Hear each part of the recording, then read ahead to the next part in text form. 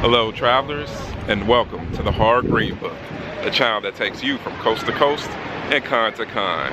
I am your travel guide, Brendon, bringing to you another convention video, and this one is to one that I was looking forward to coming to again ever since last year, Scarefest number 17, guys. So guys, hey, it's a great occasion. There are tons of people from the Nightmare on Elm Street franchise are going to be here, so you know I had to show up. People from the Monster Squad, you have people from Hellraiser, Reanimator, and so we're going to go ahead and have such a great time. We're going to go ahead and check out the panels, the cosplayers, all the fun that's here for us to take advantage of here in Lexington, Kentucky. So guys, let's go in and check out all the fun stuff here at Scarefest for 2025.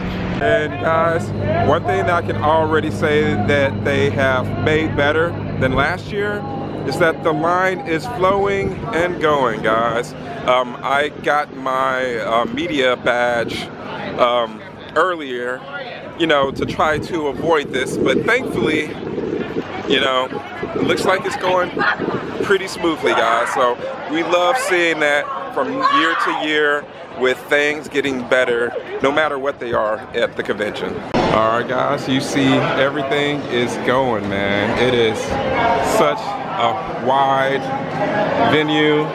So many people are having fun. So hey, I don't know where to start, but we're definitely gonna start, guys. All right guys, we're here at the Western Kentucky Ghostbusters, and you guys know it's not a con if we don't have a local or regional Ghostbusters group here hanging out. Guys, you know, we see them all over whenever we are in Texas, when we are in Tennessee, whenever we are in California. And one thing they all have in common is their great, you know, service to man, guys. You know, they do all types of cool charity work and things of that nature.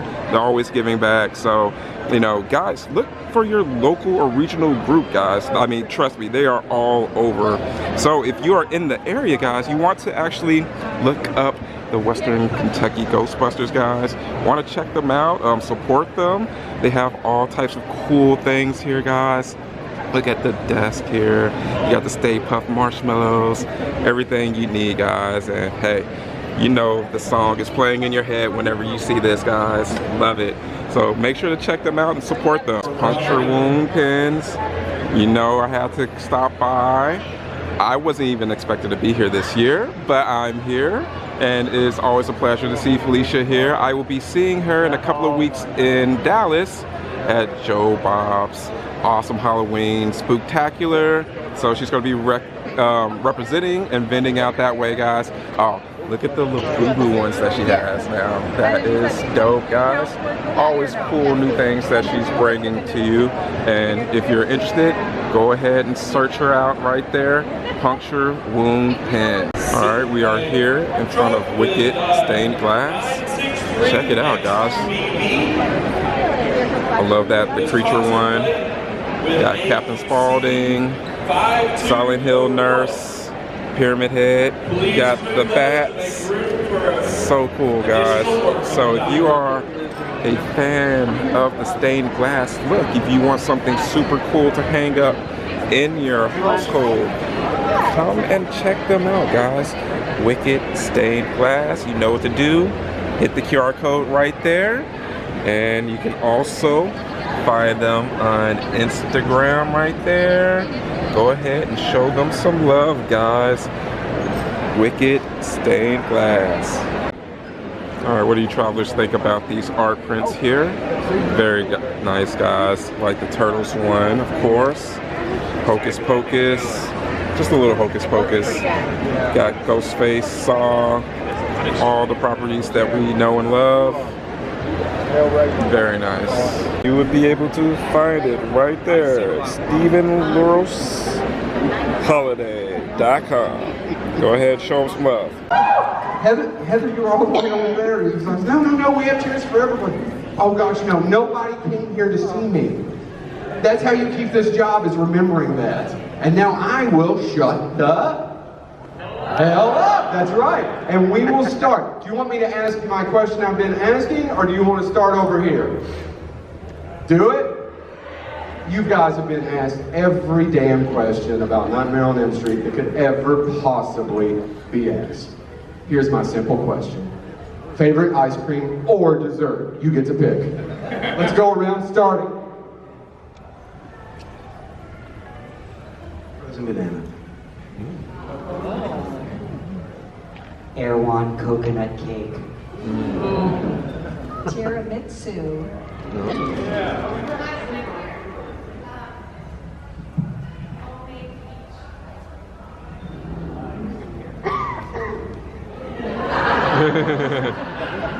Homemade peach ice cream. I like everything, but my favorite ice cream is Rocky Road. Because you get you get a lot more stuff in it for the same price. All right, you ready? Walk right there. Don't get frisky. Everybody's audition. What's your question, sir?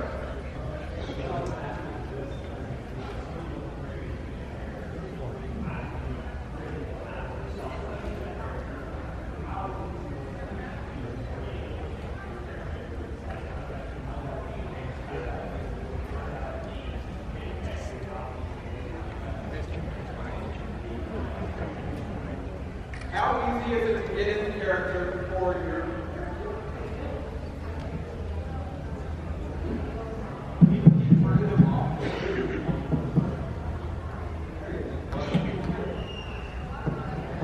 Is this thing on?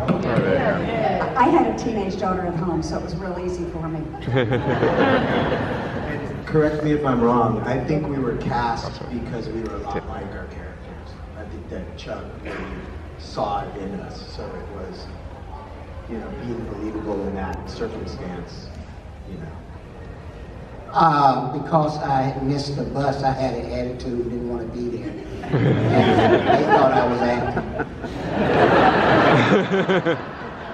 Because I played Dungeons and Dragons and loved Gandalf from J.R.R. Tolkien.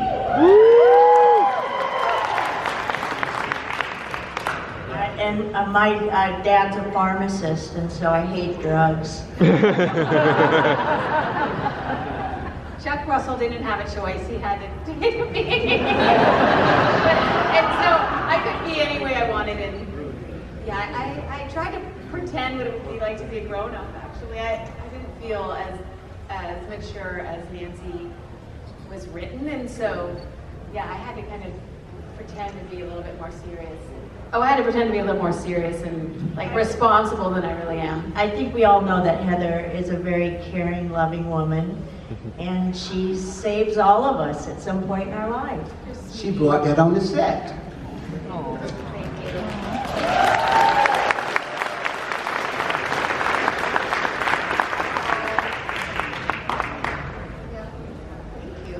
Real quick, you mind if I interject? Because one of the writers is right there. I'm curious, and I'm sure you can a lot of this. I know it's somewhat depending on these rights. But do any of you realize that Frank Darabont is going to be Frank Darabont? You guys know what Frank Darabont is? Walking Dead, and Frank Darabont. Yeah, I think I knew Shawshank, but I didn't know what the future held.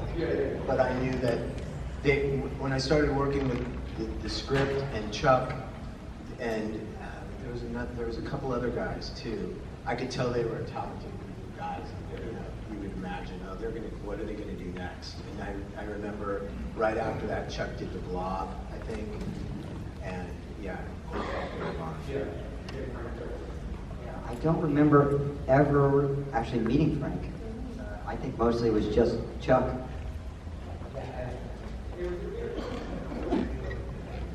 I met Frank Darabont maybe 25 years later, or 20 years later.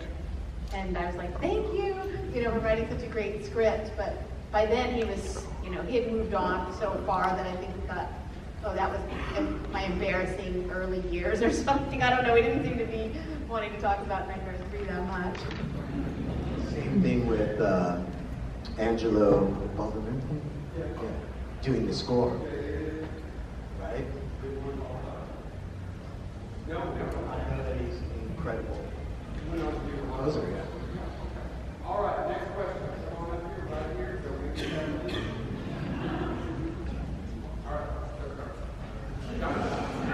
I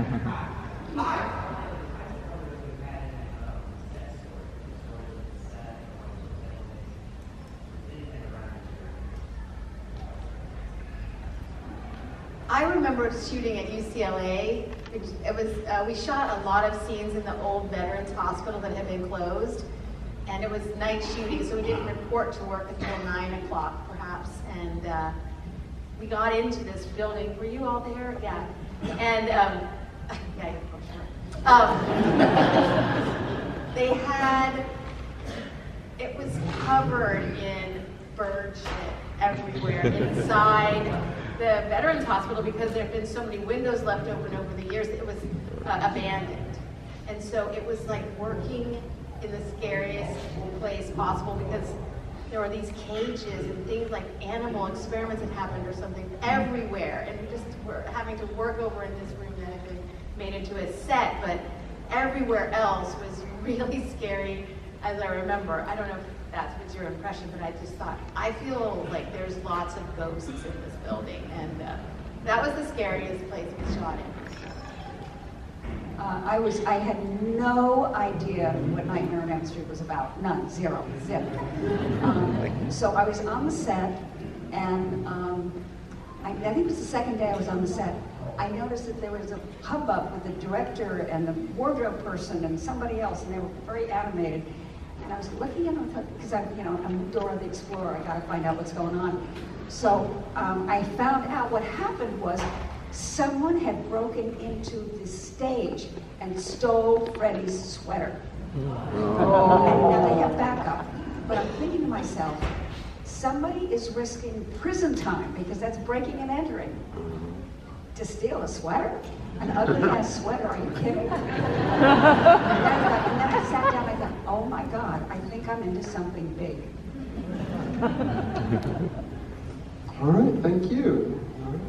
All right, next question. By the way, we have a few people standing back there. If you want, we have plenty of seats. Come on, make yourself comfortable. Are you up? Next victim, walk on up here. You got this. Yeah. Can you, Heather, do you mind?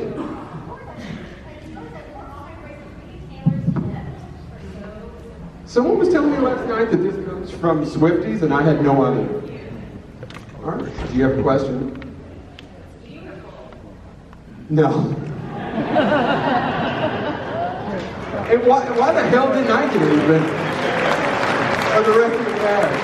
She said no, she didn't have a question. She's waiting to continue. Oh. So I want to ask how young she is and why she's been watching those movies, Mom. Oh, yeah. That's what I tell my 8-year-old. All right, come on up here, sir. Next victim.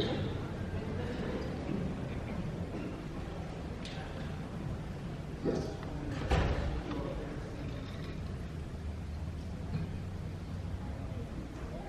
I think my favorite scene is when we're in the padded room, and then they start, Freddy starts slicing the walls, and then all the feathers come loose, and we're supposed to scream a lot, and then just the practicality of screaming, and then as you kind of realize, as you take a breath, you go, oh, you're gonna get a feather in your throat,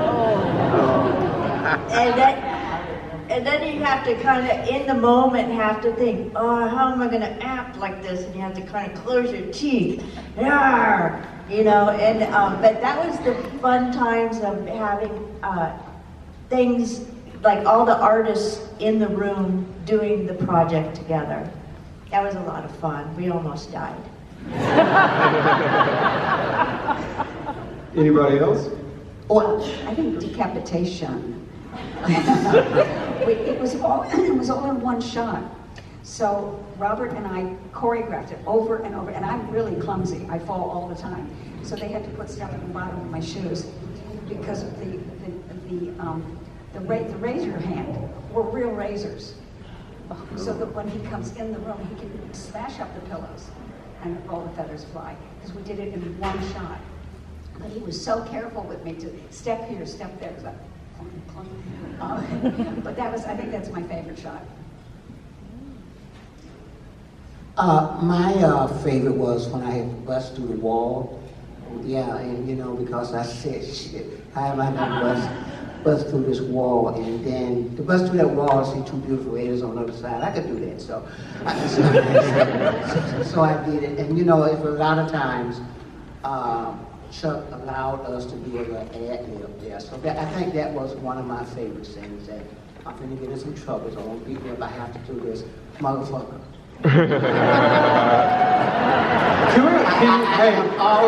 Hold on, really quick. I just have to see that in sign language. No, one more time. Say it one more time. Really, let's say it. Motherfucker. The word is not motherfucker. Motherfucker. You said you wanted to film that? We can get, you want to do it now, or do you want to wait till we get in the back? Take two. Can you say one more time with feeling? Hold on, one more time. What, dude, it's not like it's a fan, it's him. Ready? Say it. Motherfucker. Kat and I have been doing this a long time. That is not the worst thing she has signed. Speaking of ad-libs, my favorite scene was watching Jennifer get killed. Because we all gathered around to watch Freddie kill you, as I remember it. My memory, I always augment things in my memory. And then Robert did do a lot of different ad-libs, didn't he? When he was, killing you, he did 3 or 4 takes, and you guys had a whole range of dialogue that you guys did, kind of made up at the last minute. And I didn't know they were going to do half the things they were going to do. Right. And I never did. And yeah. And I just went with it. It was fun. But as you said, I'm beautiful and bad, and then you did other takes that were also so good, and I think that was my favorite day watching the scene. Oh, thank you. Are we doing our own favorite scenes? Yeah. I mean, you can be in it or you can be in it or not. avoid it. Okay, I like this game. It had to have been when I first was doing the Dungeons and Dragons with Jennifer and trying to teach her how to play the game, and Rodney, and getting them really to believe it and to be a part of it in the hospital. And then Lawrence Fishburne picks me up. Now, a little thing between takes, I was walking around, and if you actually watch it on the big screen, you'll see my socks are super dirty. And they shouldn't be. Oh, very fun. Little trivia. See? But it was a lot of fun doing that scene, because I felt like I got to, start as a dungeon master and really fully throw my powers out. Okay, you're being attacked by Bob Demon. Go ahead. That's so funny. I didn't last long, and so every scene I was in. All right. I think this line right here will. Thank you so much for your question. Oh, we got a super fan coming up. Super. Yes.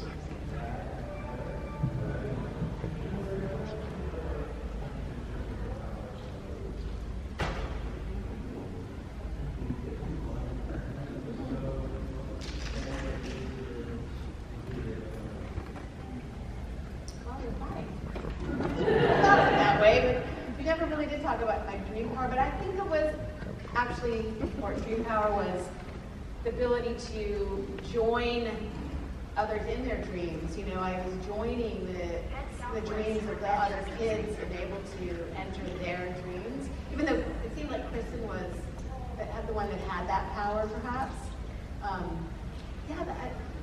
It's interesting, but that's what I thought my power was, to be able to kind of visit these kids in their dreams. I've been asked that question before, and I don't know. I leave it up to. I think it would definitely be something creative, but I don't know. I leave it up to the viewers to give me that idea. I don't know. What if you had a superpower? What would the superpower be? I don't know. No? I got asked the same question 10 minutes before you got here. Well, can I ask Yeah, basically, but I'm we going to just... just change my answer just a little bit too, because now that I'm thinking about Nancy, I haven't thought about her in a while. She had been on Hidden Hill for so long that she didn't have dreams anymore. So I don't think whatever power she had, she certainly wasn't aware of, and she never really thought about having dreams even. He didn't want to have dreams. What would you think the power I would have, Philip? Like, yeah, have you ever thought about it? Yeah. Yeah. Well, you can help other people. Yeah. Yeah, I could. Yeah, I could. Maybe math. I can control Maybe that. you'd be really good at math or something. In the spelling bee. That would make a That's great. the reason I became an actor. I'm good at math. I'm great at math. Mathlete. Yes.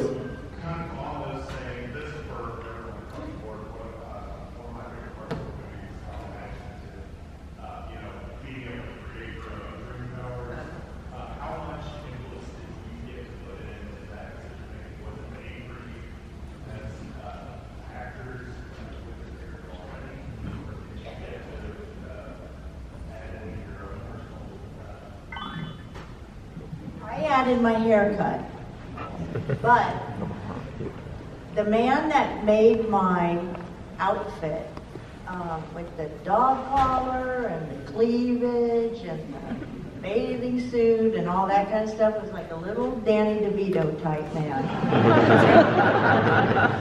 And I just thought to myself, what the hell is going on? Because they were dressing me up like a big doll, But then when I used to model, and then when I put the outfit on, I said, oh, my hair doesn't go with this, because it was all down. And so everything in the beginning was down, and then I thought, well, push the tits up and then push the hair up, and then everything went up. So I did contribute, but everything was done for me. Things I never get to say. Who else? Anybody? Anybody else get My input? dream power was strength, But did you get any The input? script came pretty, We didn't have time to dictate what our dream powers are. Read the shit and go out. You want to get paid? All right, thank you so much. Next question. When I continued talking after being beheaded, I added a bunch of my own lines. Oh, Kristen, you're such a pain in the neck. I got such a sore throat. I love tons. Yes.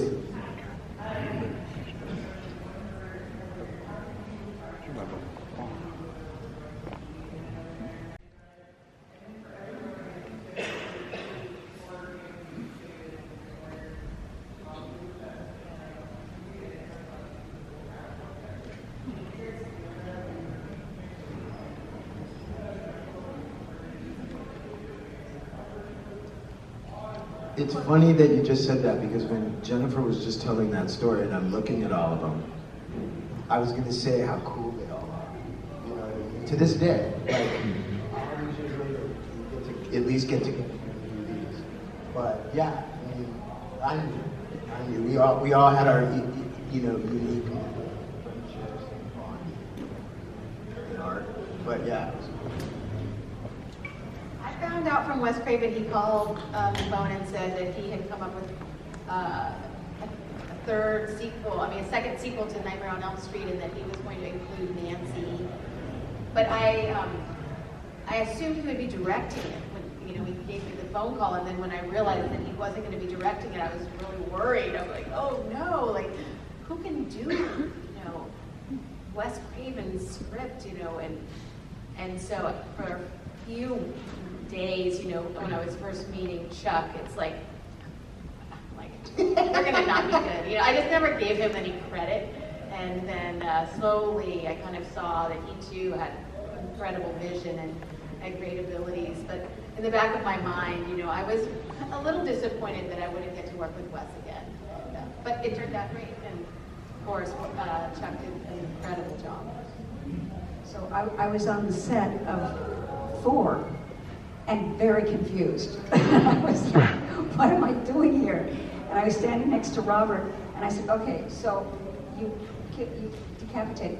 Generally, decapitation means death, right? I mean, they're pretty equal. And he said, yeah. I said, so how come I'm here?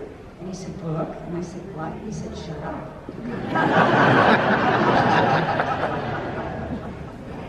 I knew it was going to be special because I really loved the first one and watched the second one and thought that was really cool, but the audition process and getting to meet some of these cats was great, but I knew at one moment, and it was a Sunday, we all had brunch, and then we went in Westwood, we went to Chuck's friend's flat apartment, and we read the whole script together. And that was the point where we all got to really interact, and it was cool. And I knew that was special. I mean, look at them, they are special. They are cool. I wasn't invited. All right, let's see if we can look through the last 4 here. Yes, we'll make sure we get you done. All right, go with your question, sir.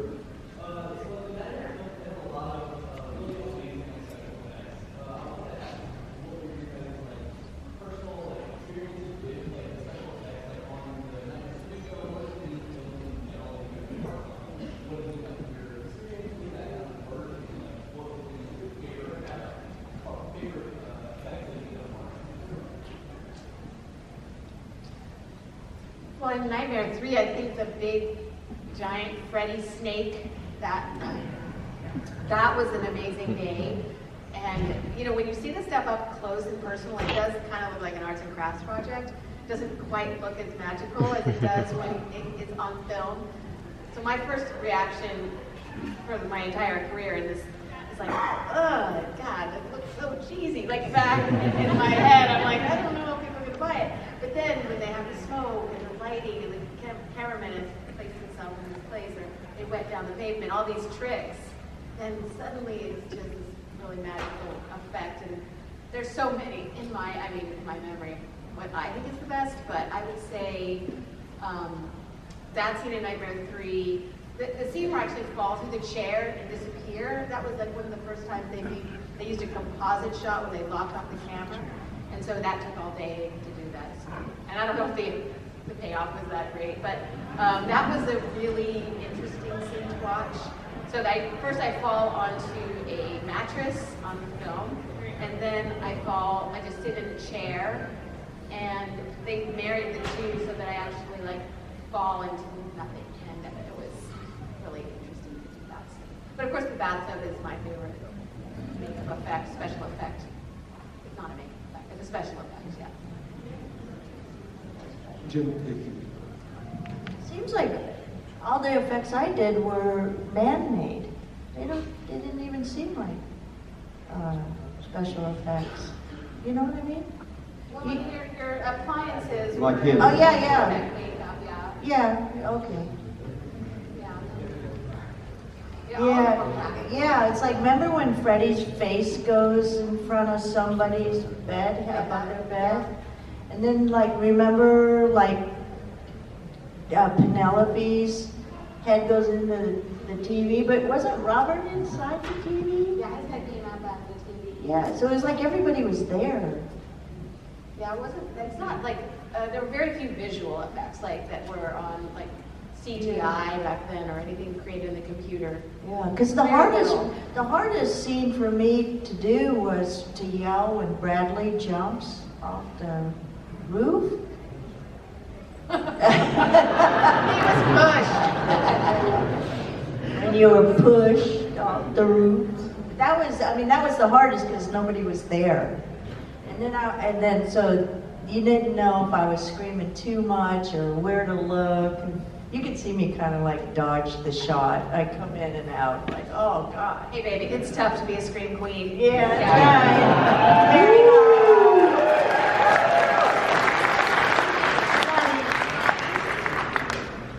not easy. All right, thank you so much. We have somebody. Oh, excuse me. Who have you want the microphone? Something to share. So this movie is special, and it saved me. My sister committed suicide, and this movie had a container for my grief. I didn't have a question at first, but now I do. How was it dealing with the theme of suicide, like in a time when nobody talked about it? How was it being suicide and no one called? I'm so sorry. It's hard to even talk about it, right? But when Wes Craven wrote this script, he always wanted all of his scripts to be rooted in reality. But realities that people are not really paying attention to in our society. So my first nightmare is about divorce and like how hard it is on kids of divorced families. And that seems like it's such a, common thing now, but back then it was such a painful reality for so many kids, so many teenagers. And so I think Wes Craven really picked that subject of suicide as like the real anchor for how these kids are being treated. Nobody's looking into the root cause of these painful lives that kids are leading. And so every teenager has this relationship with their Freddie that is the cause of, it's causing them. He's doing it to them. It's not them, right? That's what's so magical about the story. That you never are blaming the kids, you're actually wanting them to survive through their Freddie. And so I often ask people, like, what's your Freddie? And everyone has an answer. And every teenager has an answer. And we need to ask them.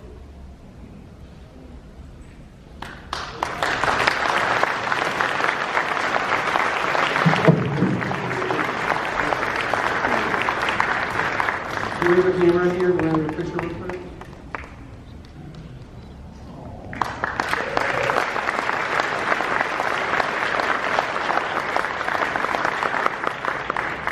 Thank you for sharing your personal story. Come on.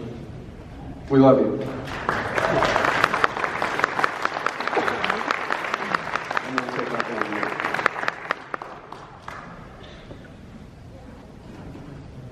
I know, dude. I'm sorry.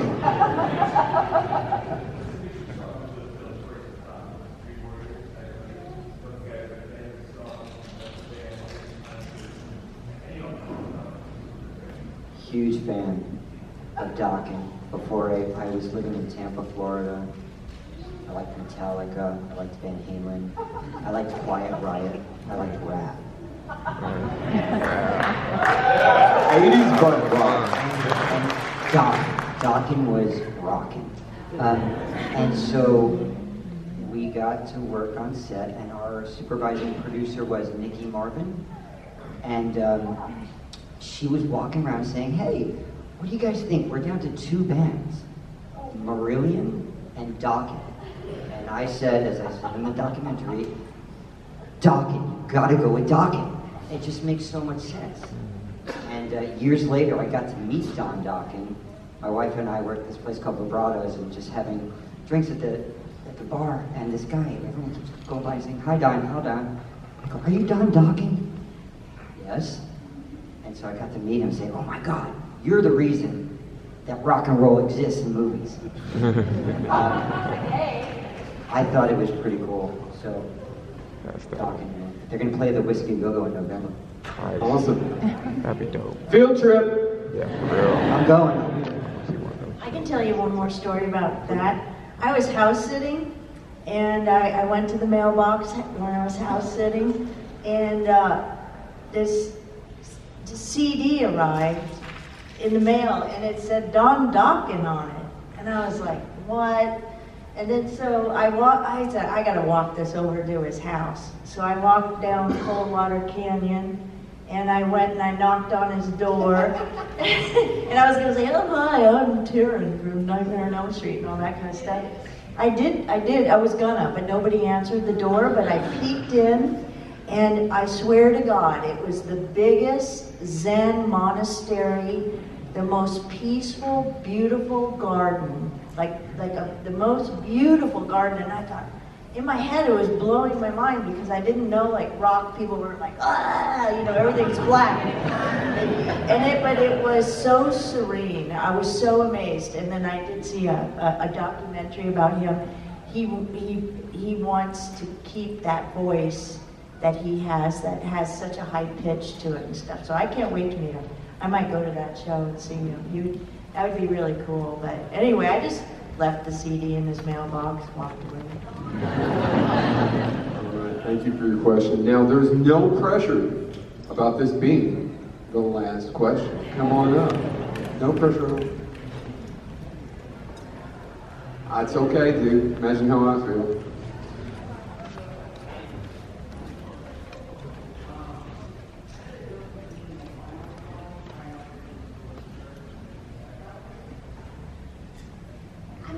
Thought that this was going to be the last Nightmare on Elm Street, and so what better way to go out than having Freddy kill you in such a magnificent kind of way. And I felt, you know, I was telling someone else this yesterday, every kid, even if you've had like a really bad relationship with your parent your whole life, you know, you've got like the raw end of the deal with parents, you have this dream that your parents are always going to come and like be the parent you want them to be. And so what I loved about that scene is that even though she's like been so disappointed in Donald and her dad, that he comes to her in this moment as this loving father, and that she falls for it because she wants that so badly. I just felt that that was the perfect, it's Freddy's evil in the most perfect setting like that. And I love dying. I don't get to die that often, you know? It's great. Thank you. Really quick, can I just say, this has been an absolute pleasure.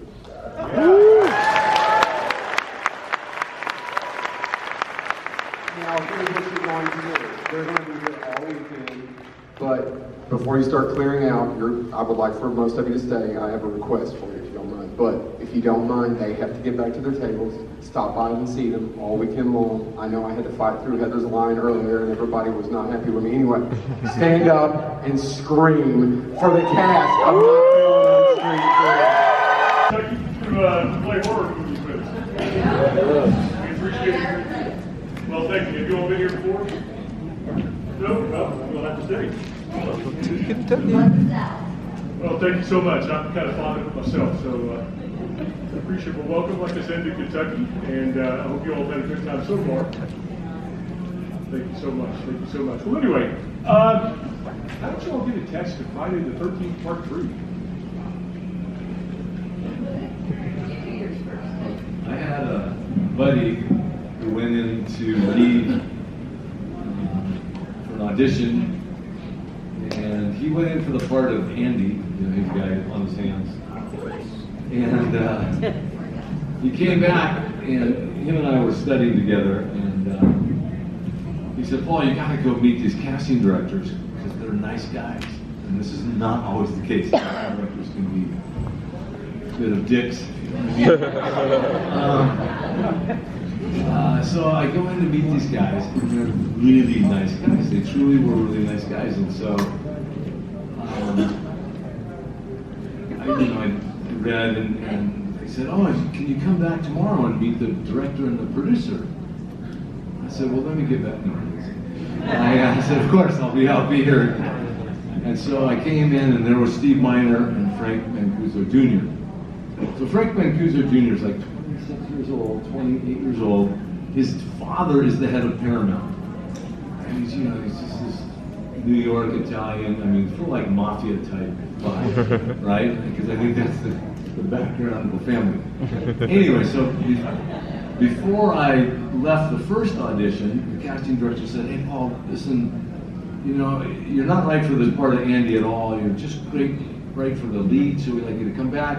But this guy's not a city guy. He's a guy who lives out in the rural area, in the country. Maybe he's a carpenter or something like that. Just, you know, so don't come dressed in city clothes." So I came into this interview where Steve Miner, Frank Mancuso Jr., and I'm wearing parka, work, you know, blue jeans, work boots. But I had a 2x4 on my shoulder and a skill saw in my hand, and they just ate it up. It was great, you know. So anyway, it was good reading and everything. And so I sat down, and Steve Miner and Frank Mancuso Jr. said, "So Paul, you know, have you ever seen, you know, Friday the 13th Part 1 or 2?" And I said, "No, I'm not into that kind of movie. It's just not my thing."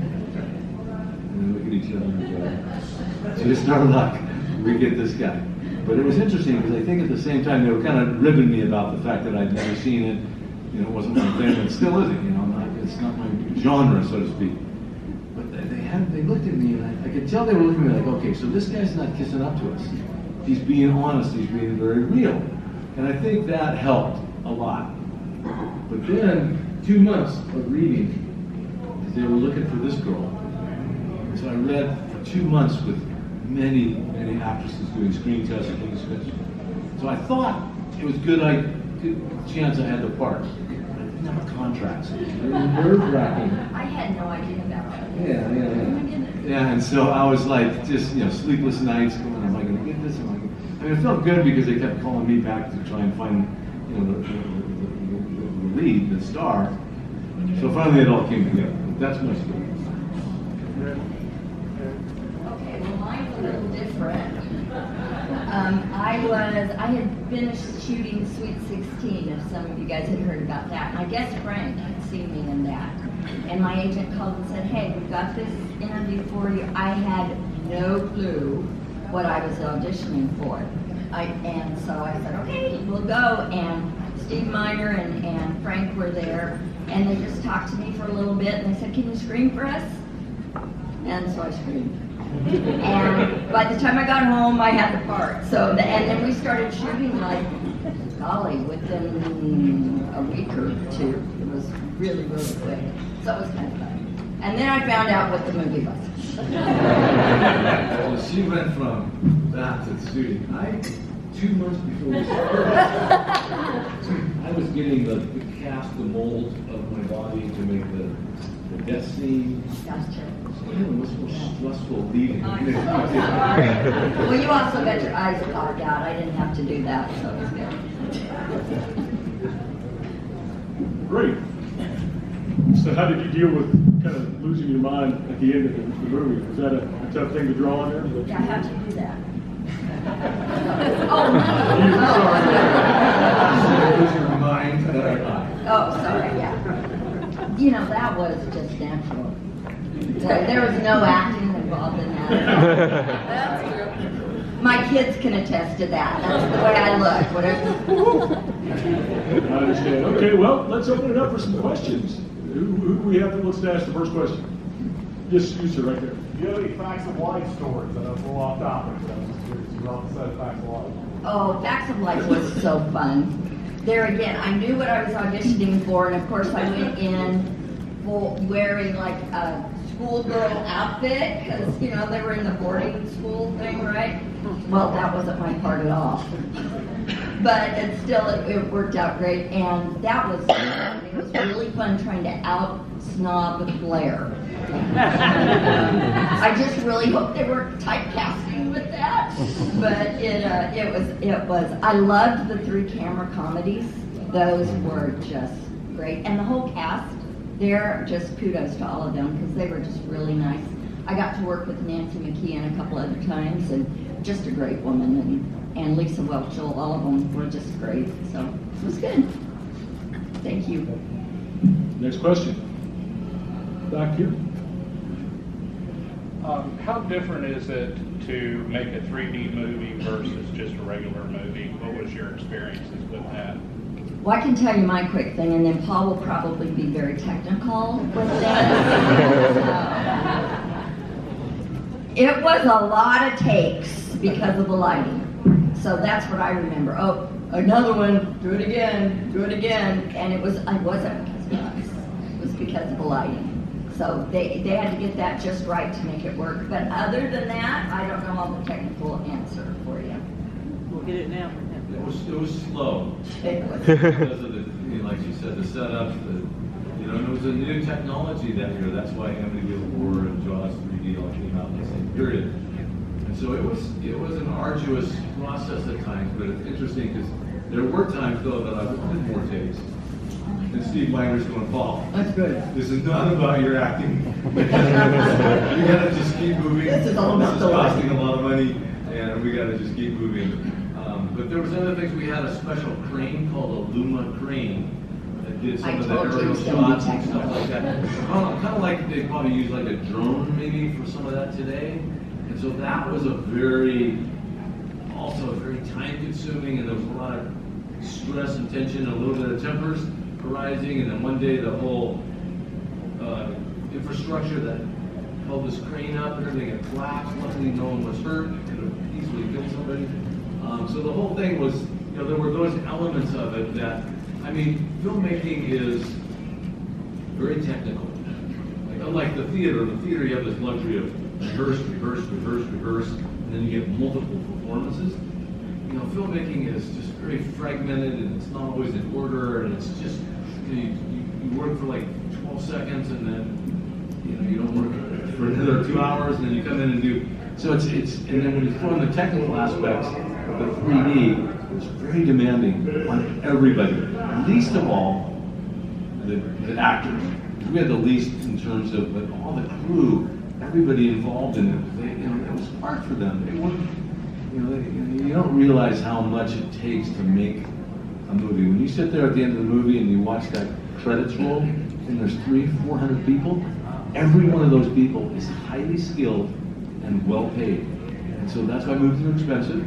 But also, everybody's committed. There's nobody slacking on their job. Nobody has a bad attitude, nothing. But nonetheless, it gets stressful. There's tension, and it's just, and there's personality conflicts, and things like that. I think it was stressful too because we ran over because of the time involved. We were way over schedule, but I think it made up for it. Well, yeah. Speaking of running they over, got our money back.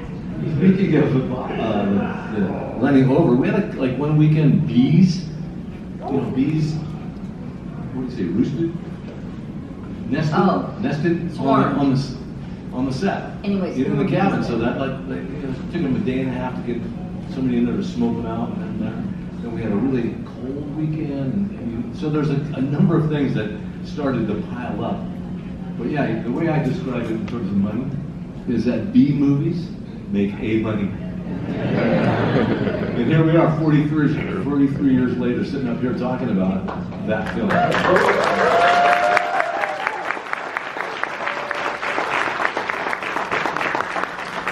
I was telling them earlier, that was a great year for movies because, E.T. came out that year, Poltergeist came out that year, and you all were competitive with Poltergeist, certainly, and you knocked off E.T. out of the top spot at the time. So, if you know how successful E.T. was in 1982, that's an unbelievable achievement because it was a monster movie.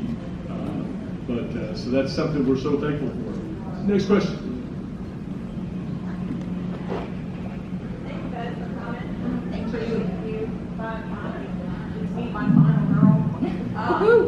So my question for Dana. Would you like me to leave? So us as fans, we're getting inundated with this reprisal roles. I know she did last summer, things like that, where people that we grew up with and identified with and cheered on to make that final plane or that final bus to get out of there, or in the case of Popcorn. Would you, if the franchise was able to move forward, would you try to Chris, or would you say, no, that's the line? That's a great question. I haven't really thought about it a whole lot. I guess if the script were, I'd have to read the script, bottom line. I do have a different life right now. I'm not pursuing acting at this point. I have kids and I have grandkids.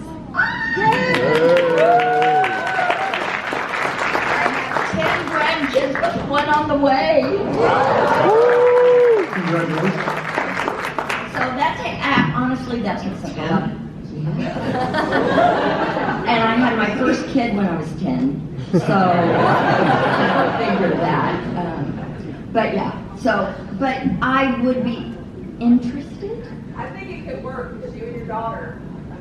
Ooh, there you go. Like Yeah. kind of thing. There you like go. I need to go back to the gym. That's right. I could be the grandma first. Thank you for that.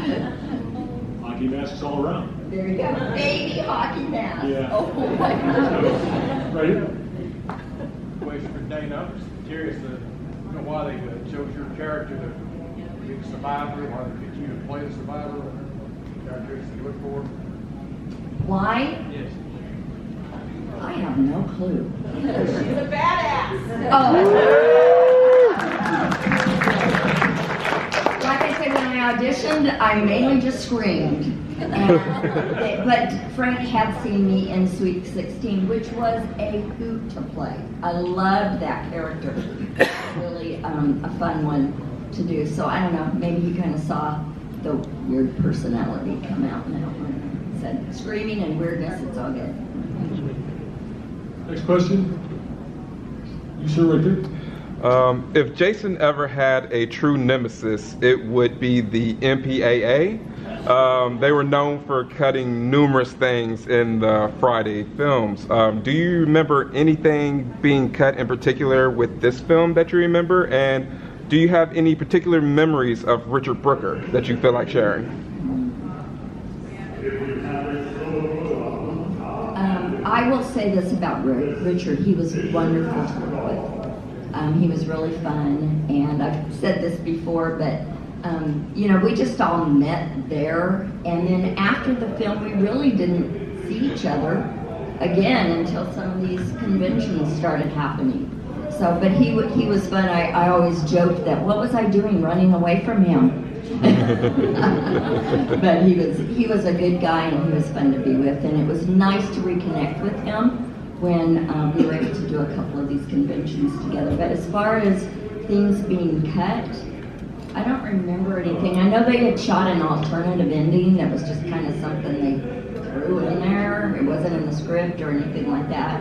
And I've never even seen it. And honestly, I'd forgotten about it until somebody brought it up. Richard was, you probably heard this numerous times if you've heard anybody from him. He was just a prince of a guy. Really nice guy. And he was a guy's guy. Women liked him. And he was just really nice. And funny you say that. I ran into him. Just happened to pop into some restaurant out in Malibu, you know, where like hip and cool people go. And I just happened to stumble into him. I wasn't there. Yeah. And he was there. And I hadn't seen him in a long time. And we weren't like close or anything, but we were like acquaintances. And he just, you know, received me in this restaurant that night in such a genuinely friendly way. It was really, he was a really nice guy, and he was a really asset to the set because he had a presence about him that was very kind of centered and grounded, and everybody liked that aspect of him because he, you know, he's in a part that doesn't speak, but his presence speaks volumes. And he captured that essence. That was really a strong performance that kind of doesn't get recognized because he's not speaking. And you can't see his face, you can't see his eyes, all the things that you associate with acting and, you know, kind of resonating with an actor's performance. He didn't have any of those tools. He just had his body and his movements and the way he chose not to move, right? It's all about what you don't do. And he was a master of that. That's a neat answer. It's a neat answer. I always like hearing how actors use kind of non-traditional, because normally you use your whole body, your voice, everything, and then so many aspects of that are taken away from a character like that. It's neat to hear how they put that together.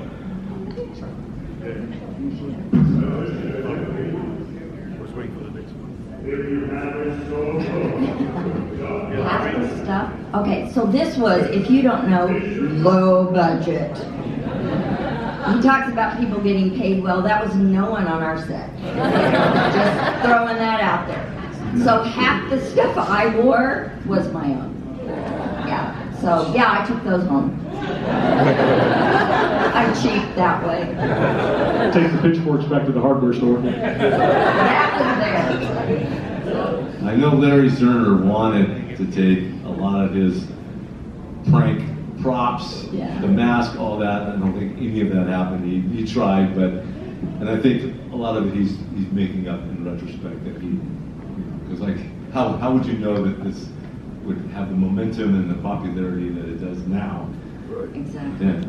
Well, and I don't know, but when you do just shows for any of the studios or any of the networks, they have warehouses with clothes and furniture, props, all of that stuff that I don't know why they keep it. Because half the time they don't use it on anything else again. Every now and then they do, but yeah, they would always, every show I did, they would take me out to go shopping, well, almost every show, except for this one, for my part, for whatever my part was, they would take me to go get the wardrobe for that.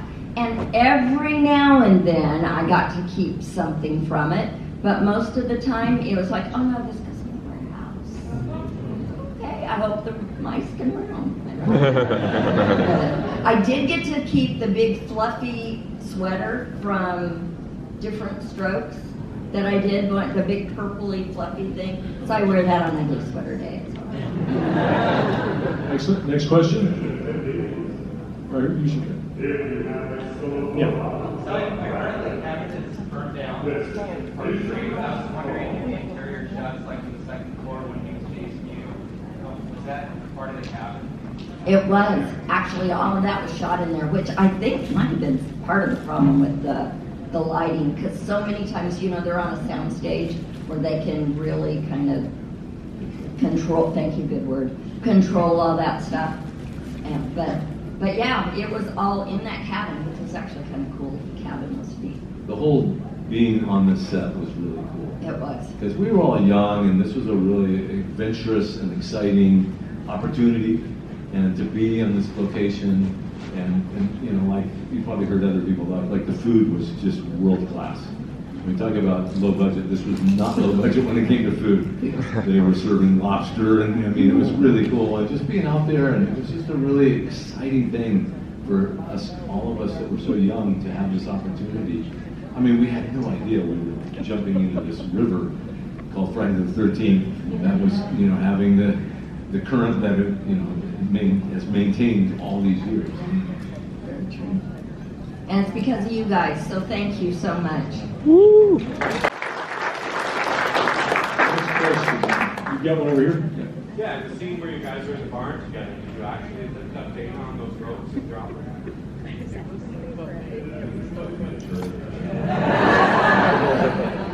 Yes, He did. It was. They had a really nice block and tackle thing. You gotta be really careful with what you say.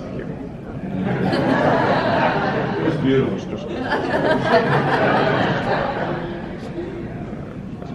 I have nothing to say. But it was fun. Next question. Right here. My favorite scene? Oh, golly. I don't know. What's your favorite scene? Well, actors have a narcissistic streak to them, there's no question. I liked the one when you and I were out by the lake, because it was a moment where the dialogue went back and forth a little bit. Yeah. And there was a moment for me to actually kind of be in the character instead of just a little moment here or there. I enjoyed that a lot. I thought that was I still enjoy that one.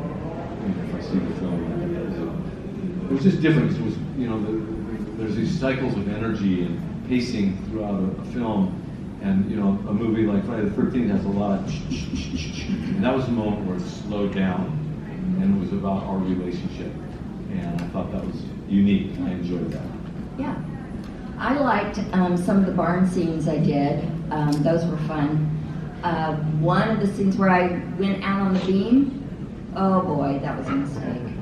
But it was fun doing that. I ended up with bruises all over my legs though, because I did go out there on that and then flipped over. And then after I flipped over, they were like, okay, cut! And then they'd get this ladder up there, and I climb over onto a ladder and climb down so that the stunt girl could actually fall to the ground.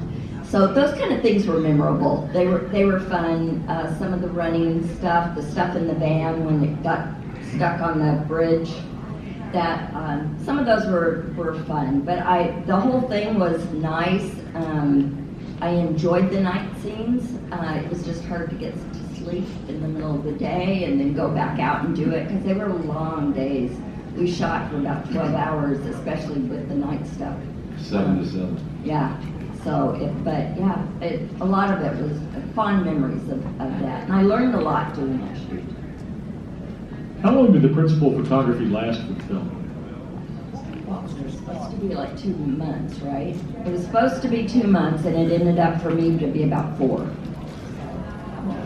Didn't we start like February-ish? Yeah, if Larry was here, Larry would he's know Mr. it Trivia, all. he knows everything. His mind is like a steel trap. But I think I remember him saying not long ago at one of these panel discussions that no, it was a scheduled like 5-week shoot, and then it got into 2 months and more after that because of the delays we were talking about earlier. Very cool. Next question. Let's see, back there.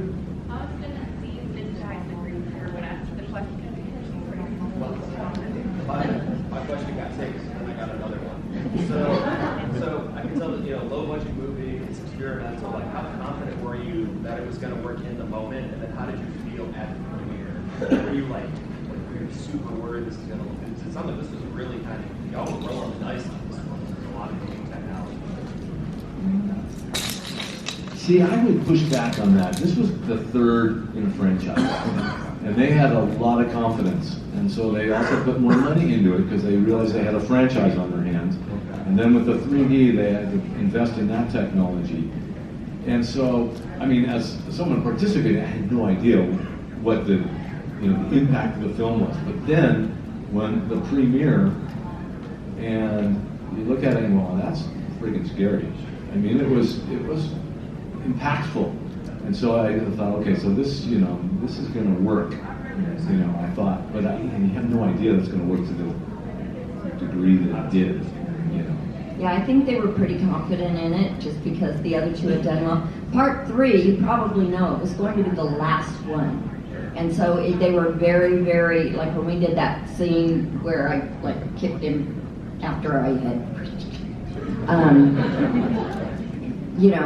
he twitched a time or 2, and we had to do that over and over and over so that they would say, he is dead, period, paragraph. So guys, he never came back, no matter what they told you. That wasn't him. He never came back. Did you ever have any moments where you're thinking, I look way cooler than I thought I did when you saw the finished product?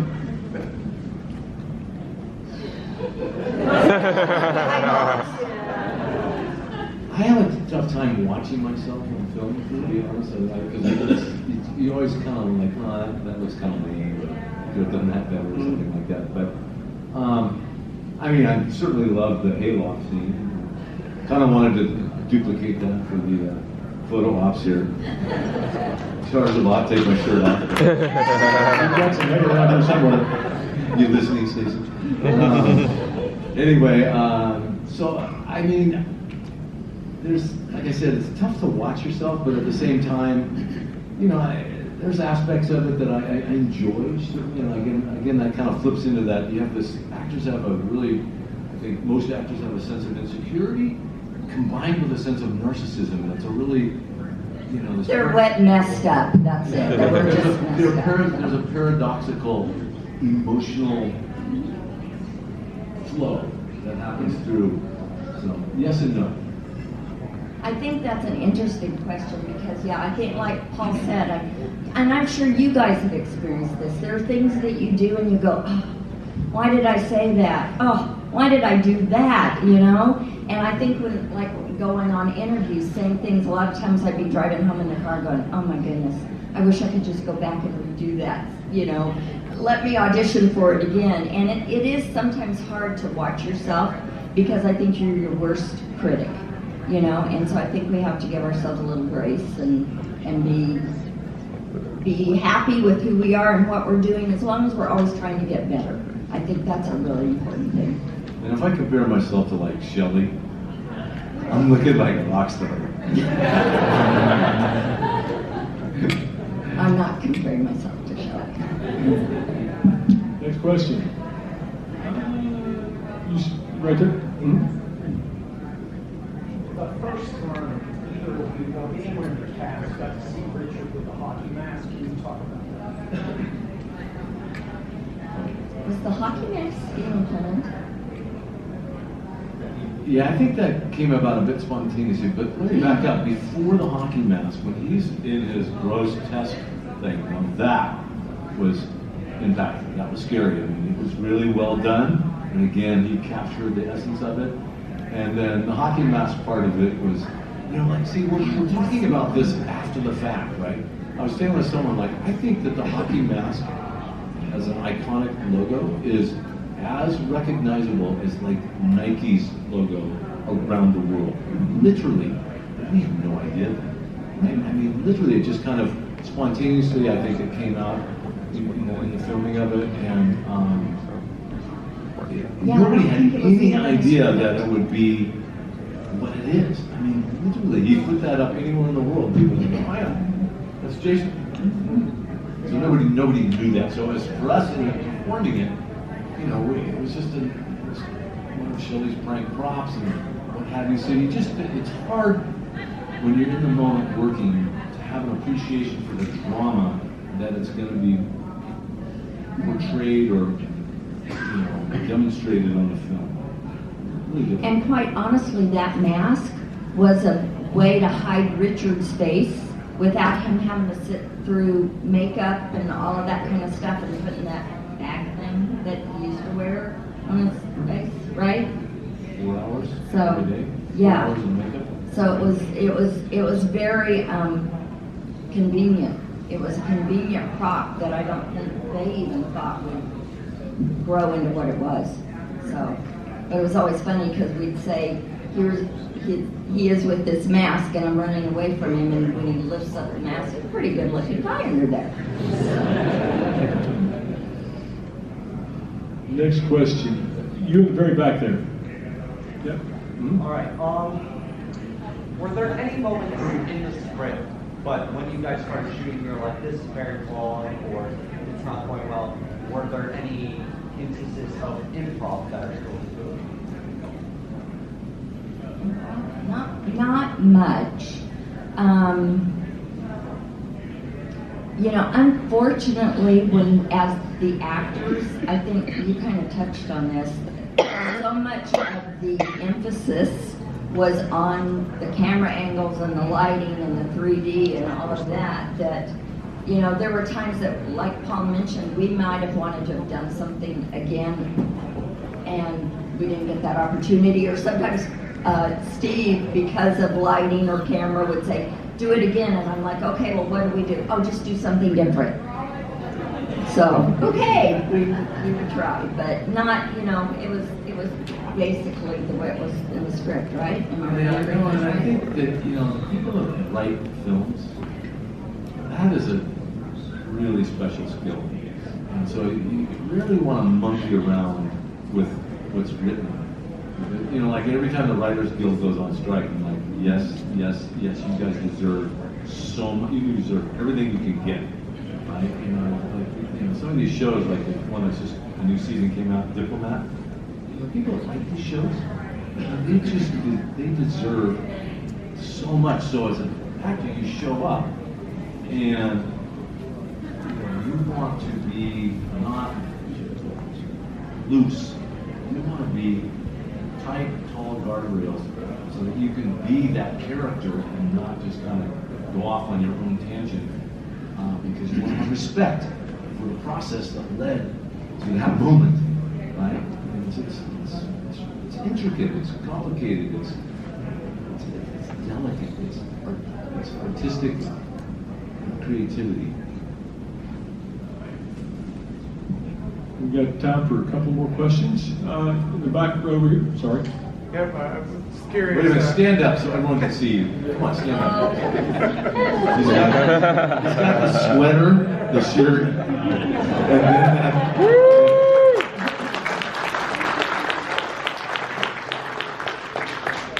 I was just curious if, because obviously the movie has its characters that kind of were known for their goofiness and their jokes and stuff.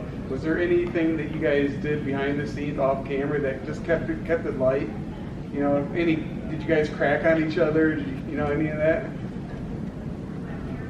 Any jokes? Any pranks? You know, that was a long time ago. I can barely remember yesterday.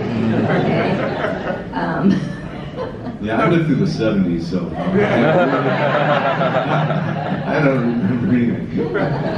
I just remember it being a very nice set. The crew was awesome, as well as the cast. I think everybody, I mean, I know there were a few personality things here and there, as with anybody, you know, that you work with. But I remember it just being a very fun set. A lot of the guys, when we would all break for lunch, they would all play a card game, and you know, it was just very, very. You could be with the people, and you could then be by yourself if you wanted. I didn't feel like anybody put a lot of pressure on anybody to do. No, I mean, it was, you know, when we weren't actually filming, it was light and everyone got along, and so yeah, there was moments of joviality and stuff like that, but in terms of pranking or doing stuff, that wasn't really, you know, we were young and we were like... We had no clue. Well, also, you know, you're nervous, you know, yes. I mean, because you're like, okay, I don't want to screw this up, and somebody's giving me a great opportunity, and when you recognize what is involved in making a film, it's like, okay, I need to do a job, and I need to be focused, and I don't need to, you know, monkey around in a way that will take extra time, or somebody's going to look and go, okay, I can't believe we hired this guy. Yeah. I think we all tried to do our parts and be very professional with it. And we were all learning at the same time, you know. A lot of people, that was their very first role. And so they were learning what it meant to hit the mark and that kind of thing, so. We've got time for one more. We have you young lady in the green. Sorry, I apologize.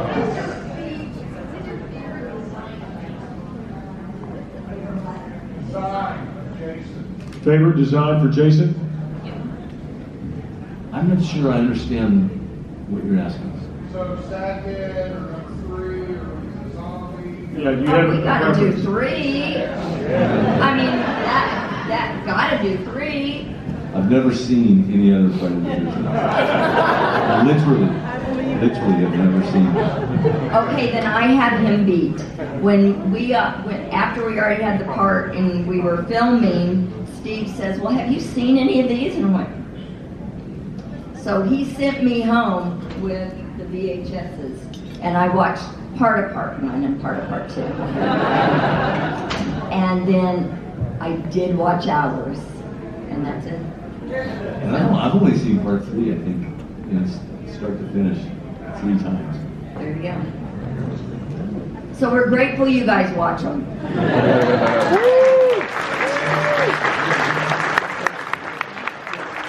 I just want to say, before we leave the stage, is you guys are so special. And this event and these type of events are really special because of you guys. I mean, as you guys know, the diversity of people that show up at these things is widespread. And everybody here is very accepting of everybody else. There's no judgment. Because, you know, there's a lot of weirdness, right? But everybody's sweet. You guys are the sweetest people, and you are just so dedicated, and also the way that everybody can come here. There's no attachment to anything other than the shared interest. So I just want to, if no one's telling you this, there's no other environment, I think, like this, no other event, interest, hobby, or whatever that is so bizarre and yet supportive and inclusive as these are. So my hat goes off to you guys. We appreciate it.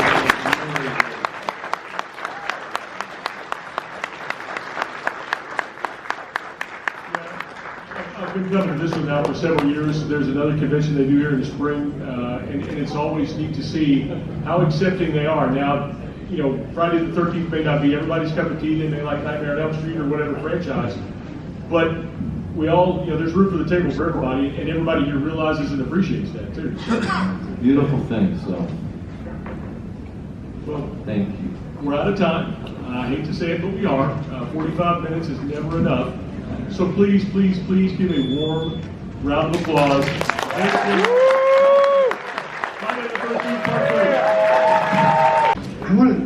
You get so many questions about so many movies, and you've been asked them ad nauseum. Can you take a minute and talk about your music? Yeah. You're welcome. I haven't done anything for a long time musically. Well, I do one-off shows with my band. Is this working? There you go. I feel like if I just yell, everyone hears me. They pretty much can, but we'll save our voices. So last year we got rained out. I have a little band called Juliette and the Licks, and we were about to play Louder Than Life, I think it was last year, and I didn't understand the weather y'all get out here, so we got rained out. But I don't do music as much as I'd like to, and I've been doing my day job, as I like to say. But I'm a full-on rock and roller to my core, so that's the kind of music I do. Yeah. All right. And I've got to ask one more thing, and I promise I'll turn it over to you all. And I know you get this a lot. Can you just talk about your dad, who was one of the greatest character actors of all time?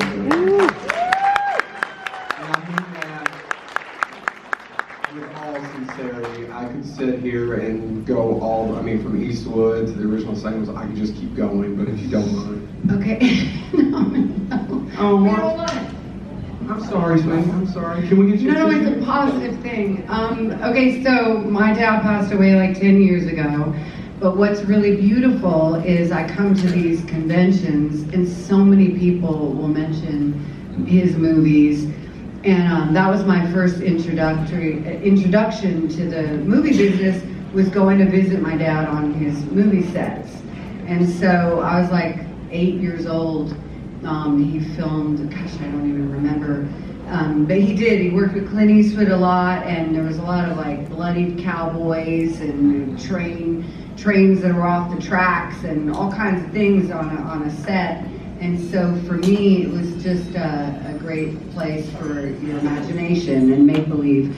But my dad was a very good dad, very funny man, and he played characters, and so I followed in his footsteps. I like to play characters. I didn't come into movies to play myself. I'm going to shut the hell up. Well, they were good tears. Who wants the first question? Oh, yes, you just glittered yourself and stand right up.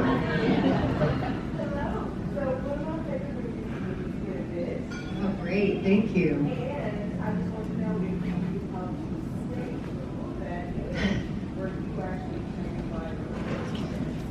So this is a funny story because in my profession, there's a little saying called "fake it till you make it."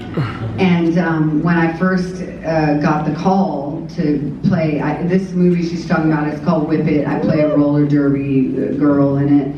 And they asked me, they're like, does Juliette know how to skate? You know, they talk to you through your agent. Can she skate? And I was like, oh yeah, I skate every weekend. I'm always on skates. I love skating. And I hadn't skated since I was like 11 years old. Or maybe at a birthday party once. But, so, no, it was really funny. Anyway, I got, back into skating. And then once I learned, yes, there were a lot of real professional roller derby girls in that movie that made us all look good. And once I learned how to fall and that I wouldn't necessarily kill myself when I fell, then I got a little more brave because we skated the bank track. And I was padded up. But I didn't take hits, not like those tough girls do. So it was really amazing to work with actual real roller derby girls because they're so athletic. They come from all over, any age, any size, any type of person gets into roller derby just because they want to try out their athleticism. They're badasses. Yeah. Are you in derby? I am. Right on. That's right, yesterday. Yeah, that's right. Wait, say your name again. Whoopi Rollberg. Isn't that good? All right, who's got my next question? I saw you right there, blonde hair, glasses.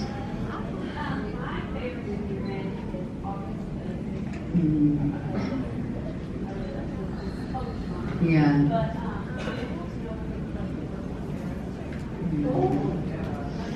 So Meryl Streep is everything you would want her to be.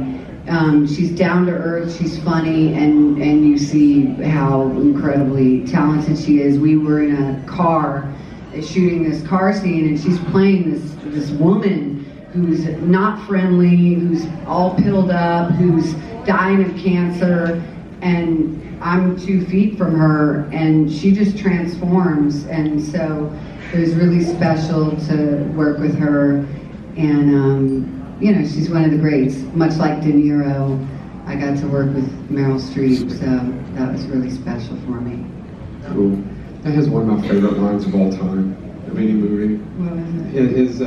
If I can't, I'm going to screw it up, but if we could see the future, we wouldn't be able to get out of bed. Is that what it is? How about that? Thank God we'd never get out of bed. That's really good. That's Tracy. I know, it's just a fantastic line. It's stuck with me for years. All right, who's next? Yes, right there. Okay, so this is my one of my favorite movies of my formative years, so you can ask for it.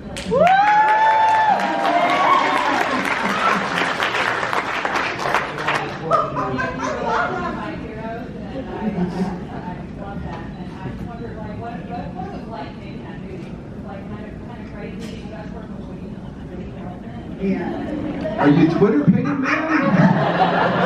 He's not here. Or is he? Welcome to the stage!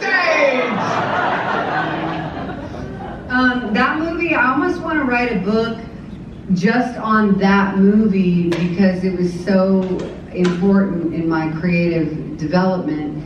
Because I got to try so many new things that I'd never done before. So, firstly, to play Miss Mallory Knox. I'm just kidding. This is the whole art of acting. I had never shot a gun in my life. And I don't know, maybe once with my dad, but I was very scared. And so I worked with this ex-Army veteran named Dale Dye, that really was his name. And he trained me up on how to shoot guns. And then I got real good at it somehow. And I had a good kill shot, but we did target practice, so that was really interesting, and I learned a lot. Wow, did you see her? I have so many stories. We worked in a prison. It was a real live prison. That prison it was in St. Joliet, Illinois. They had been playing Cape Fear the week before I showed up, and so that was, those cartoons when the wolf looks at the turkey and it turns into a steamed platter of cooked turkey. That's how I felt like when I was in the prison. So that was interesting. And then I worked with live rattlesnakes. And because there's a scene where me and Woody are pretending to be on mushrooms, and there were real rattlesnakes placed, and then there were fake rattlesnakes. And the cameraman had to walk back, and he was like, "I'm out. I'm not doing this."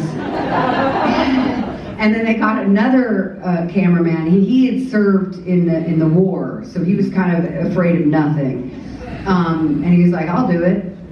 But I learned that rattlesnakes are not very deadly when they're cold, because we were in New Mexico and it was freezing. So then I felt safe because they weren't going to attack us. But those are just my little brave, fun stories from that work. I had a blast making that movie. It was really special for me. I don't care how cold they are. That's what I'm saying.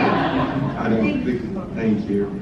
Yeah. Is Oliver just as crazy as I think he is? Oliver is just as crazy as you might have thought he was. But he's gotten very gentle in his older years. I've gotten to see him a few times.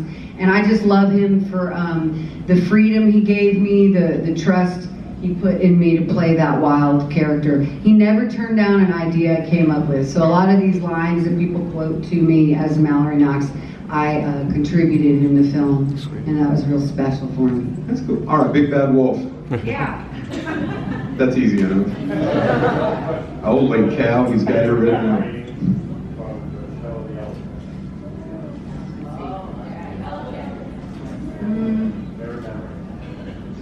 I think it was the first time I was shooting with Christina Ricci. So we were filming all our scenes all day long. And her and I, we'd never, we came up together in the 90s. She's a little bit younger than me, so I felt like her big sister. And I just adore her because she's a unique one, right? She's a real original. And so when we were filming all these scenes where we're driving in the car, this is the first season, and her and I would just talk in between takes. We're like, oh, did you ever meet so-and-so? Oh yeah, what were they like? And we would just talk. And it made the day go by. So I just love working with her. She was like a little sister. And then also we did some night shoots where we all, at night, in between setups, that's what you call it when they're setting up the next shot, we played, what's that game? Not Jeopardy. It's a guessing game? Trivial Pursuit. Yes. We would just play Trivial Pursuit at night. It was really silly. I'm not very good at it. Yeah, right here in the front.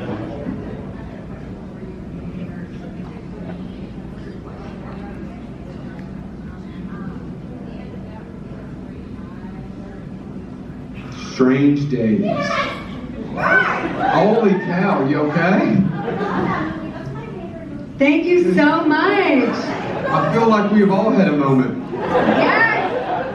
I really liked that exclamation. I know. So Strange Days was, I got to sing PJ Harvey. It is so wild when paths cross people like this. I can hardly wait and rid of me. So I guess the most memorable thing was singing PJ Harvey because it actually got me out of my shell because I was a closeted singer and it was very personal singing, and so that movie forced me to recognize my voice and use it. But I put the band together probably 10 years after that. I always wanted to be a singer though. All right, thank you. All right, yes, you and great.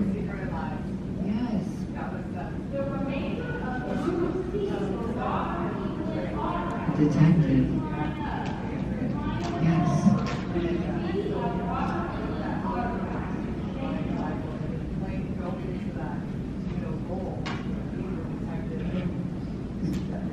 Yeah, so she's talking about this TV show I did, and I love characters that are so different from myself. So if you can imagine, because you see me here today, I'm very expressive, I guess you could say. And a detective she's very low key, very flat, and you know, you have to come into a place and have authority. It was really interesting to try to play that behavior. I liked that a lot. Of course, I talked to cops and tried to see some of that behavior. I really liked working with Ryan Phillip because we had worked together in a movie called The Way of the Gun that not many people saw, that Benicio del Toro was in, that I really liked. So I had a good time, yeah. If you've never seen The Way of the Gun, it may have one of the best opening scenes of any movie of all time, yeah, where he just punches the lady. Punches the lady? Yeah, you just don't see it coming.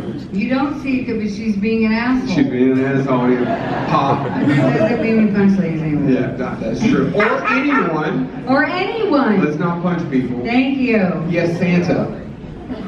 With Gizmo. Yep. Hi.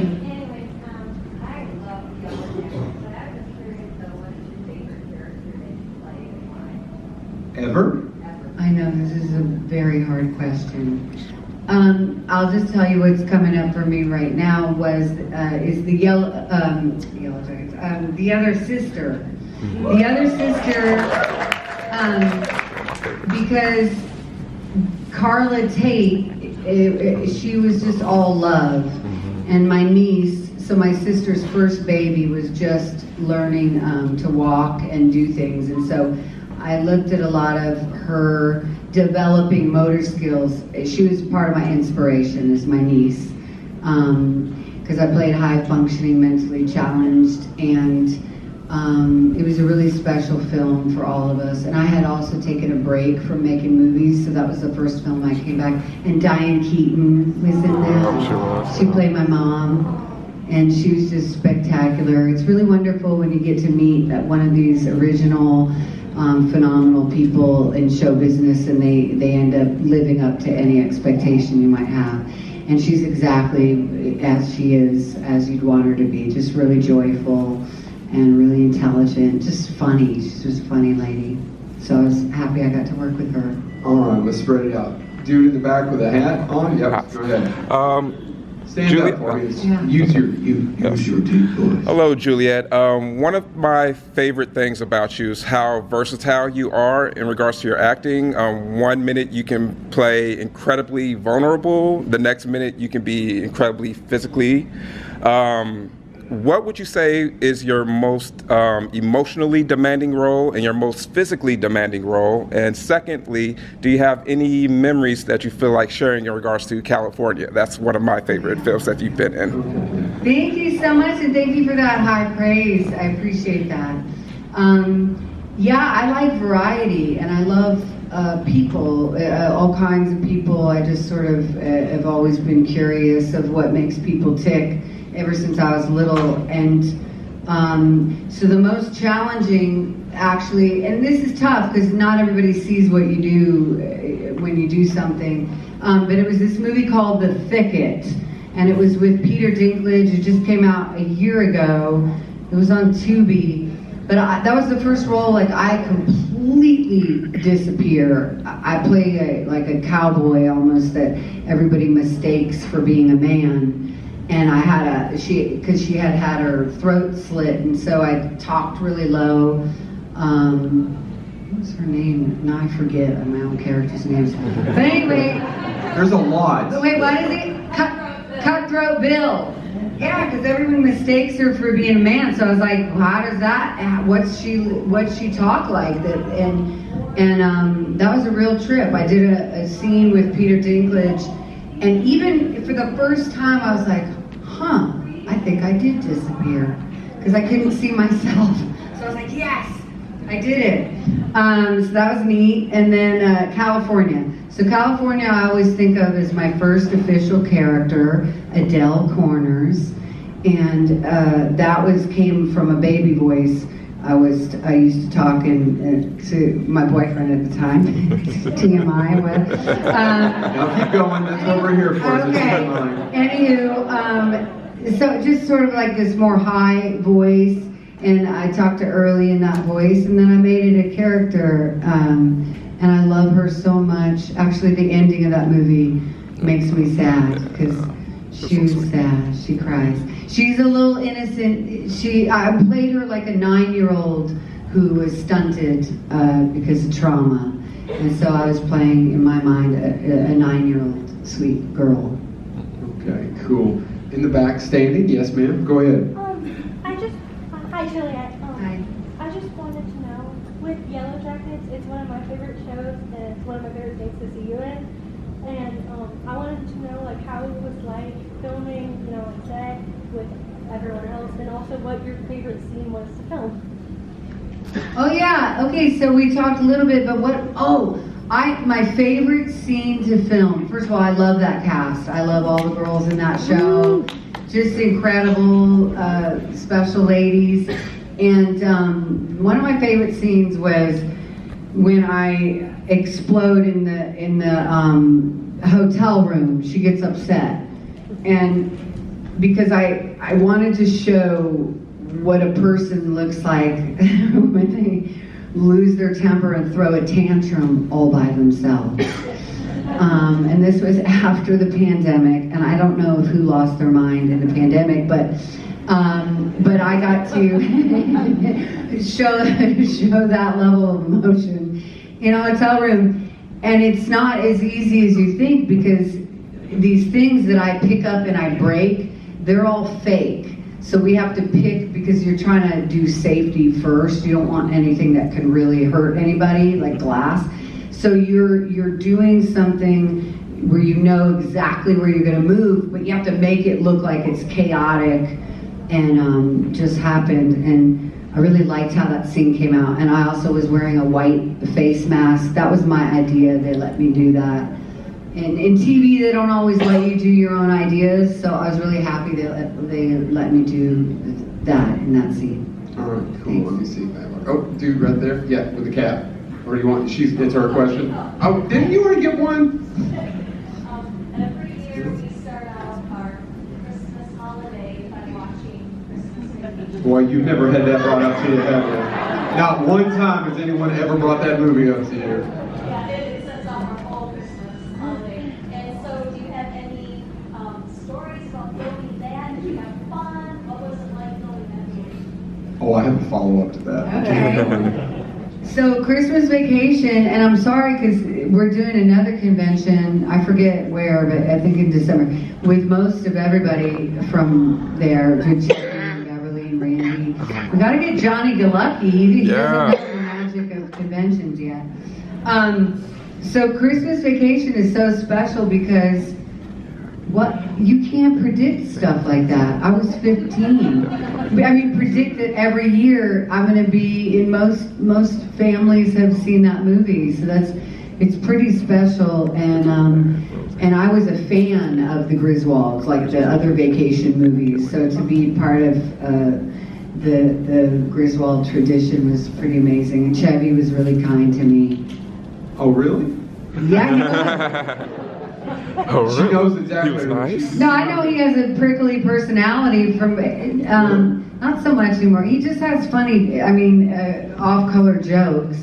But he was really nice to me, and I just think he's an amazing talent. I grew up with a lot of his movies. He was real nice. Okay, cool. People I haven't. Yes, with your arm up, and then lady at the peak, I'll be next, okay? Yes, yeah, you do. You know, this is your moment. All right.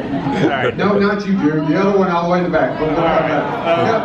Stood up with such confidence. Stand up, and then we'll get you one. Go. What? One of you go. Ask me. Go you. Oh, okay. You're good. Yeah. So, I think my mom, she's too scared. Okay. Lucy, she thinks you're a badass.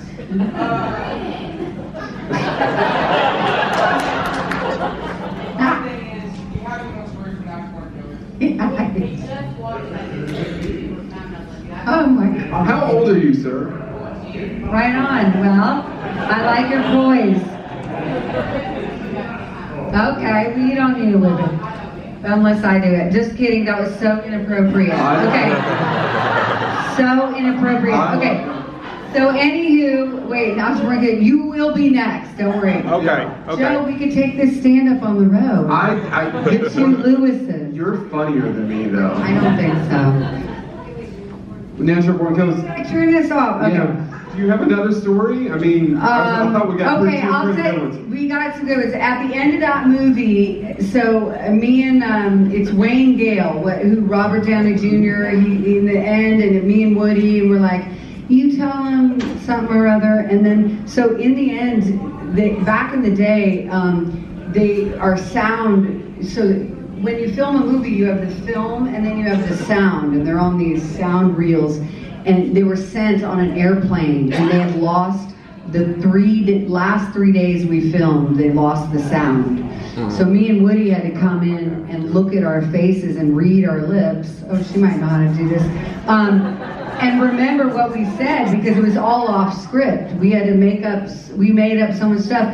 So we had to read our lips and then re-record our sound. Because they lost the Natural Born Killer sound things on the plane. And I'm sure, just like every other actor, you love doing ADR. That's right, exactly. It was a nightmare, he knows. But we did it. Nobody knew. Yeah, it was a good story. All right, dude in the back, yes, you. Yeah, me. Follically challenged. Okay. There we go. Okay. Oh, he's pretty, but ask the question. Okay. With Mitts Nuts, what was it like with that? Because I love Mitts Nuts. It's okay. Adam Sandler. It's your moment. And Adam Sandler. Yeah, I'm sorry. Sorry. Take your time, sir. I'm sorry. What was it like filming? What was it like filming Mitts Nuts? Yeah. What? Do you have any stories with that? Yes. And Parker Posey was in it, and who's the guy who's famous on Steve Martin? Steve Martin. Yeah, what was it like with Steve Martin?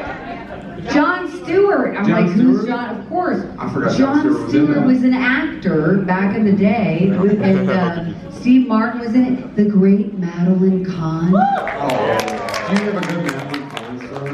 I wish I did. You know, when you're a kid, you don't really know how meaningful things are all the time. So you're just there to do a good job, but you don't know how to take things in. I would have, had I known, I would have went to lunch. I would have made Madeline go to lunch with me. But I remember her from Clue, this movie Clue. I loved her so much.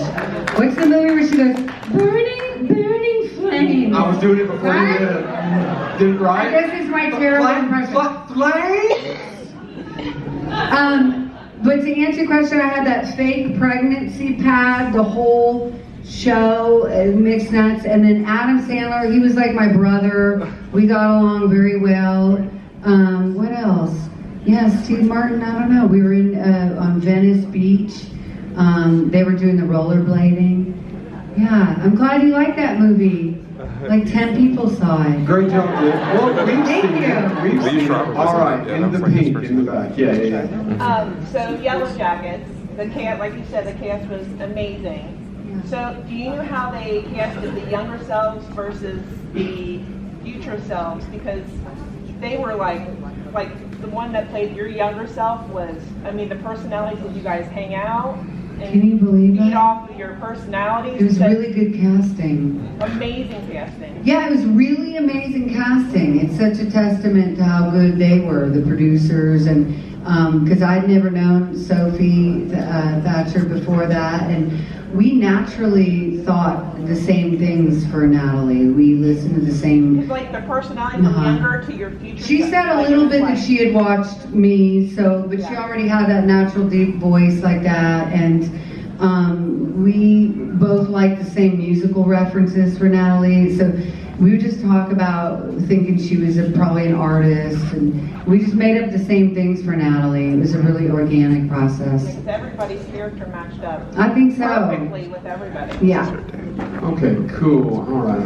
Where should we go? You do it. You do it. Because every time I do it. Well, look at this hand. Are we going to ignore?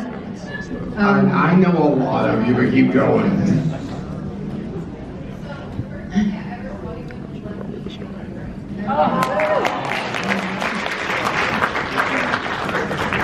Hey, that's nice.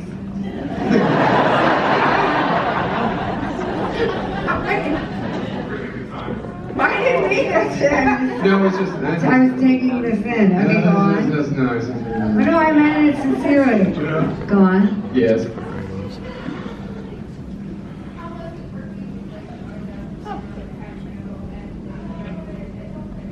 Darlene. Is her name Darlene? Darla? I don't know her last name. She was really sweet. She had been on an episode of Sally Jesse Raphael.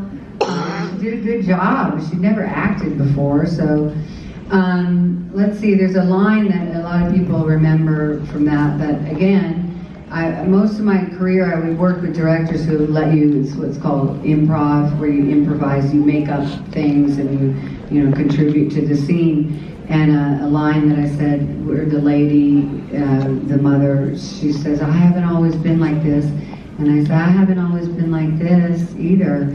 And that was just to show everybody has their difficulties and differences, no matter what they appear like. And so I just wanted to show that kind of compassion and empathy of how that character was. And that was really meaningful for me because I got to play a character that was sort of the calming and sane element of all the people in that movie. Leo was like a little brother to me, even though he was a year younger than me. I felt like he was 5 years younger than me. We were both very young. I think I was 20.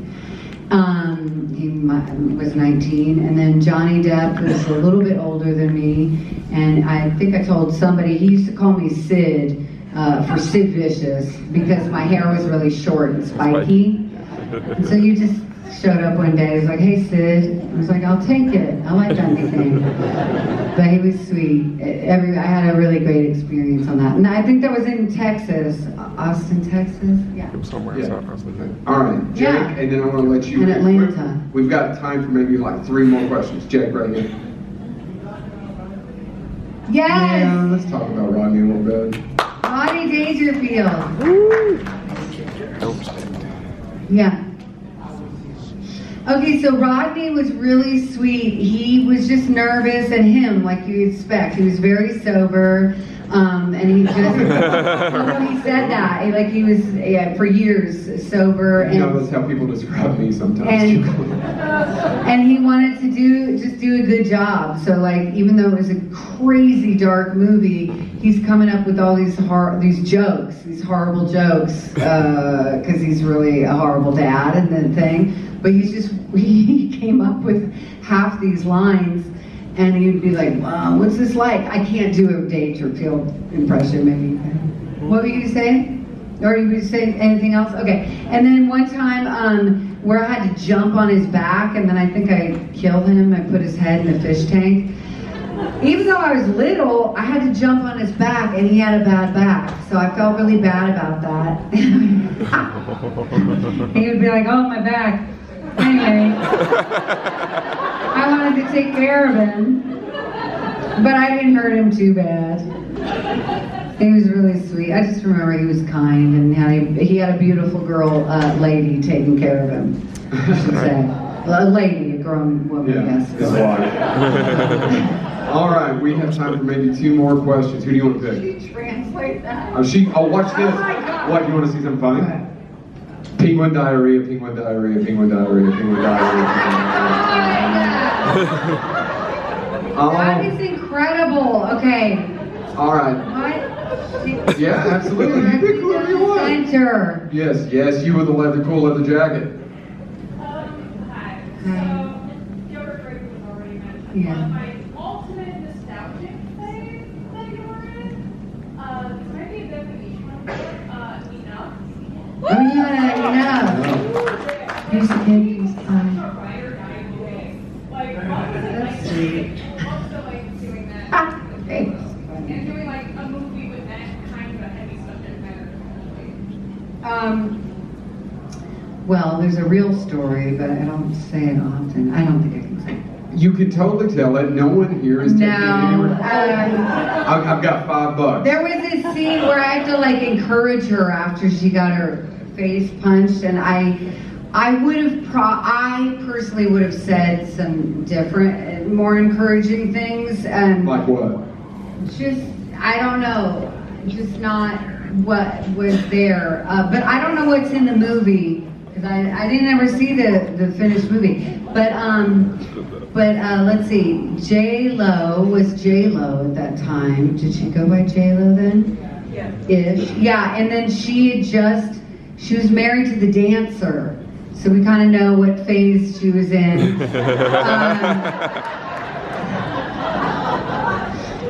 First time J-Lo has come up in 10 years of me doing this. But she was sweet, like she was giving her all, you know what I mean? That was a big role for her, and I did it because I wanted to work with the director, Michael Apted. He did a documentary series called 7 and Up, where he documented people every 7 years. Look into it, it's really special.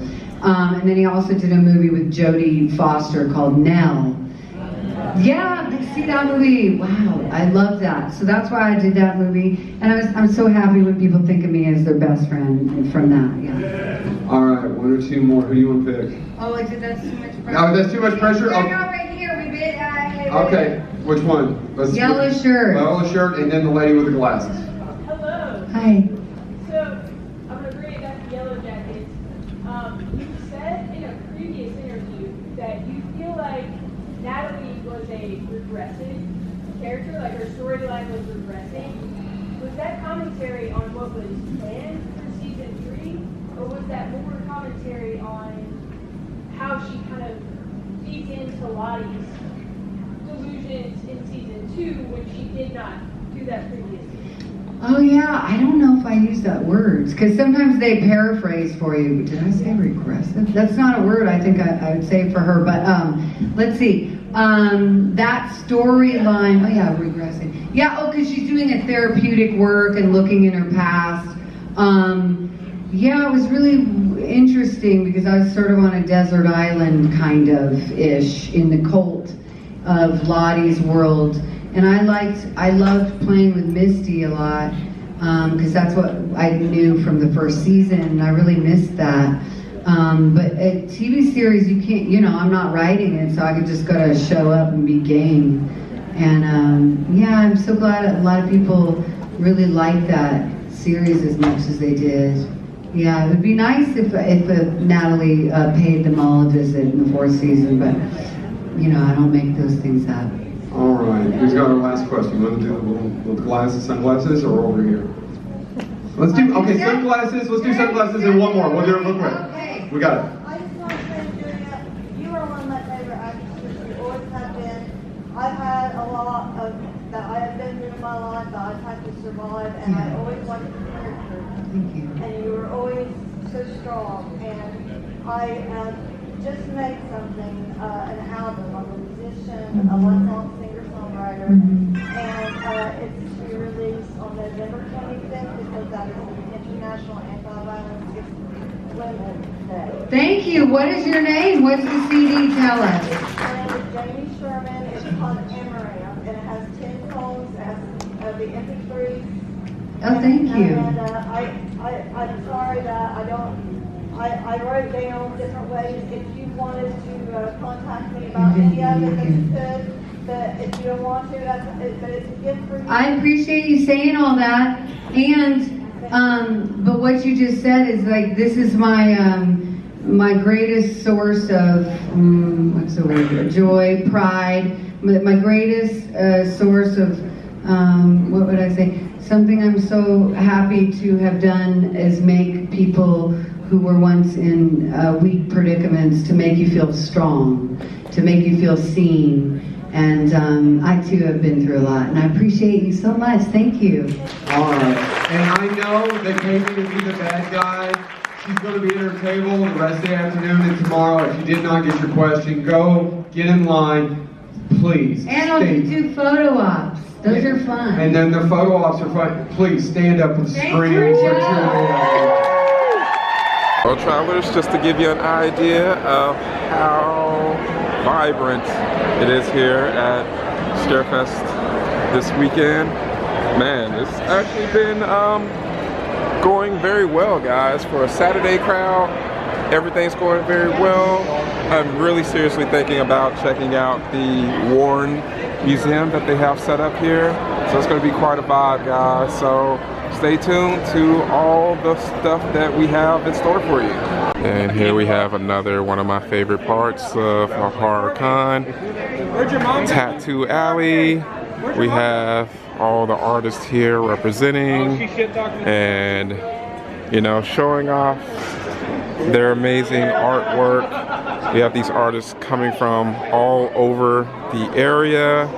I've seen Tennessee, I've seen Kentucky, I've seen a few other states represented here. So guys, it's one of the best things, coming here and being able to have a very cool souvenir to bring back. Good dorks though, I mean, they're super fans, is what I would say now. And now in the 80s it could have got you beat up, but now we've inherited the earth, right? Very all of you. true. Very It's true. Next question. Well, this isn't intimidating at all. So I have a two-parter, but it's not really a two-parter. Okay, so it's really goofy stuff, so listen closely, okay? If Dracula kicked in your door at 3 a.m., because I'm partial to vampire media, what's your first move? Are you going to scream, flirt, or offer him some snacks? The second.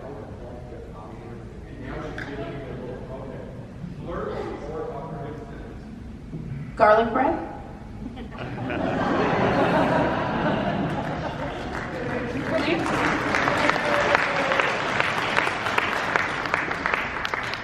Okay, so.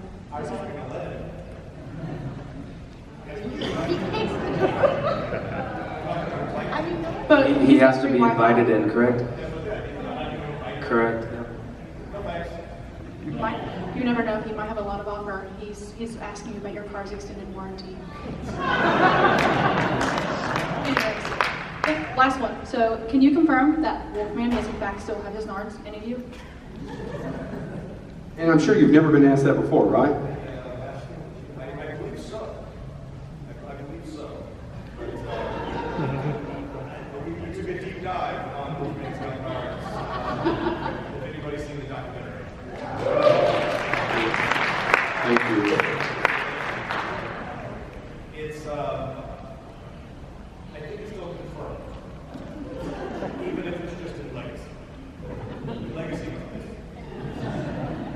I guess he nods. All right, next person, come on up. Now let's start lining up if you have questions over here. Was there any time on set where like one of the older actors tried to take you under their wing and mentor you, or was it, you know, kind of separate with the kids and the adults? Not everybody at once. No. They just tried to scare the shit out of us all the time. I'm sure we tried to do that, but at the same time we were, you know, made a point of making ourselves separate from the kids because it was scarier that way, more mystery. I do remember at the end of the movie when all the bricks, it's like when the army came, there was like bricks and rubble everywhere, and I was picking it up and throwing it, and Andre looked at me, he goes, "Those are supposed to be bricks. Those are heavy. You can't pick those up." So I stopped kicking the bricks and stuff around. It's a good question. Not necessarily specifically, but what I do think is the adults that were around us, because we were, you know, obviously all kids, we got surrounded by actors and creature effects artisans and creature performers and actors that are really, really good at what they do. And they were veterans and they were solid. And we were a bunch of kids running around trying to do this crazy, fun movie. And I think either by example or by osmosis or by sheer just kind of being in the presence of people that are really, really good at what they do, that helps translate and helps us do what we're supposed to do and keep it all kind of together. And I've always given credit to everybody that we got surrounded by in this movie, from the effects team and performers, plus people like Steven and Mary Ellen. You know, like Duncan said, he was kind of separate, but when he was there, it was a thing, and so you were going off of that. And that's something we like to talk about a lot because it was very impactful, and you realized what it meant much later.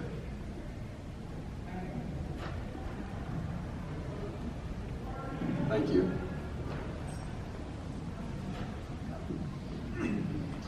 Do you have any stories of working with Stan Winston?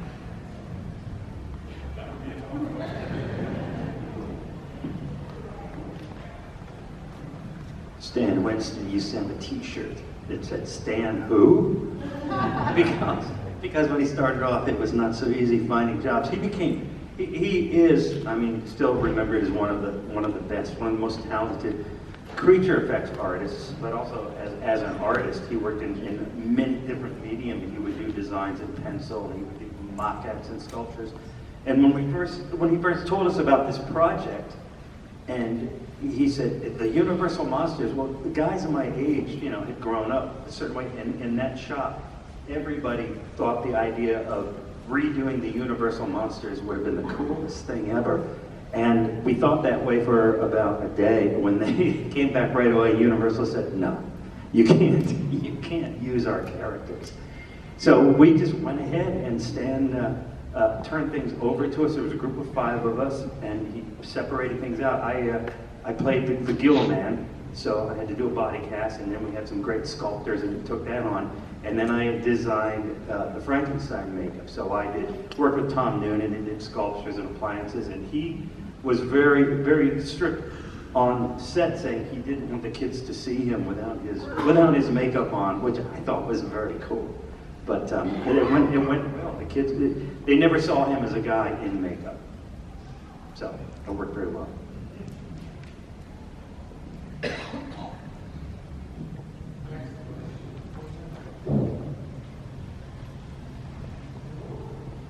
Alright, so first of all, I'm a huge fan. I've been a fan since very little. I mean, Monster Squad, what a classic. I mean, Wolfman's Got Nards is one of the greatest horror movie lines in the history of horror movies. But I got one big question for all of you. What was your personal favorite scene of the entire movie? All right, where do we want to start? Right here, go down. Because we haven't got to hear from some of you. I'll just go real quick. I'm really sick of hearing my dumb voice. My favorite, I really enjoyed the sequence where Rudy takes care of the Wolfman. That was fun to shoot. I didn't have to deal with the rest of these kids, just me alone. The Vampire Brides was good too. So that's 3 Vampire Brides, the Mummy, and yeah, the Wolfman. 5 confirmed. 5 confirmed.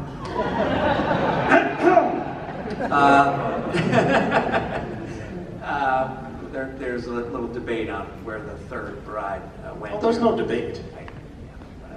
So yeah, that was cool for me. That was good. For me, I think definitely the last final scene in the square, and you know, you don't think about it, but you very rarely get to shoot on a lot, and that really felt special. And then of course it was just so epic, and I just remember never seeing fans that huge in my entire life. So it's just, overall, I would just say, hands down, that whole thing, and it just felt, like I said, so special to shoot on the lot. I go back and forth.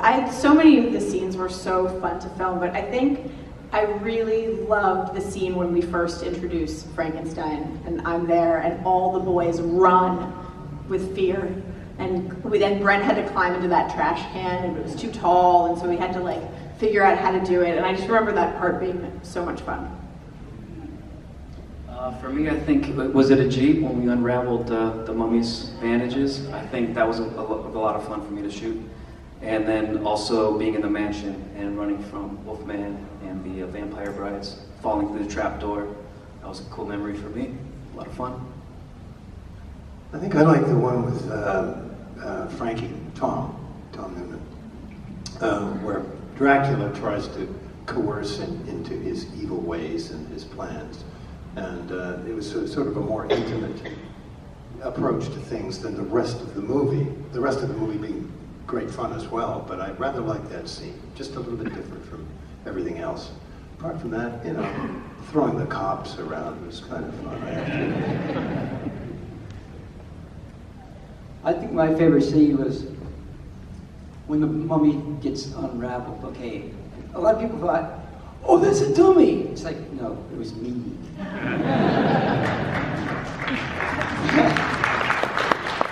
But it was like, I felt, okay, I was riding on the Jeep, I had a harness, and it's like, and the kids in the back were like little people, and they said, don't worry, we got you, you're gonna be safe. And so the ride was fun. And it's kind of like, I loved it, and it was like exciting and everything, and it's like at one point they switched me out with a dummy, and that's when I started, you know, it's like, take this Band-Aid breath, and it's like the arrow shoots it to me, and I start to unravel, and that's when they changed me out. But that was my favorite scene. And also bonding with the rest of the monsters, with the lightning coming down at the beginning, and everything on the pond. That was really cool. Yeah, I had 2 favorite scenes. One, on the rooftop with Sean looking at a movie. Because I had all kids, and I showed up at every football, every baseball game, and it was real for me. It was, I show up for my kid. That's it. I do that. And it's not a big deal. It's just to watch the movie and we're together. So it's a very nice, calm place. The other is, I played all those scenes for real. When Dracula showed up and I thought Sean was in jeopardy, and I run into that house, I know what Dracula stands for, and we'll talk about that later. There's a whole subtext to who he is. And there are a lot of Draculas out there in the world now. So I played it absolutely real. I'm after this guy, I'm gonna do everything I can to destroy him, and if I have to put my life on the line, I'll do that. So running into that house where I grab the telephone and find out that he's okay, so that was a very real moment for me. Anyway, yeah. So, as you know, I didn't kill any monsters, so making business cards was my favorite part of the scene. Yeah, Ryan got all the kills, basically. I only got some kills, but I was making business cards, so I do have some extra business cards for anybody that needs.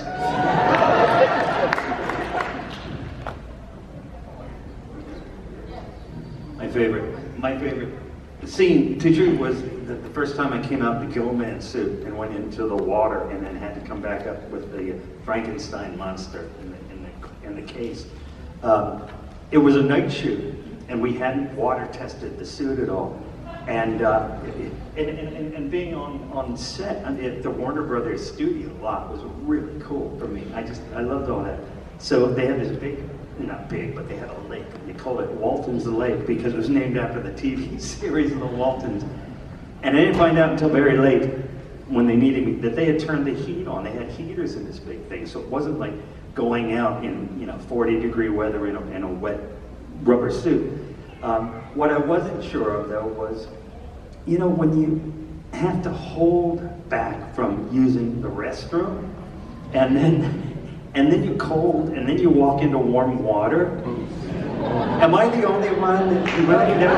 Okay. You are not the only one. The only thing that stopped me was thinking, what does that do to the suit? What if I come out as a weird color? and so we worked that out, and the rest was easy. Yeah, that was the hardest part of being the Gilman. Everything else seems easy after that now. I always joke, and it's not really a joke, one of my favorite scenes in the movie is with the two airplane pilots. With David Proval. It's a great scene. And then my other one is on the roof with Steven, because that's a really cool, kind of thing to get David. Everybody wants to go see a movie with their dad.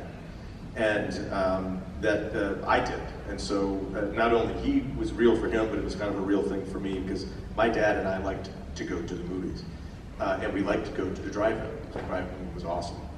And so that's great. But like Lisa said, I think that final sequence, we've always kind of said that was just kind of really amazing to be a part of.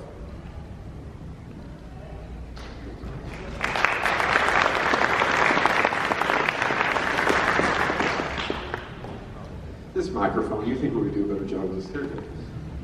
It's funny how you mentioned about how your dad and y'all watched movies together, because he was the reason why I'm a big fan of Monster Squad now. He helped me introduce to this movie, and it's one of my top 5 favorite movies.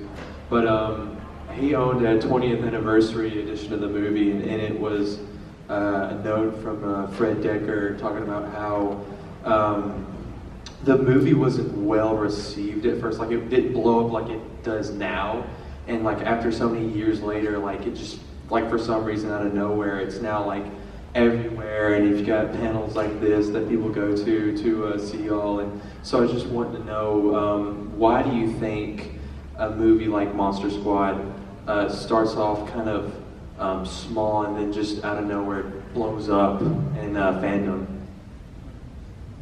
It never ends, generation after generation after generation. I want to answer that again, but I want Andre to talk, because he is the reason this movie took off. He's the reason. The studio gave it a PG-13 rating because Dracula says, "Give me the amulet, you bitch." It was a movie always done for 7, 8, 9, 10, 11, 12 years old. And had they not rated it PG-13, you had to go with your parents. Well, the parents didn't want to go to that movie. So it opened okay, and then it went in the toilet. So I want to then say, what did you do, Andre, over a period of time that I think contributed to why you're here now, Andre? Well, it's not anything singular to me. I think what it is we got lucky because the fan base was there. And there may be a few in here, like the movie. Anybody not clear that this movie did not perform well at the box office? Definition of flop, right? And then it disappeared for 19 years. We thought it disappeared, but you guys didn't let it disappear. It was on HBO, it was getting recorded in your den, it was getting passed around the cul-de-sac and the schoolyard on your copied VHS tape. we didn't really know that was happening all of that time until a couple of us got contacted by a couple of folks that are associated with the Austin film scene in Austin, Texas, at the Alamo Drafthouse Cinema. This is when the Alamo had one location. And they were doing a revival screening, and they found a 35mm print from two collectors in North Carolina. And they invited myself, Ryan, Ashley, and Fred Decker to come to Austin, Texas for like a late night Saturday screening of the Monster Squad that no one had seen in the theater in 19 years. On Father's Day weekend. Was it Father's Day or Easter? It was Father's Day? Or so, yeah, it was some holiday that you're not going to go to a movie. And we were like, you're going to fly us into town? Okay, let's go hang out and see. And none of us had seen each other in 20 years. In a so long we were time. like, well, this will be fun, if nothing else. And they sold out 2 screenings in one night. They probably could have had a third. And that's where the spark ignited the fan base that had been kind of brewing for 19 years. It was that singular event that we got to go to.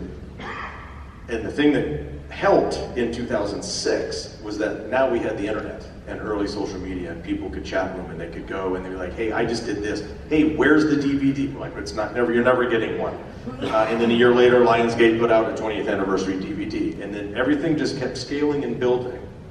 And I think the fact that we all started and got the chance to be involved in those events and those early screenings, and then we were going to a convention, and we were like, we're going to a convention? And we went to Monster Mania in Cherry Hill, New Jersey. In the middle of a snowstorm. In the middle of snow. And we're like, hang on a minute, this is okay. And then it just kept building and building. And as long as we were receptive to it, and as long as we were kind of answering the call that had kind of started coming out, we just thought it was fun and interesting. And we thought it would last about a year.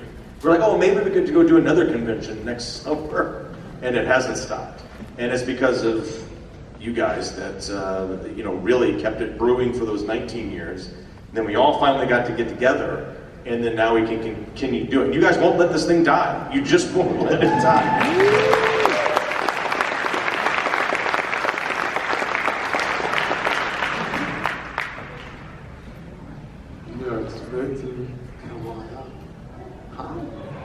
By the way, the best costume I've seen all day, if you can't see this. Come up here. Hit the steps. Come up here. Let's come up and answer your question up here. Yeah. Check this out. That laddie? Right here. So everybody. Have you seen the Lost Boys? Who's your parent? Where are your parents? Oh, it's you. Child Services. You ready to ask your question? I'm a super big fan of the Monster Squad. Do you have any tips to become a child actor? And if he doesn't, he will in about 20 minutes. Any tips? Well, first of all, usually it seems like you're going to have to be an individual that has a little something in them to want to do that and enjoy it and succeed, and I think you're way ahead of the pack. So I support that. I think really what it is find out what you're comfortable with, be enthusiastic about it, and do as much as you can to learn as much as you can about doing it. And you'll find your kind of space, and whether it's funny stuff, whether it's serious stuff, whether it's goofy stuff, and just be comfortable with it. Don't force yourself into things. Don't be forced into things. But be engaged and learn as much as you can. And I think, like I said, you're 2, 3, 10 steps ahead of most everybody. I have something. Right now. I got something to say to you. My next oldest boy is a very successful actor. How many of you have seen the series Suits? Gabriel, who plays Harvey Specter, is my son, my wife, and our son. At the age of 5, he learned all the lines in the Rocky Horror Picture Show, and he amidst directors, actors, writers at our dinner table, used to get up on the table and sing, "I'm just a sweet transvestite." He was about your size with shocking blonde hair, and there was no stopping him, ever. He held on to simply the joy of becoming somebody else. He did it. He would imitate Magic Johnson. This white kid who was that side would go around with a mustache playing basketball. He would become everybody. He had an innate sense of imitation and using himself to become someone else. Hang on to that. You have that in you. That's a nugget because you asked the question. So stay with that. Think about what is it that you really enjoy doing and let it go. Play it for all you can. That's my advice.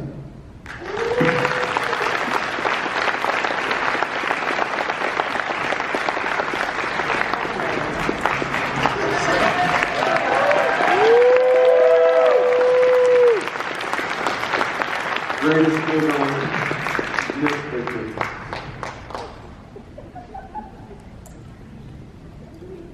Who was the biggest prankster on set, and was there any stories y'all could share about that?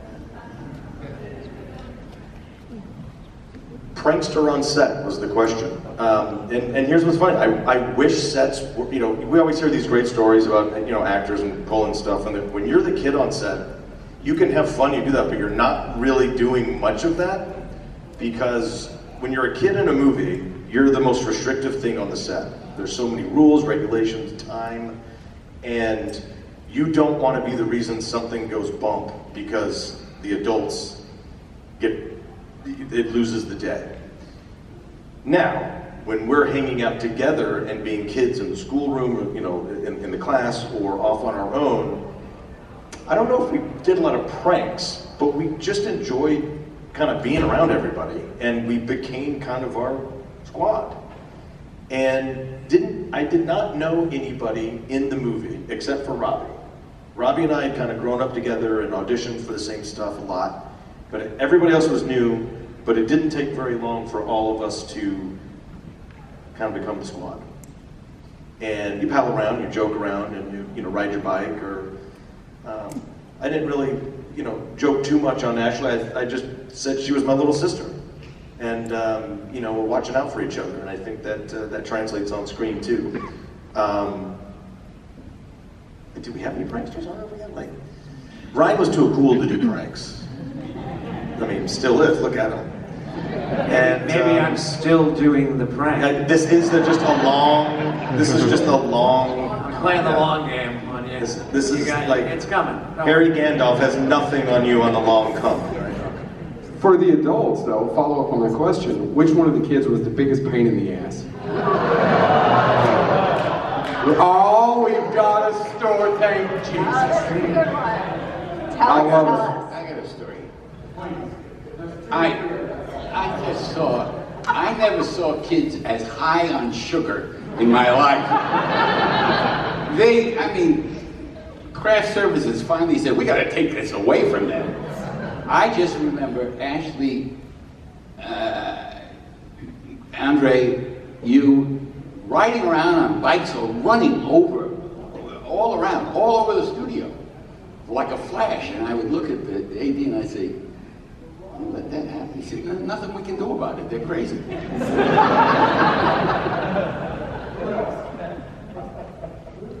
Do you have a couple of you have a story? I just saw you light up. Come on. Nobody?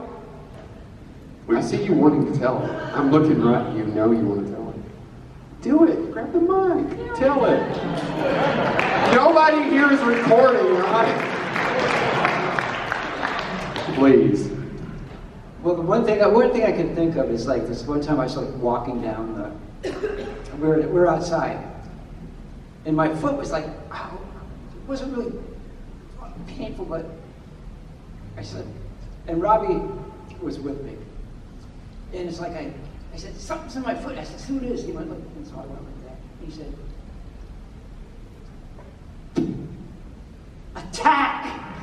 And it's just like this attack, and it was like, and we just started laughing. And it's kind of like, you just pulled this thing out of my foot. And it was like, we laughed so hard that I was walking on attack the whole time. And it's like, and so I was fine. It's like, and my feet were like slippers. And so we just kept laughing and laughing, and we were laughing so hard we were crying. But he solved the problem. He took it out of my foot, and it was relieved. But it was so funny. It was fun. And there it is. I put the tack there. The prank ends. All right, next victim.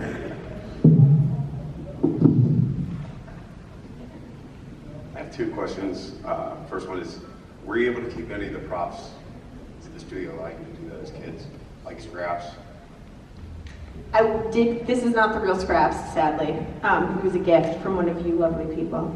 Not this weekend, but a year ago. I did have the original scraps, but my parents lost it because they're irresponsible. I took my little monster. I don't know if you guys remember that in my bedroom, the monster with the chains that you can break apart. I took that one.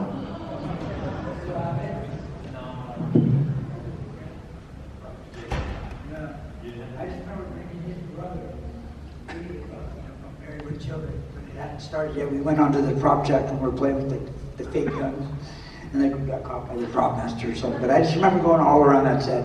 It was a free for all. It was really fun. So now we know who the troublemaker kid on set was. I have one of the silver bullets.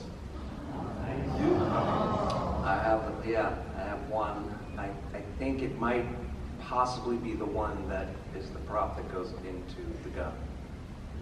Before I say thank you. I had the leather jacket for a long time. I brought it to show you guys at a different show. And I was living in San Francisco at the time, and I was very tired on my way back home. And I was on the BART, which is the train in San Francisco, and my bag was next to me. I fell asleep, and I woke up and the bag was gone. So someone has that jacket out there somewhere. It exists. So I got lucky in I ended up keeping, I got my whole wardrobe. Including the Stephen King rule shirt. So I have one. There's two. So the actual Scream U Stephen King rule shirt is in a hermetically sealed vault in a basement in Area 51. And no, it actually stayed in a box in Dorothy's garage for years. It's my mother. And it really kind of just came out. The first time it ever came out was to do the thing at Fantastic Fest for the 30th anniversary year, and we were doing the documentary at the time. We put it on a mannequin, and Eric Vespi, who was the guy that kind of kicked off that first screening, Fred Decker, not knowing that all this would happen years later, at that first screening at the Alamo Drafthouse, gave the amulet to Eric Vespi. And so Eric Vespi still owns the amulet, and he let us borrow it for that. So we've seen a lot of cool props. And I actually took Rudy's bow home because I was really into archery at the time. And then I kind of gave it back to Ryan for a little bit. He left it at my friend's house, and it moved to Montana. We got the bow back, and we gifted it to a friend of ours who's kind of hanging in his collectibles library. But yeah, I think the bow, the silver bullet, and the Stephen King rule shirt are pretty cool things to still have hands on. My other question was, what are some of your favorite memories filming with Leonard Simeo's? Yeah, just if you had seen anything that he had done leading up to that, or actually it was more of seeing movies after you work with somebody and you're like, well, this guy's been in so much stuff. And just a great presence and a character actor, like I was mentioning before, with all of the adults at the time when we were kids were just fantastic, and they were solid.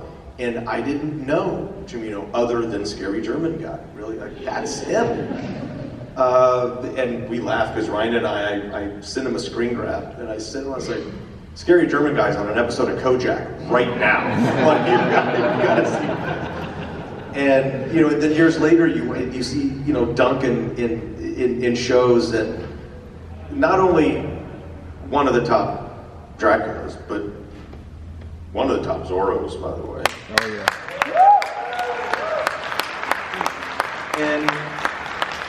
And then you see Steven on an episode of everything. Old, new, current, Deep Space Nine. You're like, wait a minute, you're a Bajoran? What's happening here? And so that's what you like about working with people and seeing the stuff afterwards, but then learning how much stuff that they did before. And because these are all fantastic seasoned veteran actors, have been in everything. So those are really wonderful things to kind of see. And the best story was, since we never got to work with Tom Noonan, we worked with Frankenstein's monster.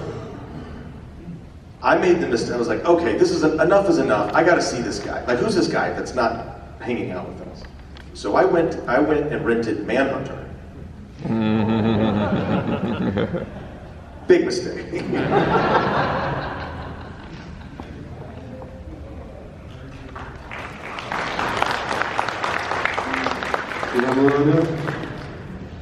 Was there anything you had to do on the set that truly terrified you, especially as being kids? Like a scene or that, or one of the actors that you were really afraid of? Oh, they're pointing at somebody. I was definitely very, very scared of Duncan as a little girl. And I don't think I knew enough. I wasn't aware enough to be scared before we filmed the scene where he hisses in my face. But I was certainly scared afterwards. And I was terrified of her. I thought she was annoying, this little thing running around like all the other children. And then she screamed at me, and I nearly peed my pants. He never broke character. Once he was Dracula, that was it on set, so it was very frightening. He was scary, for sure. Giant, we were little. I'll never forget that. Yeah.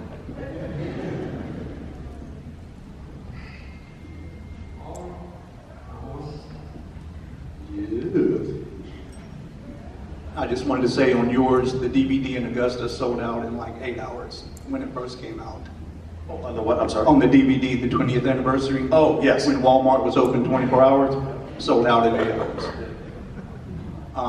We've had a lot of great actors do Dracula. We've had Gerard Butler, Gary Oldman, Christopher Lee, but I think a lot of people miss how hard you came across, which is 2 of your lines, give me the amulet and I will have your son, lines like that really came across hard. My question is, with all the second parts that they're doing, like Hocus Pocus 2, The Babysitter, what are the chances of y'all doing another one? Sign them up, right?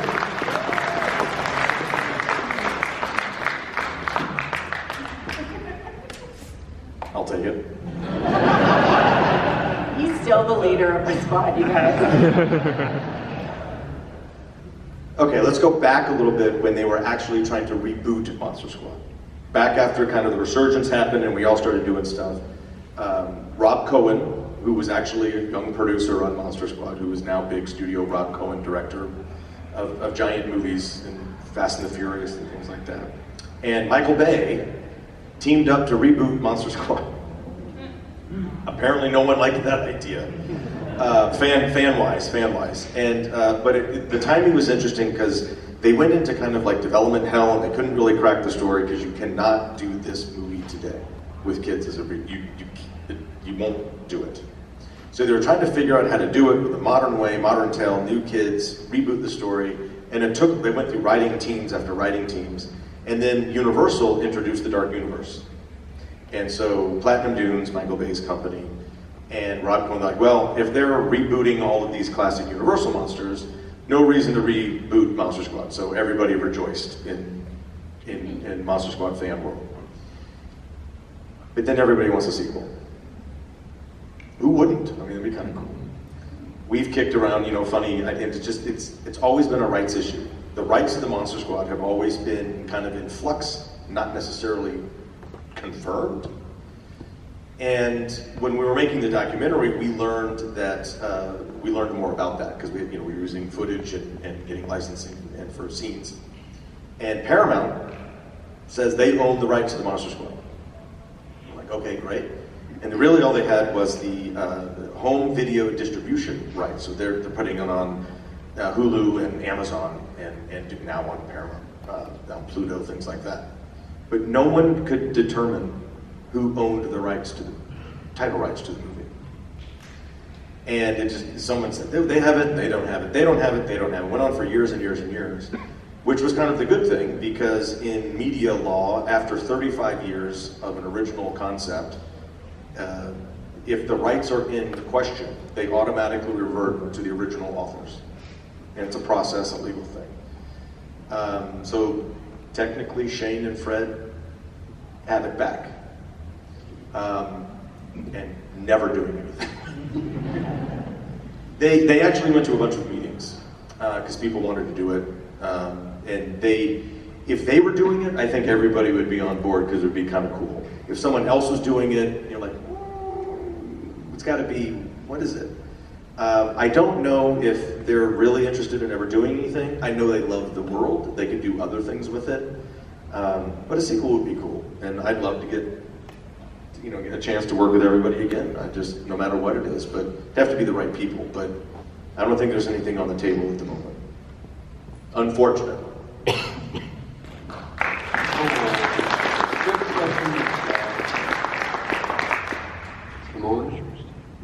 Hello, I got kind of a two-part question. Well, you guys got to remember too, you used to talk about cult classics. There was another big franchise that started out little too. It's called Star Wars. It became a cult classic. It wasn't big at first, so just keep that in mind. Number two, what's your, besides Monster Squad, what's your guys' favorite horror movie? Like, if any of you watch too much. Yeah, favorite horror film. Let's go down the line. We'll start down here and go. Yeah. Why don't we Yeah, we start. Well, we can start here. We can go whichever one. Okay. Do you have one? The Wizard of Oz. Absolutely a horror movie. Citizen Kane. No, I'm kidding. Yeah, it is a hard thing to answer. I've been surprised at this show how many people come up with, it's like even split between Monster Squad and Pumpkinhead. And both of those movies had the same kind of direction in that when they first came out, nobody wanted to see them. Pumpkinhead played for 2 weeks in December, and then they tried another week in January. It didn't go anywhere, and nothing was happening with it, much like Monster Squad to be able to think in terms of building off of it, making something. But I mean, you look at Monster Squad, Pumpkinhead, we're in a third generation of people that are enjoying these movies, so I never thought that was going to happen. Children of the Corn.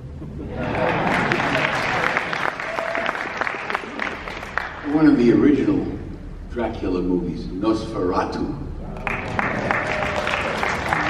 I feel ashamed that I don't remember, what's the name of the actor? Max Schreck. That's right. That's the film, Nosferatu. Insidious.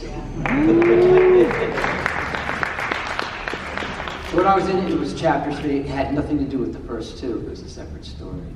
But I love jump scares, and I had a lot of jump scares in that movie. So I asked a friend of mine, she said, will you go to, I said, will you come see the movie with me? And she did. It's like, wait, what's going to happen? I said, don't, it's coming up.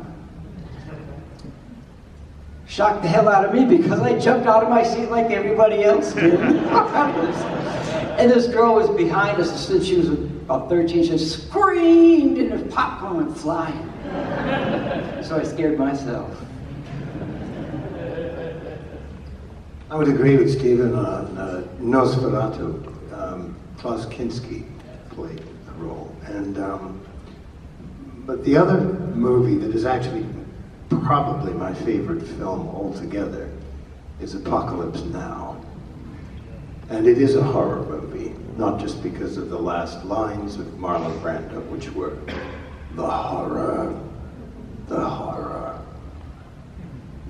The Exorcist and The Shining. My brother made me watch The Exorcist when I was like 5 years old, forced me to watch it, and said he'd kick my ass if I told my parents. So I didn't do that. And then The Shining, those were two films I saw that frightened me when I was young. Traditional horror, I think I'd say The Ring. Scared the crap out of me. But really, Jurassic Park, I think, is my favorite horror movie. And that is also 100% a horror movie. I would say probably Them. I saw that, I absolutely just loved it. And then one that made a really strong impression on me, and so it's just kind of close to my heart, is Motel Hell.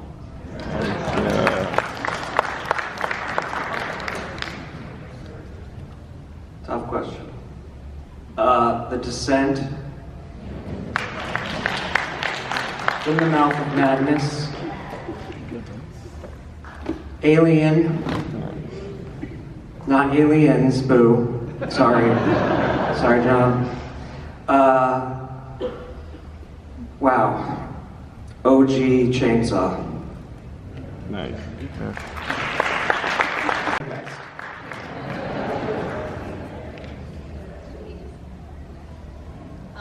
Hi, so I was actually one of those kids that saw this movie in the theater. Definitely my mom took me, and so when I was growing up, my dad's a big horror movie fan, and he had this huge coffee table book that had all these like classic monsters in it, and I would pour through that thing all the time religiously, but of course I wasn't allowed to see anything, right, because I was little, and so I got to see this movie, and this movie for me was like, yes, like finally, yes, this is it, this is mine. This, for me, and probably for a lot of folks here, this is like my Goonies, right, like our Goonies, okay? So my question to you is, oh, and also, so once it came out in VHS, rented it every Friday from Blockbuster to the point where I had it memorized. So obviously this movie meant a lot to me growing up. So I'm curious if, for you all having been in it, when it started to finally get big again and like, you know, you'd be invited to all of these things, was your reaction like, really this one, or was it finally? Yes.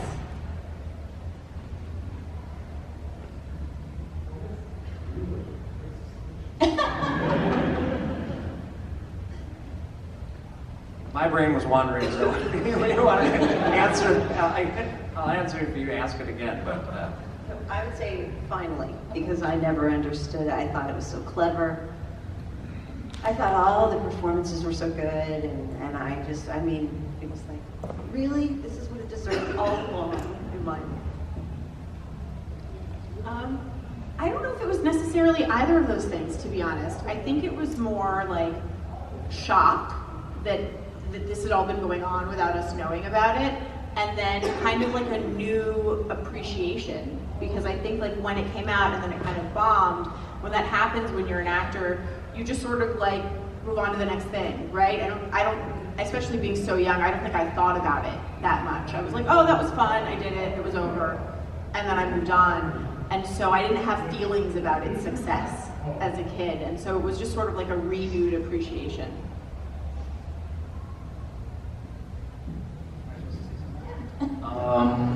I don't, same thing as that. I don't really have an opinion on it, but I'm just as excited to be here. This is only my third con, so sitting up here and hearing these stories and getting to see these guys talk and tell these stories is just probably as exciting for me as it is for you. It's all new to me, and I love being up here and hearing these guys tell their stories, because I was a little kid, so my view of the whole thing is a little different than everybody else's, but excited to be here. Yeah, I was genuinely surprised when it came back and started to have new momentum and all of that, because, you know, as Ashley said, as a professional actor, you get to the end of the gig and you move on, you know. So years later, when it cropped up again and started to get some momentum, I could stand on the outside and watch it grow and build, and, here we are. All right, great.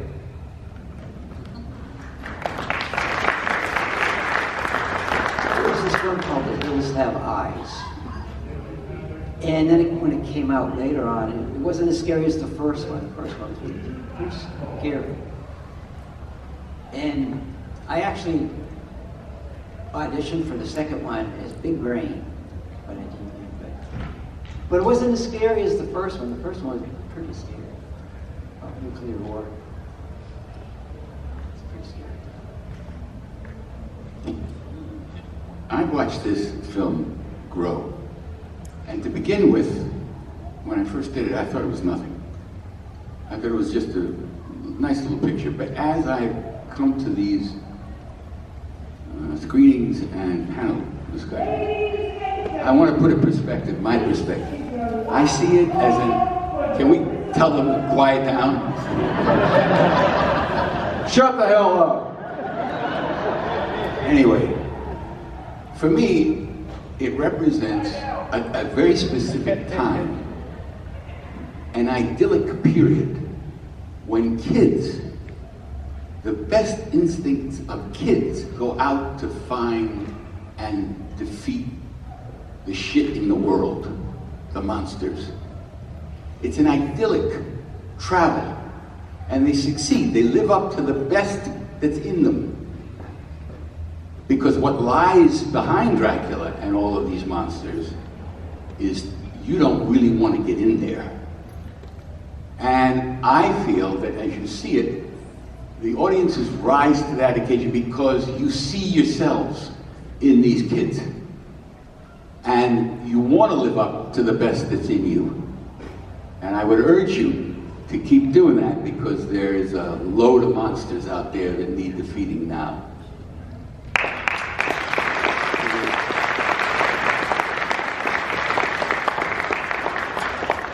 I've heard a lot of stories from fans that say, you know, we love you guys. You know, the story, we just watch it over and over. And so I'd have to say finally, because it's a good movie. You know, it's got a good acting, great story, great effects, great, you know, it's just across the board, it's good. So it stands up over time. But it just took a long time to get it, you know, the right audience. But we appreciate you so much. So thank you. But where were you in '87 when you was in freaking theater? They weren't even, some of them, most of them weren't even bored. Citizen Kane.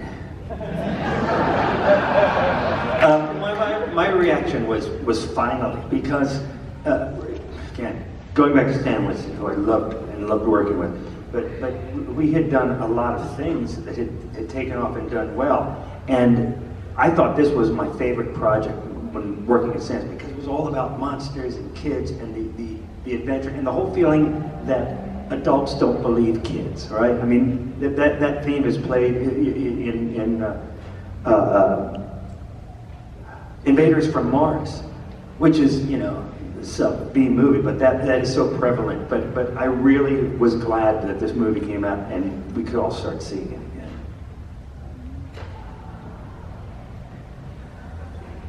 Yeah, like aha or finally, I don't, because we've been such kind of a part of it since the beginning of the resurgence.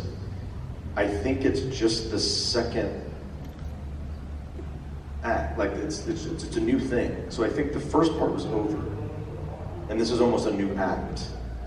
And so it's just kind of interesting, it's fascinating, and certainly we appreciate, I do, and I think I speak for everybody because they've all said the same thing, that to be a part of something as unique as this kind of resurgence wasn't a flash in the pan, then you forget about it. This really grew, and like, you know, the point Stephen makes, it has this foundation that's set in reality, in this fantasy world, and to see this kind of grow and just be kind of a part of something like that, not many people get to be a part of that. So I think, personally, I think I key on that.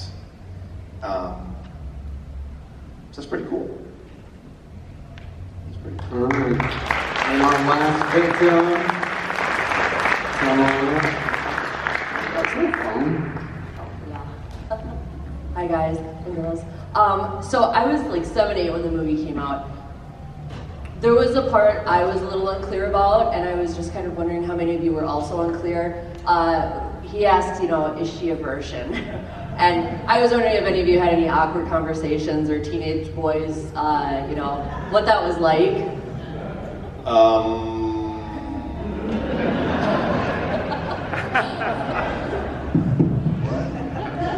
I mean, the boys were also all virgins, right? Let's be real.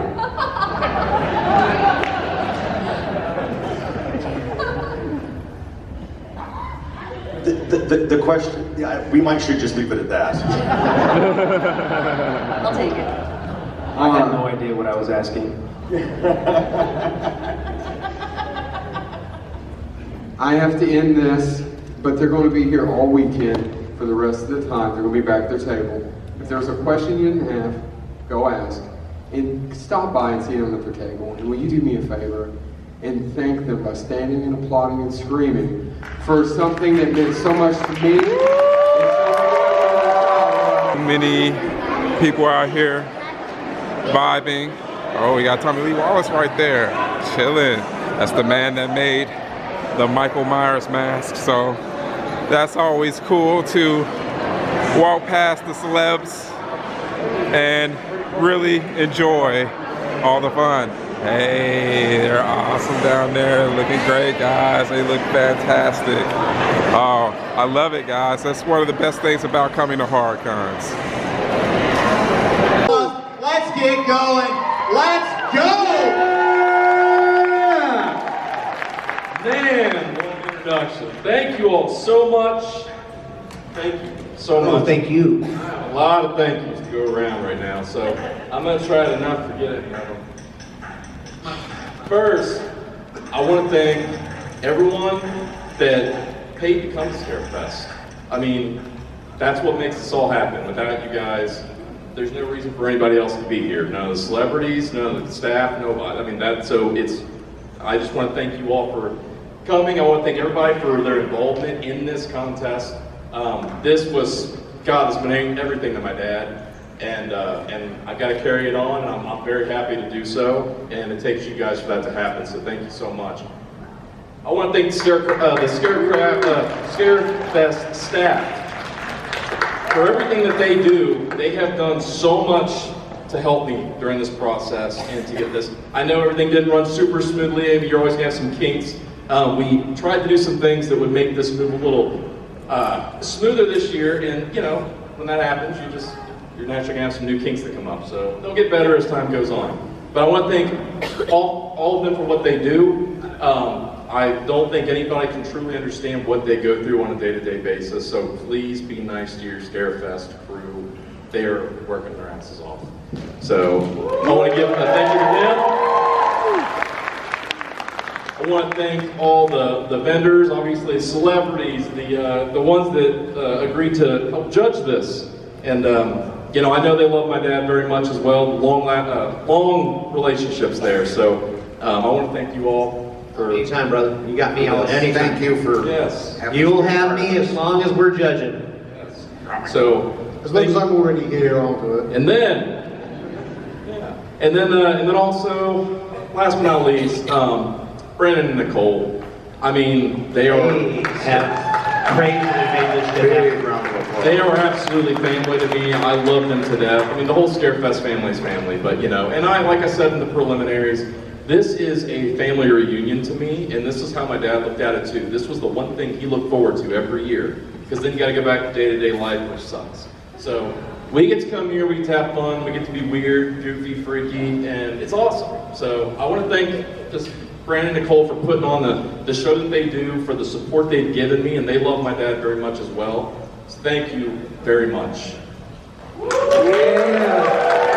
Shout out Adrian as well. Yes, Adrian, yeah, well,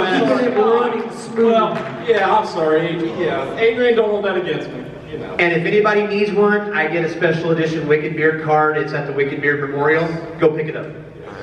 So, with one of the ways that we have kind of updated this is, I know over the years, we've had people come up on stage, as they're walking off, you know, kind of have some dead time.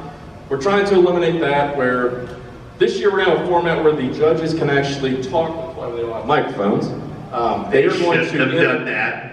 That's one of the sharp instrument. Yeah, that's one of those features you were talking about. So they are going to interact with you all as you're on stage. They might ask you questions, they're going to ask you questions and all that kind of stuff, get a better gauge of what you've done with your costume, or your cosplay, and yeah. So, and if you need a microphone to talk, wait, so if you want to do something for the crowd, with that said, I guess we should go ahead and get started, huh?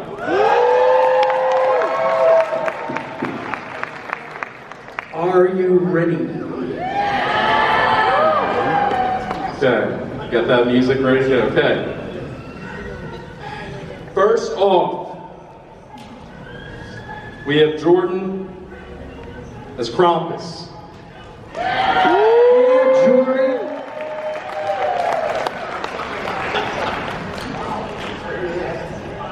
Watch out for your kids. Yeah, this one's been caged for a while. I don't like them. Let's take a picture of you, Jordan. Look back at me. Yes. That is incredible. So tell me, out of all this outfit, Mr. Krampus, what are the pieces that you have made? Did you buy any of this? That's cool. Good sculpt.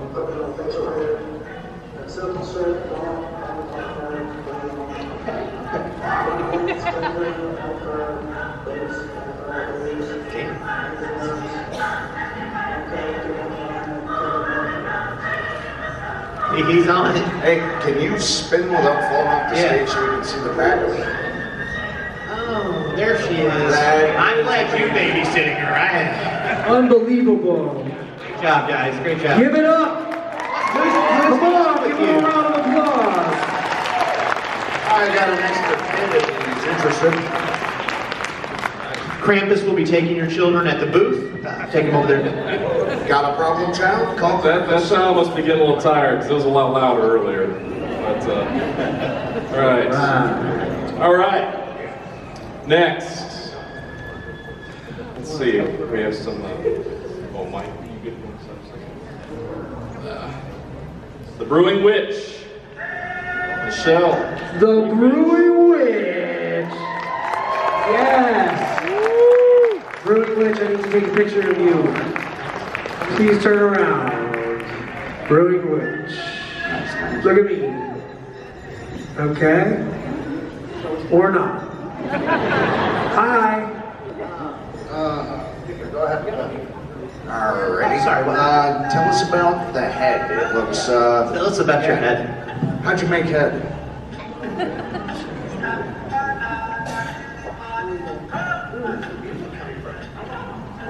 Everybody turn your music off.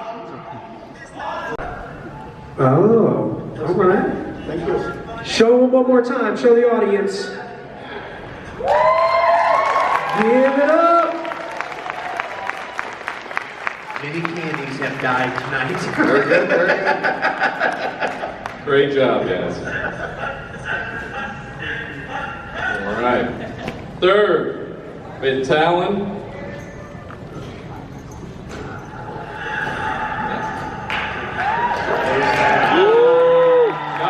Gardens. Holy smokes. Let me get a picture of you. There we go. Whoa. Yeah. Layers upon layers.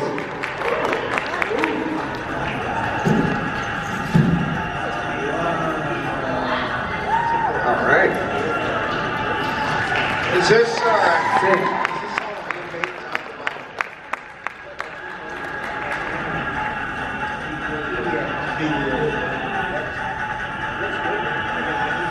Wow. Oh my God. Oh shit. Yeah. It's a beautiful cod piece you got there. Yes. Nice. You ready to make that too? Young is good too. Watch your step. All right. Makes me really Best Give it fall wins candy tonight. Best fall. Give it up.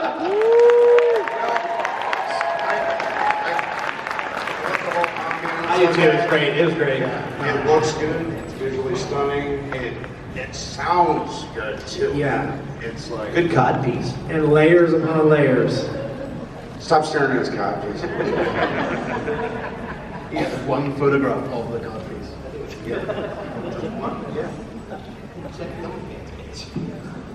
Okay. Sorry guys, just trying to figure out this paper here. You're doing fine. I'm glad you guys are here to fill in the silence while I'm trying to read things. Well, thank you so much. I've actually been his artist since 2010. I've actually do all of Sammy Cherry's t-shirts, designs, but this is not time for that. This is a costume contest. Thank you. Yes, absolutely. Thank you so much. All right, guys, we're gonna bring the next one up. We ready? Sloan as the Carmen Mora, the artist from Dead by Daylight. All right. Sloan. You get into it. That's the best part. Whoa. Hey, Sloan. Right here. Come here. There we go.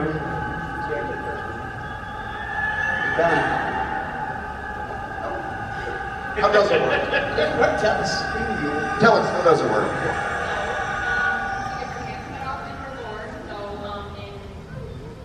So in Dead by Daylight, the entity takes her.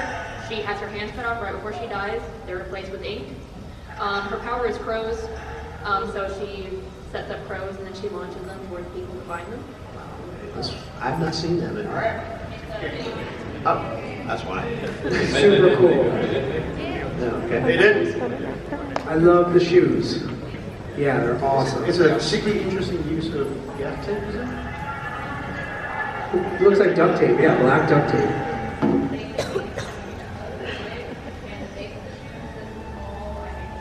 It's a great job. Great job. Is that like hot glue?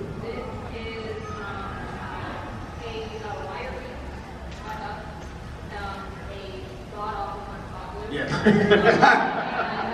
That's why your hands are black. It's burnt.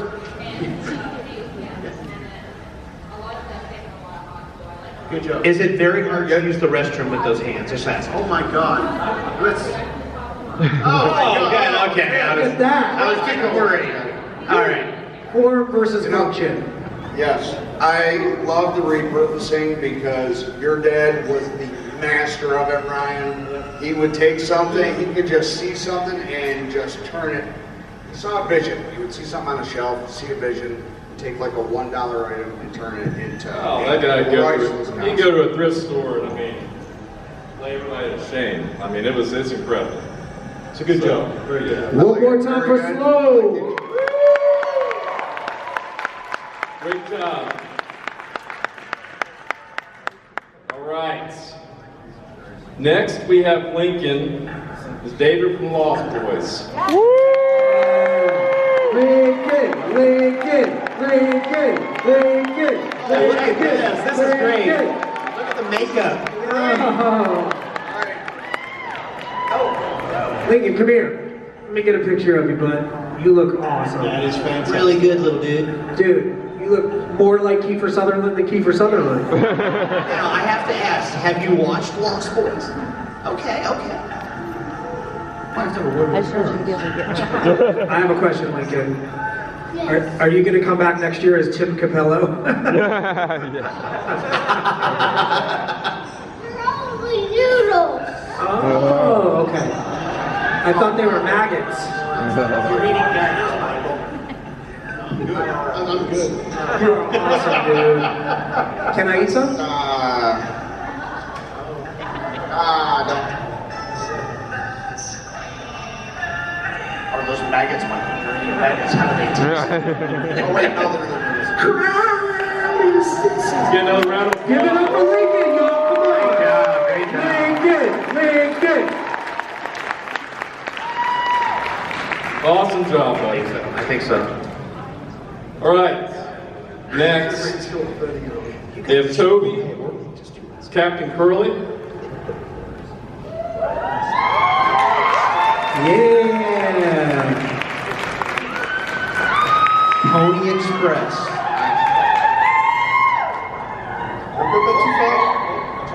Got your stuff. It's so scary. That's all going on. Let me get a picture of you. Yeah. Awesome. Is that real Listerine? No, it's actually water in a mouthwash bottle with glitter. And the logo on that is all hand-drawn, by the way. Wow, it's Point awesome. it this way as well. Show the audience. Show everyone it's sparkly mouthwash. Yeah. Oh, it is sparkly. Now I see it. Something we wanted to emphasize on this cosplay, I'm just the one talking, he made everything he's wearing. All of the burning was hand-burned with a lighter, nothing was cut. All of the flames are done with plastic file folders, and he hand-did all the LED lights and free-handed all the entire back piece, and does all of his own prosthetics out of cotton and latex. Wow. This is why I didn't give you file folders. Sorry. You look awesome. I have to ask though, I don't know what these characters are. These characters are from a game called Mouthwashing. It's a psychological long-haul freight pilot game, basically.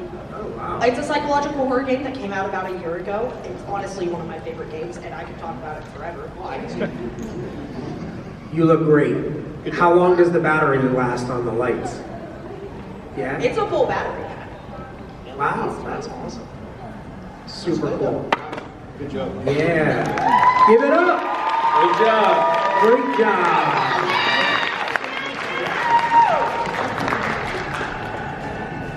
Hey guys, just because I also forgot to mention this, because I guess I was nervous earlier, but just something else I wanted to mention. You guys have some added pressure, because Wicked Beard himself is here. I brought his ashes with me. Those are his ashes on that table, and I didn't think he'd have it any other way. So I just want to add that little caveat here that you got the guy right there watching. So yeah, I should have mentioned it. Yeah. Sorry. Index cards. All right. That was bad. Don't do that. Drugs are bad. All right, next. Sorry, Wicked. Jason as Repo Man.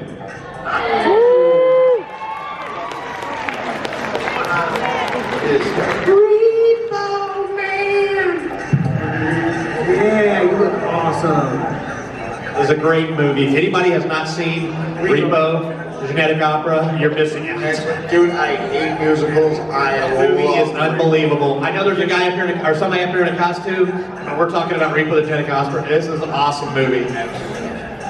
Brother, give a good spin for the audience. Yeah, show the audience, Repo. Yeah. Do your little twist on the catwalk. Sick. Give it up for Repo Man. Repo Man.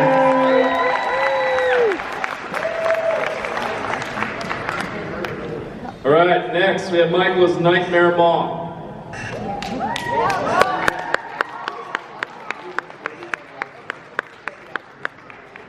Yeah, I met these guys earlier. They are amazing. Oh, I get it. That's the Good to light. see Come you. on. Yeah, moth to the flame, baby. Show the audience. I feel sorry what for I'm you. seeing up here on stage is going. I have to ask. Show the audience. Yeah, show the audience first, then we'll talk to you. Wow. Wow. He must work out. So have to ask, is that a custom made? Did you make the mask? Did you? Oh, pick it up. It's okay. No, don't reveal your true identity. Never break character. Never break character. Do it. It's okay. He was wanted to. He was dying. Oh my God! Put that mask back on. Please put it on. Please.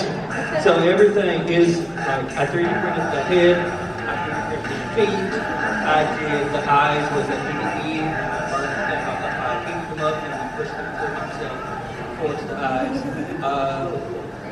The jaw moves itself. There is like every feather I hand personally laid myself. How did you make the antennae? Or like the fur things? Printed with anorexia filament, which is a filament, not a GPU. It's a lesser heat point, but it's 95, not 9. Did you also make the shoes? Yeah. I did make the shoes, yes, I did. I know you didn't do the necklace or the chain. And swing the moth to the flame hat here. Yeah,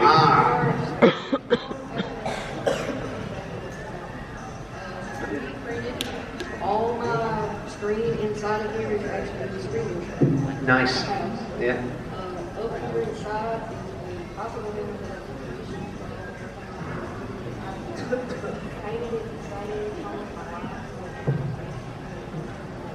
Oh, that's great. Looks great. Great. Yeah. Oh, okay. Wow.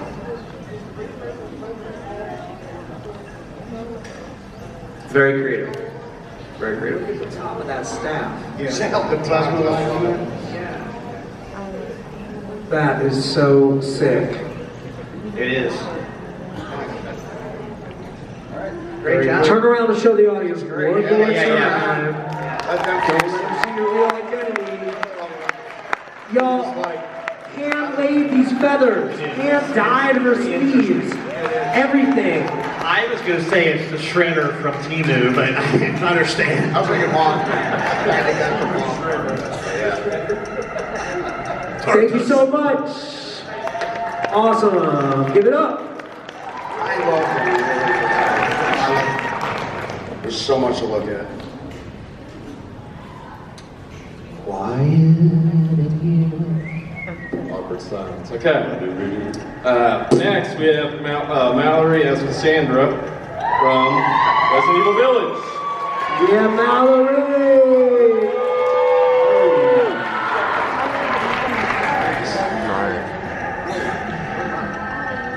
She said man blood, I think. Hey, I know King Shane.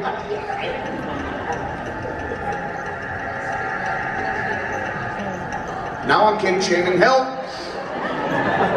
Louder if you say it to the mic. I asked, can I string you up and cut you open and watch the blood fall? It's been a long time since I cut them open. Well, it's been a long weekend. I might let you do it. We still have a body. I'm at the Hilton. My room is 4 or 5. He's not kidding. I'll be here till Monday. So, yeah, what is handmade? I thought it was part of the costume.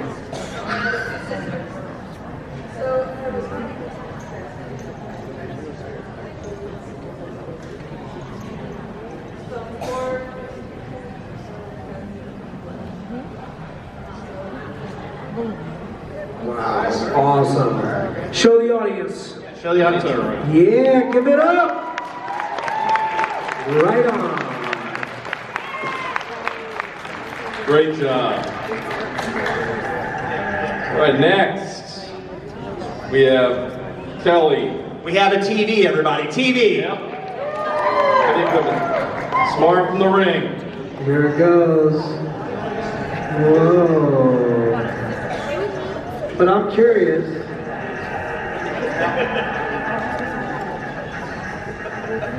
What's on TV tonight? Oh. That's it, everybody. Done. We got a movie. Come on. We got a movie. I'm scared. How big's your lap? You'd be 7 now. Yeah. Hands in that side. Uh-oh. Who's got this music going? I think you put Die Hard. What? Oh, The Ring. Wow. Oh, that's good. That's awesome. Wow. Whoa. Oh no. Wow. Yeah. Give it up.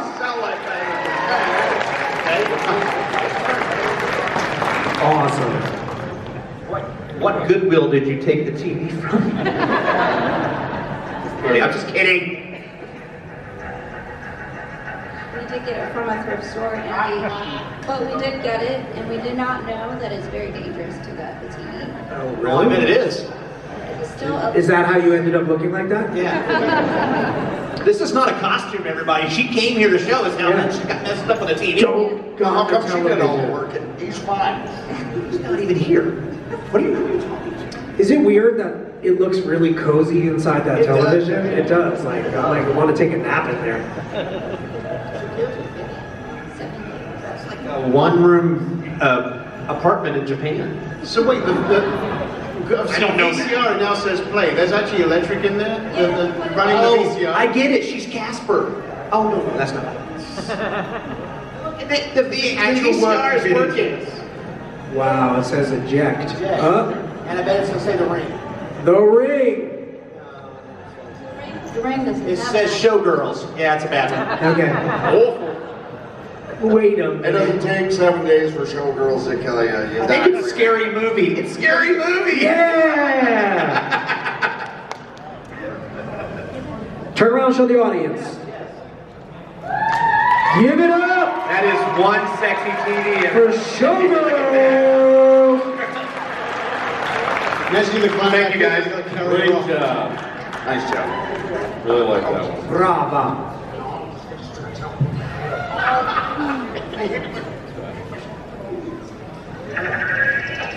Next, we have Harrison.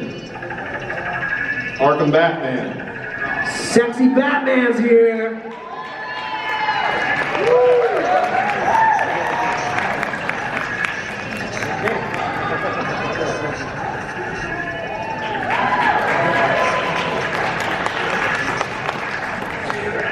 You wanted me.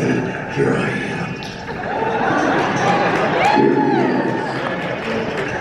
Tell us about your Joker head. Or not. It was pretty for them. No, you gotta do the voice. No, you gotta talk to Batman. You gotta do the voice. Yeah, Batman voice, buddy. Fantastic. I'm not the one wearing hockey pads.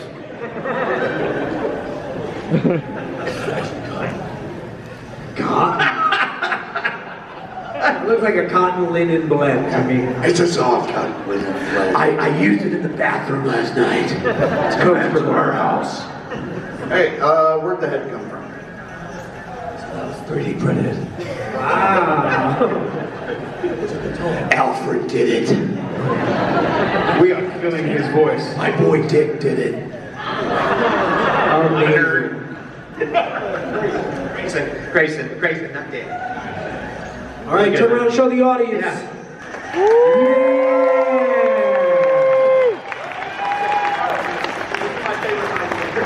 Give it up. Good job. For Sexy Batman. You did a really good job.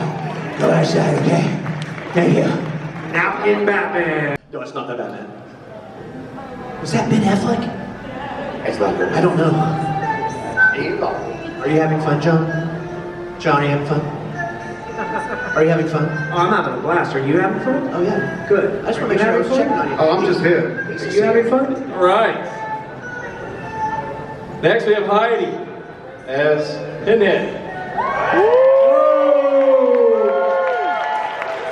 Amazing. We have such sights to show you. He's going to show you some stuff. Oh, don't open the box here, because you know. Yeah, sure then. There. What's in the box? I'm not touching that shit.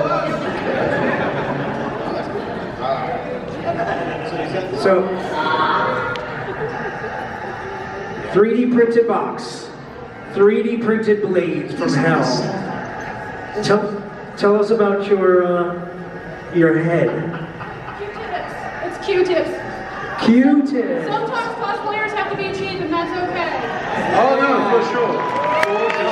Did you actually take a hammer and nails in your head? Oh, shit, we don't kick You look great. Good job. Good job. Yeah, That is very good. crushed it. I like it. Give it up. You open the box, we came. Oh. Very Yes. good job.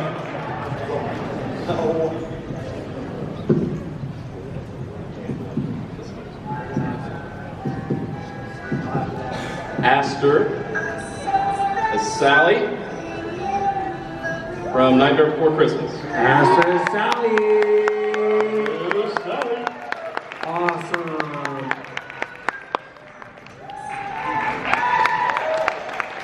Aster, over here. Hi. Y'all keep forgetting about John. He's right here. He's so quiet. They don't know where the voice is coming from. Really? Of the stitches on. This is the first thing I've ever sewn. Oh wow, good job.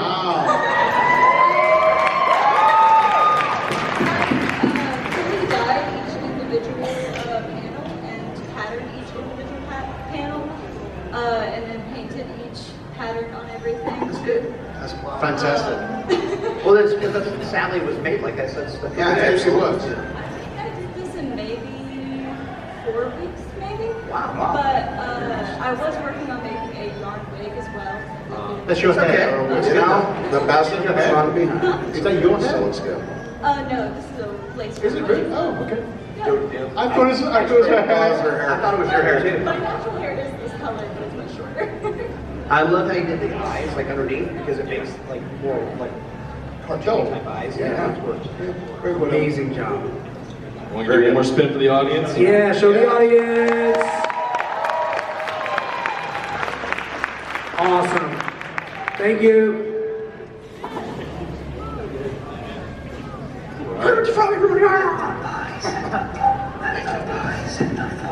Next we have Brian. It's Pluto from the Hills of Eyes. The funny thing is, this is not a costume. He really looks like this. Yo, you look. He must be from Harlan, Kentucky. I am.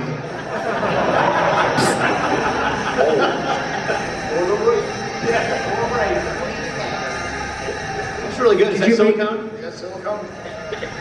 Wow. Is it a custom-made silicone, or did you buy the silicone?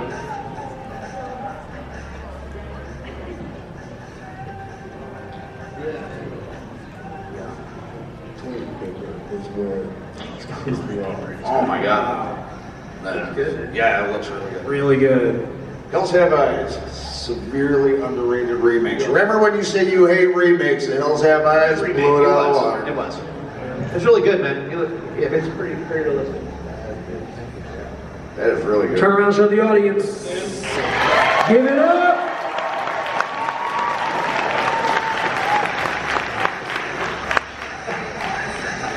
All right, this next one is by Tracy Heads Will Roll. Oh,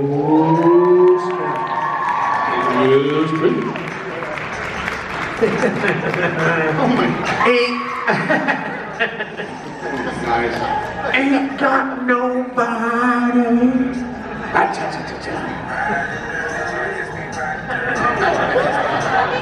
She's all head. Oh my.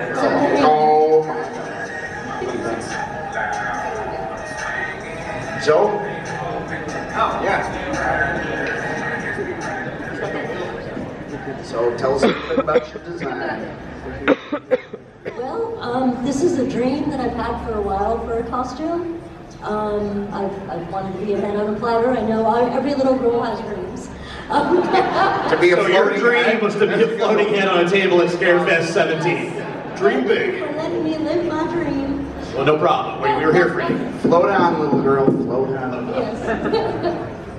And I have a group of friends who helped make this dream a reality. Yeah, that's My men too. So we did everything ourselves, just with stuff we could just pick up and buy and put it all together and made this amazing thing. Well, it looks great. Thank It's you. fun. I wouldn't eat that candy. No. I've seen Actually, 5 gummy people. eyeballs are available if you'd like. They're gummy. The little red cranberries that are around your head, I've always wanted, what are they? Yeah, they are. Because I've seen those at my great-grandma's house back when I was a kid, so I always wondered what they were going to do with those, but now I realize you can use those for your head. This is great. Yes. You can accessorize now for Thanksgiving. Yes. Aw, so sweet. Great job. Give it up. Heads will roll. Everyone needs to do that. They're never going to have as many judges. Nope. All right, this next one I think is pretty awesome. Justin as Scarecrow. Scarecrow. Hey, you just missed Matthew. That's not the Scarecrow. It's from Arkham Asylum Scarecrow.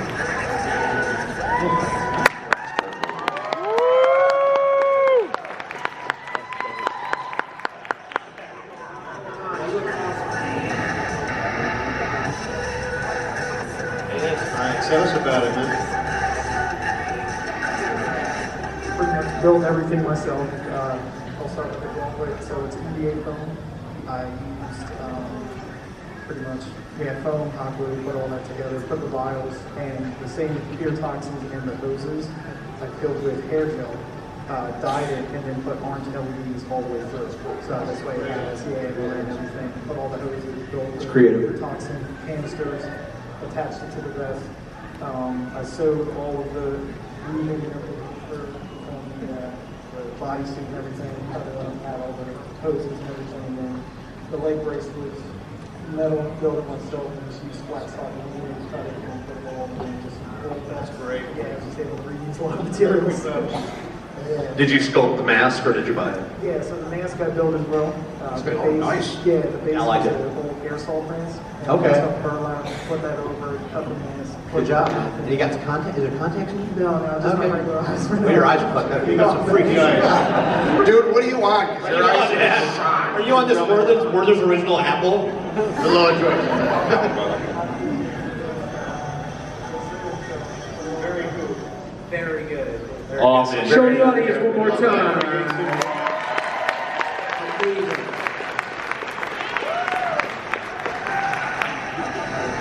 I'll tell you what, this is going to be a hard decision. Right. This next one, Doug Michaela, Ghoul and the Vault Dweller. Fallout. Oh, snap.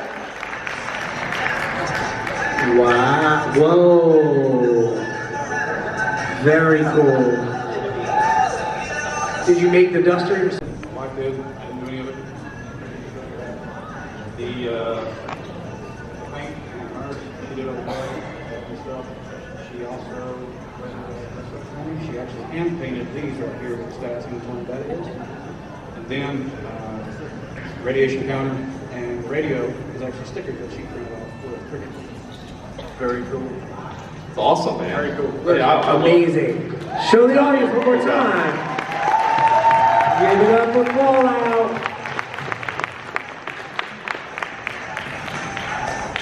Great job. I'm on. All right. Said earlier, veteran of the contest. We have Jesse, the Buckeye Bushman. I always say this one's so much better if you don't see him set up. But you know, we're here, and this is what we have to do. So. You know, and I just bought these for my grandmother's grave, and now they're gone. I know where they're at now. Jesus. Well, don't look for your grandmother either. Oh, that got tough. Really tough. Oh my gosh. Watch your step back there. There we go. Ah! Put your arms out. Yeah, there we go. Awesome. Listen, this dude got me. He was out in the middle of the hall once. I was like, what the hell? And he got me. He got me. Fantastic. Shameful I have to admit that. He did get me. Did you put all these flowers on yourself? Yes, I did. Yeah. Wow, it's a lot of work. You didn't do this for this, did you? You've been doing this for a while? Yeah, for the last couple of years. Okay. Yeah, so. And once again, I have no glue because of this. Did you start out as a haunt actor? Like an attraction? Oh, no. Well, so I originally worked over at it's called Zombies Day at the Columbus Zoo, and I asked them if I was like, oh, I made my own bush outfit. Can I do that? They're like, yeah, bring it in. So. And your last name is Lycan? Lycan. How fucking cool is that? He's a werewolf, guys. Werewolf right here. Yeah. Yeah, cool. I followed the guy named, sorry, He goes by the Texas Bushman? Yeah. So I was like, you know, I want to do that for Ohio, so that's what I was going to do the Buffalo. Very cool. The elusive Ohio Bushman. I like it, that's awesome. I thought it was midsummer for a second. I felt bad because I like took a leak outside and he was there and I thought it was a bush and I didn't know what was going on. The bush was Give it up for the screaming. Bushman! That Good bush job, was man. screaming for 30 seconds.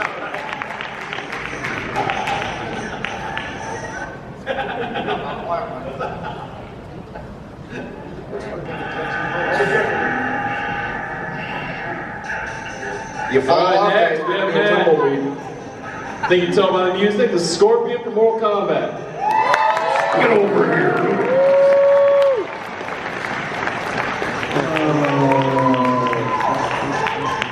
Awesome. Get over here. Scorpion. Give it up for Scorpion. This shit is amazing. Yo, let me get a picture of you. You look incredible. Get over here. Yes. I need to know. Get your mic. Oh, I need to know is. It helps if you ask the question. Hello. Is this from the game? I don't remember Scorpion ever having all this. Just something you made. So he was always one of my favorite characters. Okay. This is a group built with some friends. So it's just your ideal for Scorpion another level. I wanted to do him, but do my own version of it, kind of lean into the... Dude, I dig it. Well, yeah, you know exactly who it is. I dig it. Because I think that would have been more of a menacing character if you had that ability, like he just stabbing somebody and guts flying everywhere. That's cool. It would be incredible to see him come out and... And did you make all of the helmet, or is it store-bought, or? So all of it is hand, with the exception of the swords and the boots, I handmade it all. Most of it is EVA foam with some warbler, some wire, painted with spray paint. Sculpted face mask there. The mask is all EVA and foam plate. Yeah, it's really good, dude. Very good. I like the gauntlets. He even has closed-toed shoes. Yeah. The shoes are awesome. Show the audience. Ninja shoes. Give him a kick. Yeah. Sick. Yeah, there's lit up lava back here. I don't know if you guys can see that. It's pretty great. And you crushed it. That's Yeah. just badass. Yeah. Give it up. It's really cool because he took a character that is Oh yeah. All right, everybody, it's the last one for the night. But not least. But not least. Thank you. Daniel, Rondon Raygun. God, you guys got to write these things. Ronald Raygun. Shit. Ronald Reagan. Oh.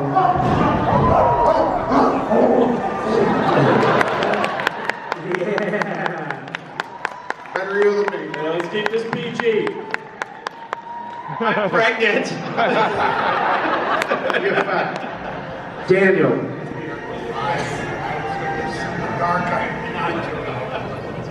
It's gonna be a butt, baby. Awesome. I'm just glad he picked you.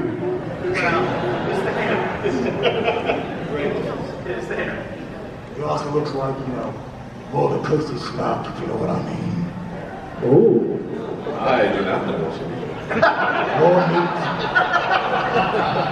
Help. Did you make the mask yourself? So, a lot of this is actually fabricated from a bunch of different things. Okay. Not just the mask, not just the jacket. So one of the items in just a moment. What's in the box? My name's dude? in the box. Uh-oh, more. Uh-oh. Okay. A trick, so to speak. Let's see what's in it. Call it Eve, Black Ops Zombies. So I had to include a few things. Look at the jellyfish.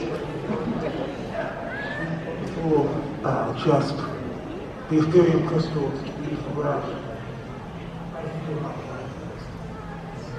Uh-oh. Scary. Alright.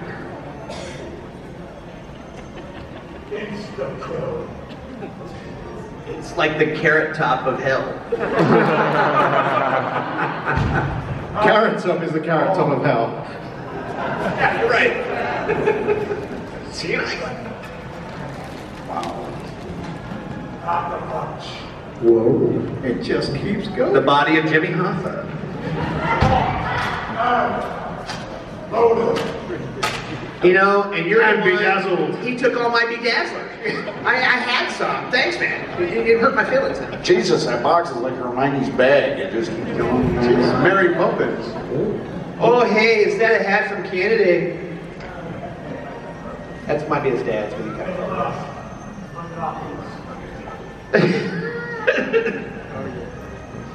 Oh, okay. Whoa. That's a Flash Gordon ray gun. This is my sonic radiator gun. I'm here to shock the earth. This is a weird guy. Very weird. Hey, sir, I need you to leave the stage.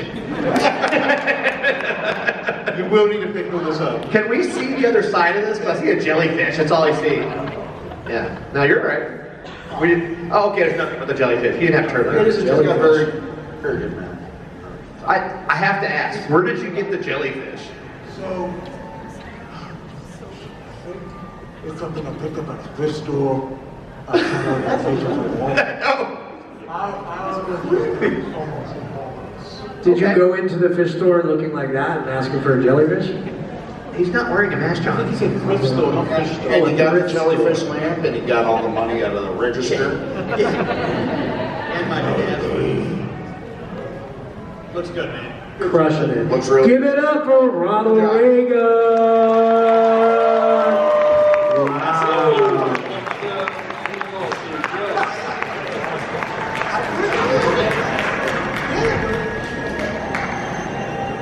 Hey, be careful, man. You're jumping up there. I don't want you to get hurt. Well, if he dies, we have a box to bury him. Oh, yeah. If he falls, he wins the candy, so.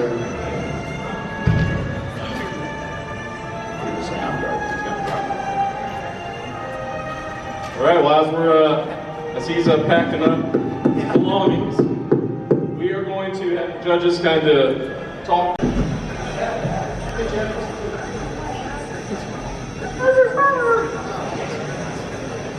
Well, they said we were a hung jury, and then I started crying, and I said you couldn't be further from the truth.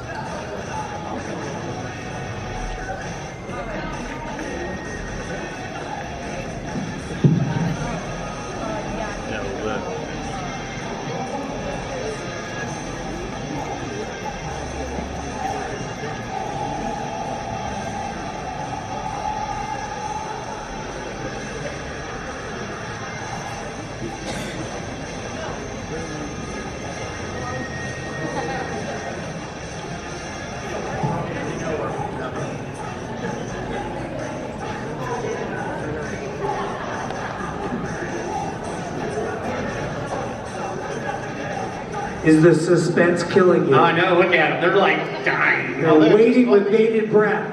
Edge of the seats. They wanted in here to sit down because they were tired. I concur. Did you guys like all the costumes? Did you guys like the judges?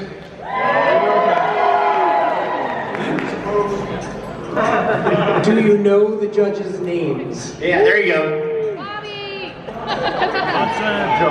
Because Dude Man doesn't.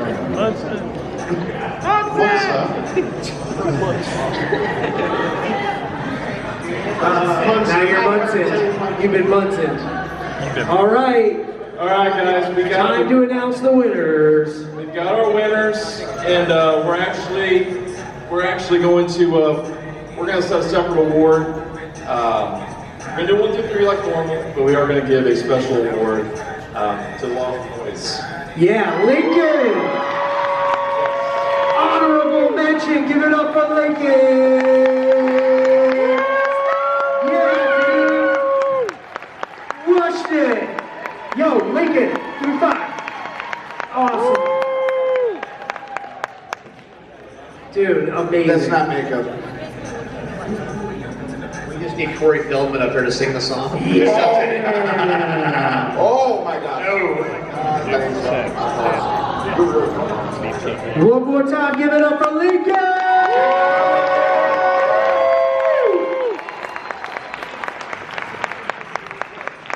You're...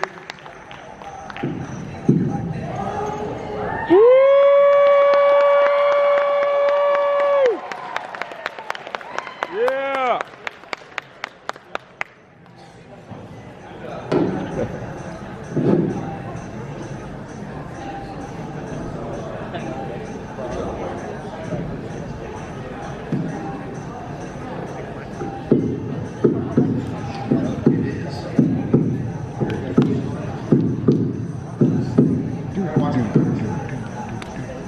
All right, guys, third place.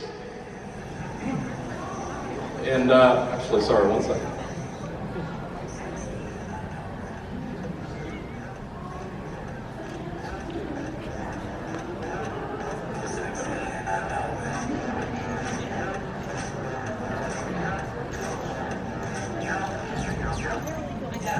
All right, third place. We're gonna start with third. Man, I'm sorry, the name is not on the name paper. The Spartan, the Zolkin thing? The Knight, where are you? Trojan man. Where's the Spartan? There he is. There he is. Yeah! Come on down! Look, he just snorted some of that Skittles. Oh! You're not supposed to give us candy. Yo, give it up! Give it up! All right, man. Awesome! All right, what is the name of your costume? My character is Captain Talon Bloodthorn. I'm a steampunk monster hunter. Captain Talon Bloodthorn. Steampunk Monster Hunter. Sick. I know, he did. Crushed it. Awesome job. You have a hell of a memory. You can find Give it up one more time! Woo! Captain Bloodthorn.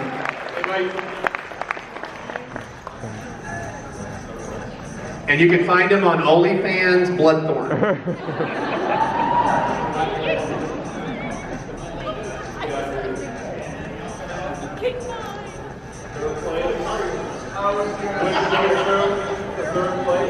Can somebody give him a hand with this? He's running out of hands. Right? Is that Ruby Doo? Like that Scoob on his shoulder? Now you gotta juggle it all the way down those stairs. I'm not going in that spooky mansion. Right, right.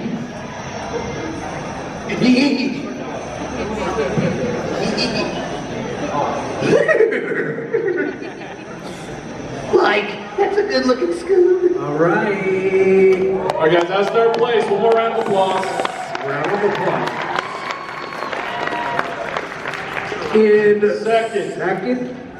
In second place, Mothman.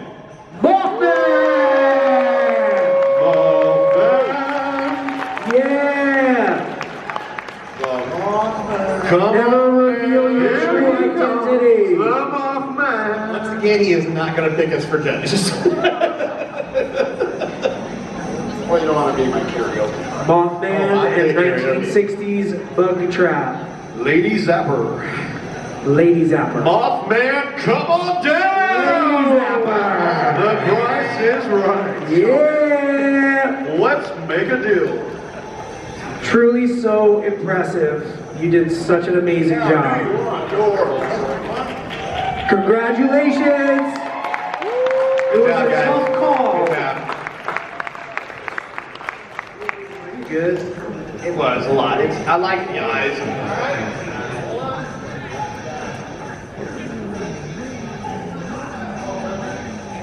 Hold up your trophies for the audience. Give it up one more time for Mothman Lady Trapper. We also have a signed shirt from the Booth Brothers. And they had some, Yes. Ooh. And you received, yes, signed by, I mean, most of the celebrities at the Black Carpet event. I'm not on that one, but I think almost everybody signed it. So. I don't sign things.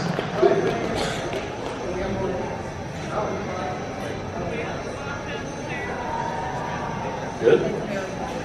Okay. All right. We're ready to hear the first place winner. Scorpion. Scorpion! Get over here! Get over here! Scorpion wins. Fatality. Who did the best cosplay of the Spider-Man? Oh wait, that's wrong story.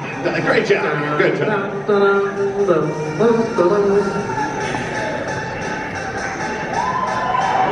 Mortal Kombat music. Here he comes. First place. Of course, Steve, obviously in first place trophy. He's got Scorpion wins. Show him. Show him. Yeah. I never knew that. Good job, brother. Awesome job.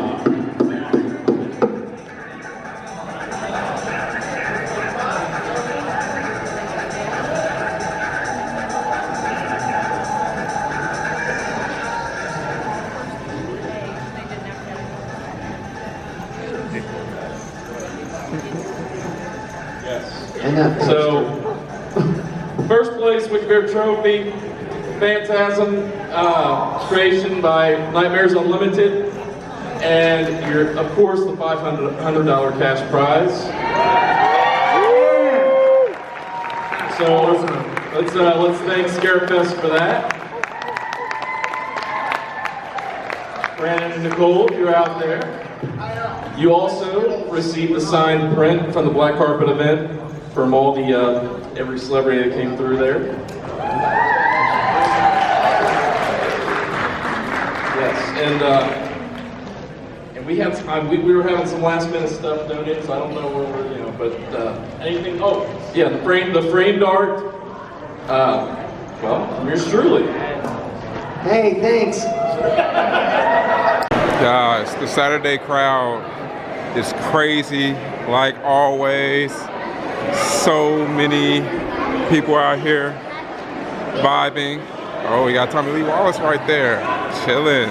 That's the man that made the Michael Myers mask. So that's always cool to walk past the celebs. All right, we got everybody kicking it, hanging out, getting those last photo ops for the day. I'm just getting out of the panels, and as you can see, it is still packed in here.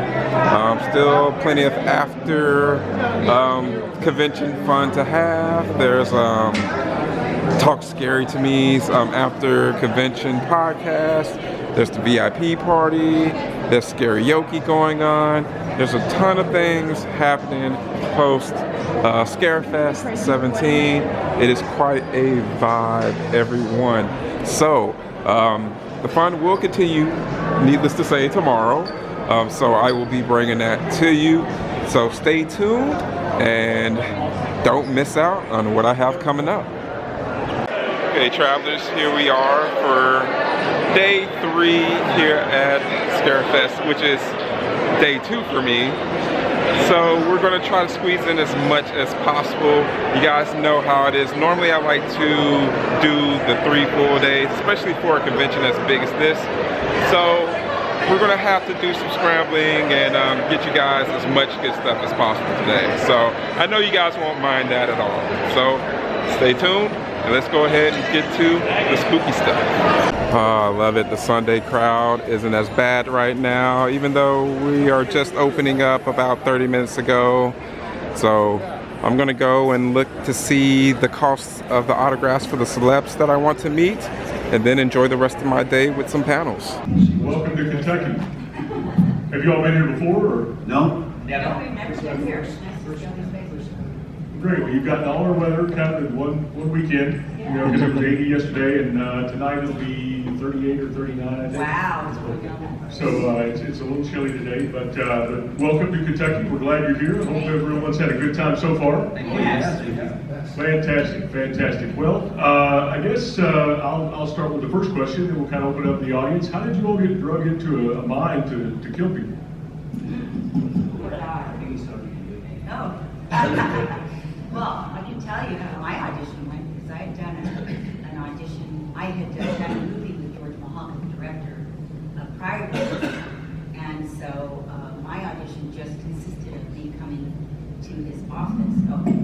can you hear me? Mm-hmm. This is how we do it. Do I have to start all from the beginning? I'm kidding. Okay. So my audition consisted of going to his office and screaming as loud as I could. And that was it. That's all I had to do. But apparently, not everybody can scream. So it was actually pretty valid. They just had to make sure that I, do that. So yeah, that's how I got down into the mines. I was also in a movie with George Mahalka, his one before My Bloody Valentine, and so when this opportunity came up to audition, George is an unbelievably loyal director, and when he finds a cast that like each other and have worked with each other, and that's a big piece of the success of My Bloody Valentine, was the camaraderie of all of the characters in the movie. They all are friends and they all know each other. So I think what George focused on was casting a movie with actors who have worked together before and are friends. And so I went into audition, and it was basically it was like, yeah, we want you to be a part of this team. So Did you have to audition twice? You auditioned for this movie as well? For Rob? I don't remember if I actually auditioned or whether I just went in and said hello again. Like I don't know. I don't remember having to do a scene for them. No, I don't think I did. I can't remember. You didn't have to do them all. You're like, It was 40 million. I guess my production line from the first movie was good enough. I don't know. Yeah, so that was how I got involved. So I don't know if you guys know, but all three of us were in the same theater school together, studying classical Shakespeare. And in my second year in theater school, Rob, you were in your first year, right? and I had already gotten kicked out, I think. Rebel girl. And I was rehearsing a scene with swordplay with our sword coordinator, Jérôme Tibergen, when he's a great stunt coordinator in Montreal, French fellow. And I kept knocking everybody's swords out of their hands. And he goes, hey, viens ici, come here. Peter, where did you learn to knock everybody's sword on the ground like that? And I said, well, I was a fencing major in school. Huh? How high are you? High? How big? Oh, 6 foot, 6 foot. Okay. Because everybody in the cast, all the male actors, except for this guy, he's 6 feet. And so he said, I know this guy, and what do you do in the weekend? So we went over to this guy's place. I didn't know what the heck he was talking about. And in Montreal, we have these walk-ups. And you ring the doorbell, and then all of a sudden the bottom door magically opens because you pull a string at the top of the landing. So the string opens the door, and the door whacks against a bag of stuff and a goaltender's hockey stick. And he and I were both goaltenders. So the stick falls over, and I pick it up, and as goaltenders do, you flip it, and you check the lie, the angle of the stick, and I put it in front of my feet, and I didn't know that he was watching me at the top of the stairs. And he goes, excuse my French, okay? He says, are you a effing goaltender? I said, yeah. I said, I guess you are. He says, yeah. He goes, how tall are you? And I said, 6 feet. Okay, you got the job. And that was it. Was that George? That was George. Oh. And then after the film, I used to go and, hi George, can I borrow your goalie equipment? Well, I gave George $100 and gave him Only $100. How much did you have to pay? I didn't do an audition either. I had worked with George and those two over there, Landon and Rob. He was the heartthrob in Pinball Summer, which is now Pickup Summer, so go check that out because it's a fun movie. The local heartthrob. Oh, thank you. He wasn't a heartthrob. He was a heartthrob. I'm telling you, he was the heartthrob, and I would know. I was the best looking. You were a goofball. Here we go. I didn't think this panel would go into this kind of area. Anyway, Let's not fight. There's no animosity. Yeah, I don't think I did not. I don't remember doing an audition. I just remember getting a call from George saying, "Hey, love working with you in Pick Up Summer, and come on and do something with me in My Bloody Valentine." And that was pretty much it. Yeah. Very cool. So which hockey teams do you follow? Well, there's really only one. Canadian. Montreal Canadiens. Okay. But since I've been living in New York for 40-something years, I also am partial to the Rangers. Okay. And I'm from Denver, so I'm. How's Kentucky in hockey?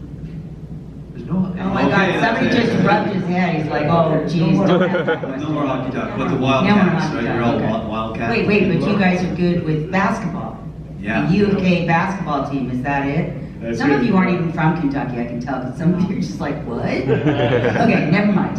We've actually had a couple minor league teams here in the past for hockey. Oh, good. And there's one up in Columbus, Ohio, and there's one down in Nashville. Oh, I as know well. Columbus, Yeah, yeah. that's right. Yeah. Oh, Nashville Predators. Yep. I try to go there once a year.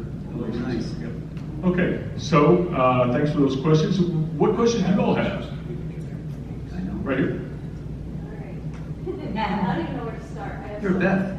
Oh, go ahead. Go for it. Go ahead. We've got 45 minutes to Okay. take. Well, for Rob and Elaine, I'd love to hear a little bit more about the shower scene. All right. Peter, how did that arm taste? And Tom, would you please bless us with serenading us with the ballad of Harry North? Does anyone have a guitar? We'll sing it together. And I'm going to ruin it with a little harmony of my own. Okay. Let's start with that. You guys might. Should we end with that because they might do Let's do the steamy shower scene. Oh, yeah, the steamy shower scene. Well, you're talking. Well, you should be talking to me and Peter about this. Like, what are you talking Murder about? or The kissing on the bench. The kissing on the bench. Oh, that was embarrassing. The actual, We were both embarrassed. Sure. It was a very. It was a long day. It was a long day. It is very hard to kiss somebody in front of a bunch of people. You're supposed to pretend you're not there. It was hard. I loved You. I honestly, I screwed up like the first 10 takes on purpose.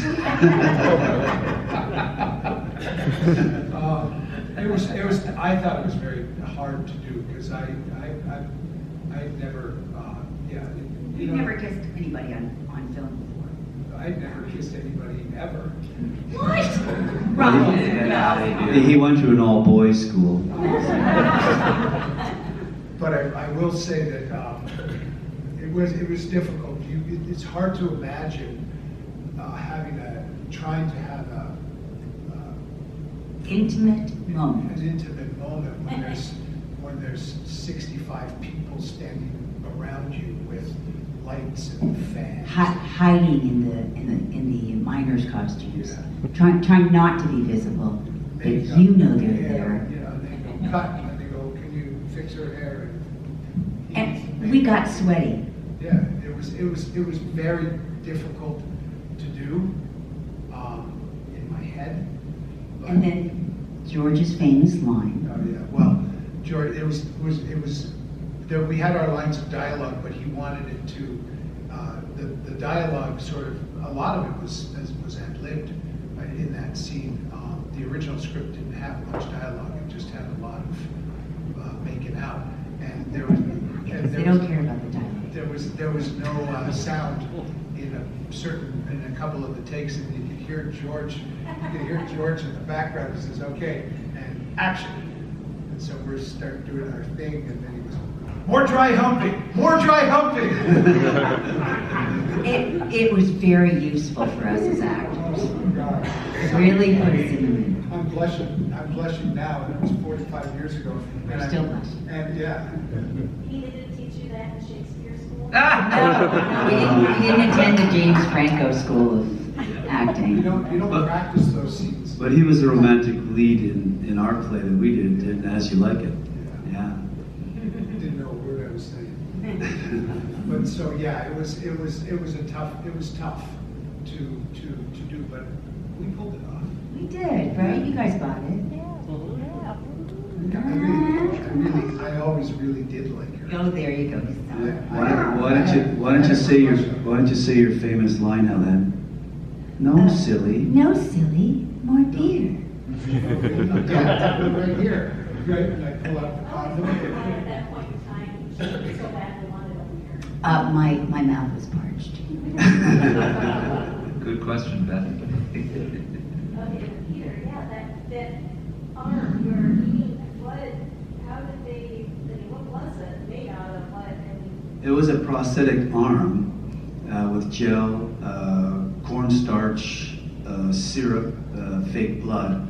But we started it very late. It was shot above ground with a facsimile of the mine. And it was on a Saturday, and we had Sunday off. And it was the only first sunny day in Nova Scotia. And so they put that blood on the windowsill. So Monday morning, first thing, we had it all down. They wetted me all down, grinded me up, made my teeth look grungy, and threw me in the hole. And they said, "Okay, you ready for the blood?" "Yep, ready." And they come waltzing in with it, and they shoot it in my mouth. I'm like, "Oh God, this is like action!" And then my mouth opens up, and I'm like, I just about threw up, honest to God. So that's a real take. Yeah, because it had gone rancid in the sun. Oh no! It was disgusting. Oh dear. But I had back to their scene. Do you know how Helen and I did the lifting scene? How that was done effortlessly? I had a horse stirrup attached to my leg, and as soon as I touched her face, she slipped her foot in my horse stirrup, and that's how we did it. Oh, you know what? That's so weird because I could not remember how we did it. I know we had like There was a dolly. There was a dolly, and But to get you through all those costumes first, Yeah. it was the horse stirrup. Oh, so I had my feet in your horse stirrup, and Just you one, were just one holding me foot. like that. Just one foot. Just one foot. Yeah. Wow. And she weighed strong. like 64 pounds. Yeah. So. And then you were holding my head, and I was holding your arms. Well, no, your hands were all over the place like this. I was You were flailing. flailing. Yeah. Wow, that's a feat. That was your feet. Anyway, now I remember. Yeah. Vaguely remember. So I was. Do you need clarification? Because I did it and I still don't understand. So you had a horse stirrup attached to what now? My leg, my bottom, just below my knee. Just below your knee? And as soon as I grabbed your face, How does it attach to your knee though? a strap. They made it up. They made it special. So it's strapped around your leg with a horse stirrup? Yeah, the horse strip was off to the side. Oh. And it was strapped to my leg. And then I put my And you foot shoot in. your foot right in there. We did it in one take. Oh, we did it. But I had to memorize each different costume falling down. Oh. Because I don't, this was the first time in Canadian film that Steadicam had ever been used. Oh, wow. And so I had to, after that shot, George said, memorize each costume coming down because we're going to match it on her POV, which is her point of view. So I had to hold the Steadicam exactly the way I held her face, and I had to remember blue costume, red, green costume, dirty, shitty costume, and then, okay, swing around the corner, and then onto the stake. So it took a long time to do this scene. It was the most complicated scene in the movie. I'm impressed, actually. And one of the best murders. Really. And I'm glad they added all the footage back in because in the cut version, you don't see me turn around and turn the spigot on and all the blood come out of her mouth. That's the only version we'll watch. And honestly, out of like every horror movie I've ever seen, that is one of my favorite kills ever. Wow. Oh, well. My claim to fame. It's exciting. Are we ready for the song? I'm ready for the song. It's Beth, right? Yes. Yeah. Okay. Did we sing this for you down at the table? And it was so good. She wanted us all to hear it. Okay, we only sing the chorus. I'm gonna conduct. No, we're not doing the whole thing, just the chorus. This is good. So, also start singing? Yeah. Okay. For the legend they say on a Valentine's Day is a curse that will live on and on, and no one will know as the years come and go of the horror from long time ago.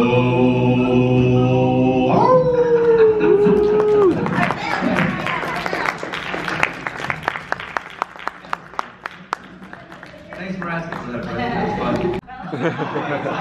Or my alarm was Oh, yeah, that'll wake you up. It's actually, I think it's on YouTube or something, right? Because somebody recorded it when we were down at that. Bay of Blood. Bay of Blood. Yeah. But somebody recorded Tom and Peter and Jim on the harmonica. Oh, nice. They sang it for everybody at the wrap party of that particular convention. A party that never happened. And somebody recorded it and then posted it on YouTube. So you can find it if you want to hear it again. I think that's what we're saying. They've got tip jars upstairs in their booth. What's that? You got tip jars upstairs in the booth for Yes, thank you. Thank you. I was trying to find it. And for an encore, no. Okay, another question. Do you have one, man?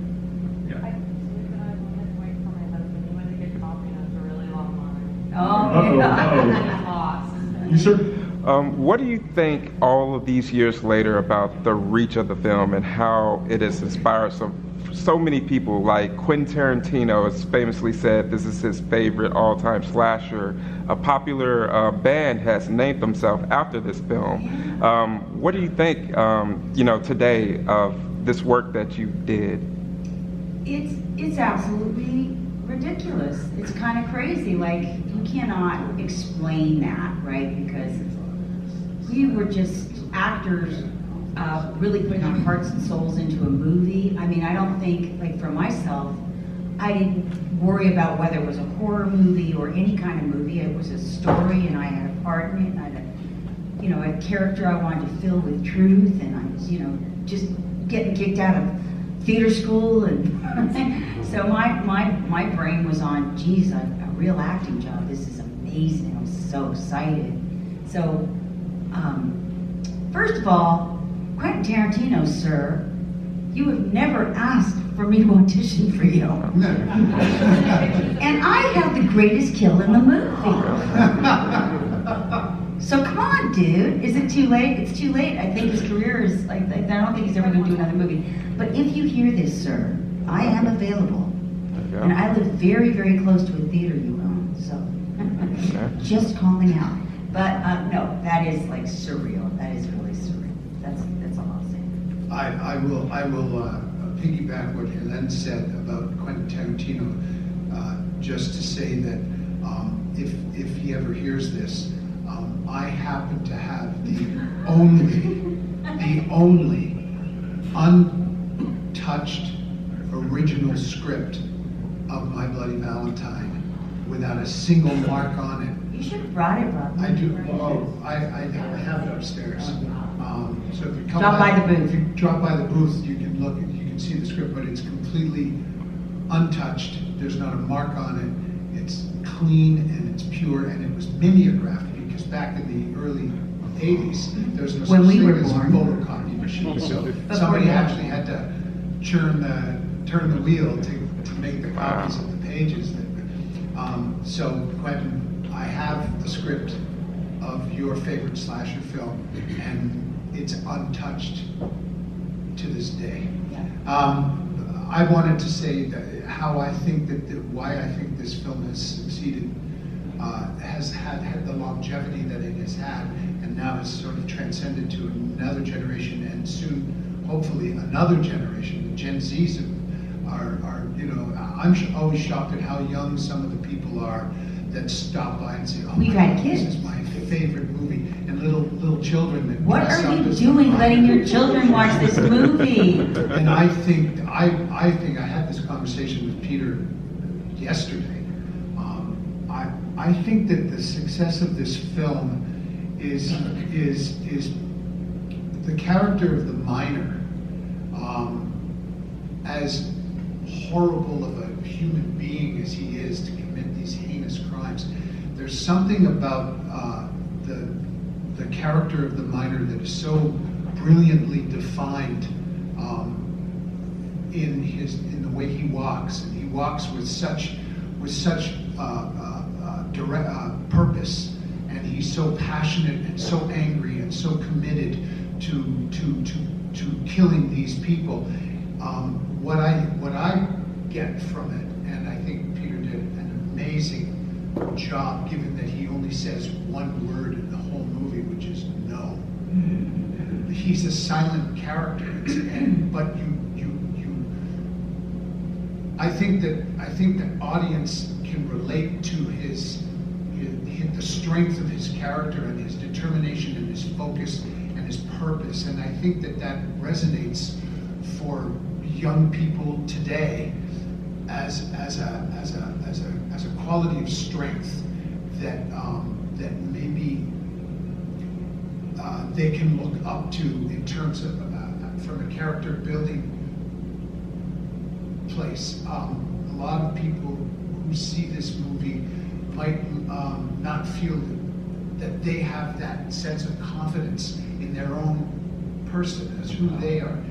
They don't feel empowered. And I think that the miner reflects an aspect of a quality of a character that they would like to embrace, to be a part of them. So should ask you these when they go out to get that job, or they go out to perform a task, they have a purpose in mind.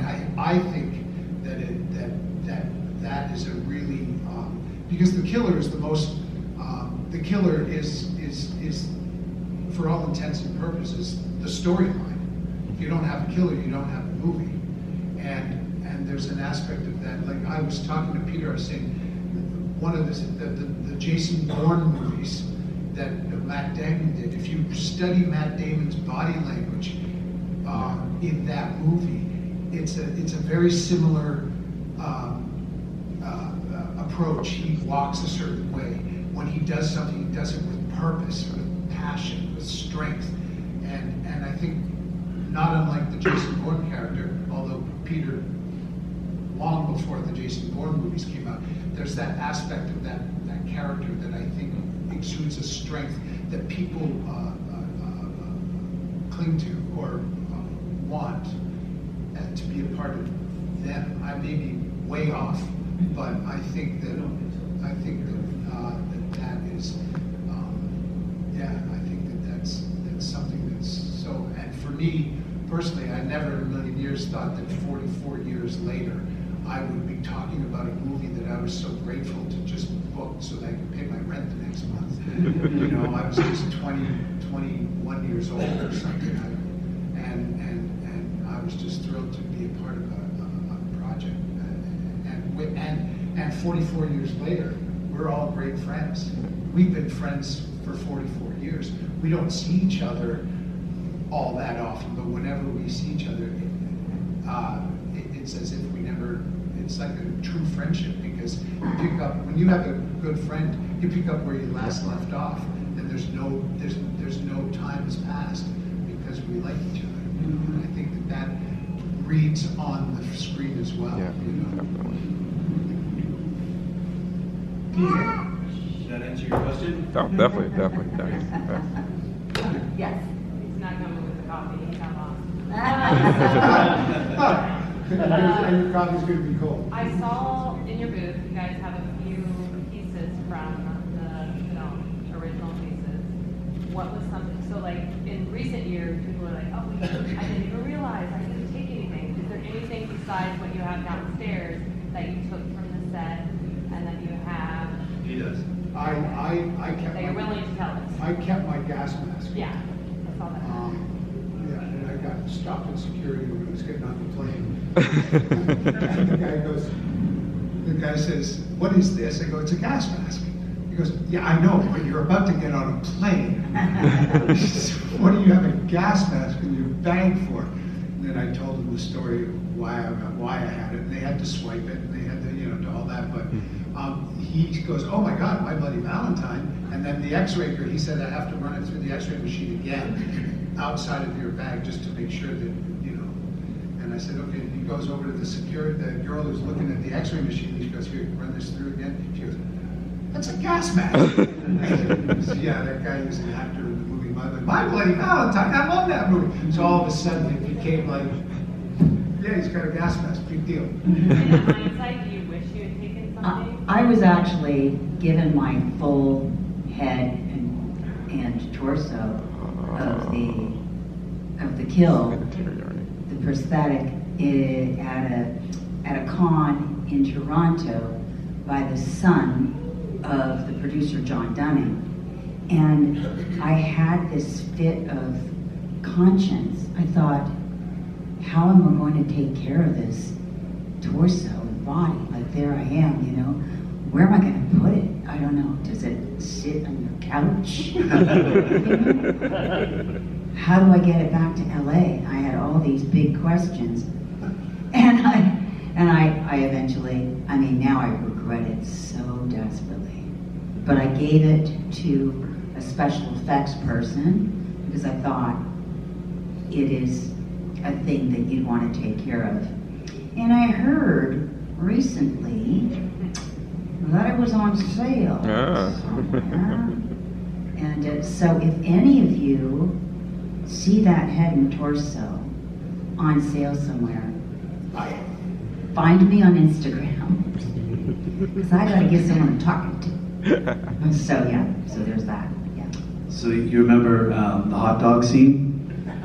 Well, that actor, his name is Carl Murad, and he went to the same theater school as all of us. Yeah. And was in the movie Prior as well. So I had three things. I had two pickaxes, which were fiberglass, because I used a fiberglass pickaxe to kill Happy, because it was ultra light, and I had to swing that thing like through the door at 100 miles an hour. And poor Happy, he was literally shaking, and I said, please don't move, okay? Please don't move, because the next time this door opens, the pickaxe is coming a half an inch beside your face. And he says, oh, just a minute.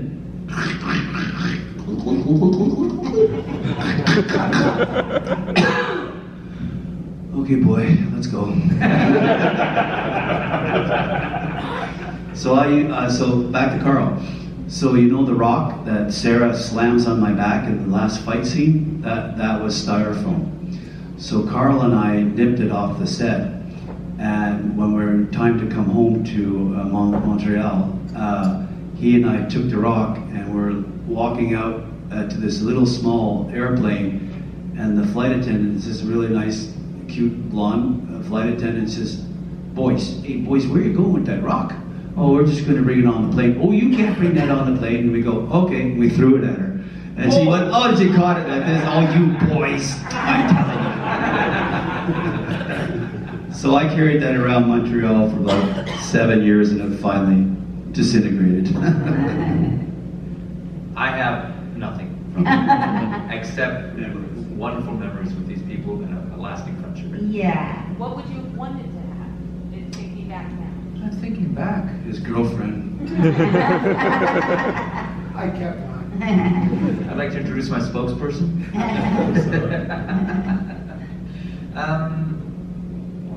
What would I have wanted to take? Probably my miner suit. Okay. Yeah. Yeah. At least the helmet. I don't know why I didn't take that stuff. I was madly in love with the lavender sweater that I wore and got killed in. I still dream about that lavender sweater. I should have, and there were doubles, so I should have taken one. I should have taken it off the dummy they handed me, but I didn't. Jeez, I had so many opportunities. Anyway. Next question. I want to ask you about someone who's deeply missed in the My Bloody Valentine community, and that's Alf Humphreys. Can you share some personal stories that you had knowing Alfie and working with him? So I have a real quick one. I'm going to give it over. I can't remember how this came up, But I was having trouble with the scene or anything, and he said, listen to me. Just count buttons. I'm like, what are you talking about? He's like, you know when you're in a scene and you don't have words, but you have to look interested? Just look over at the person you're talking to, count their buttons. That was his acting advice. Does it look good? Look.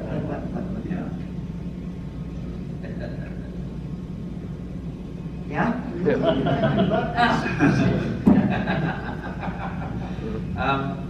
So when I first met Alf was, who asked the question? Chuck. When I first met Alf during the reading, very first script reading, I mean, he came across as just this real fun-loving, off-the-wall character. And nothing solidified that image of him as the fun-loving character until we were in the hotel in Sydney, Nova Scotia. And we each had our own hotel room, and I got a knock on the door. Went to answer it, opened it up, and there was Alf, buck naked, right in the door frame. I just, oh my God, and I hit the floor laughing. And he was laughing so hard too. Yeah. Years later, I was lucky enough to take Alf on a canoe trip, a camping trip, for about 3 nights, a few months before he passed away. And that was a wonderful memory with Alf. I so value that time.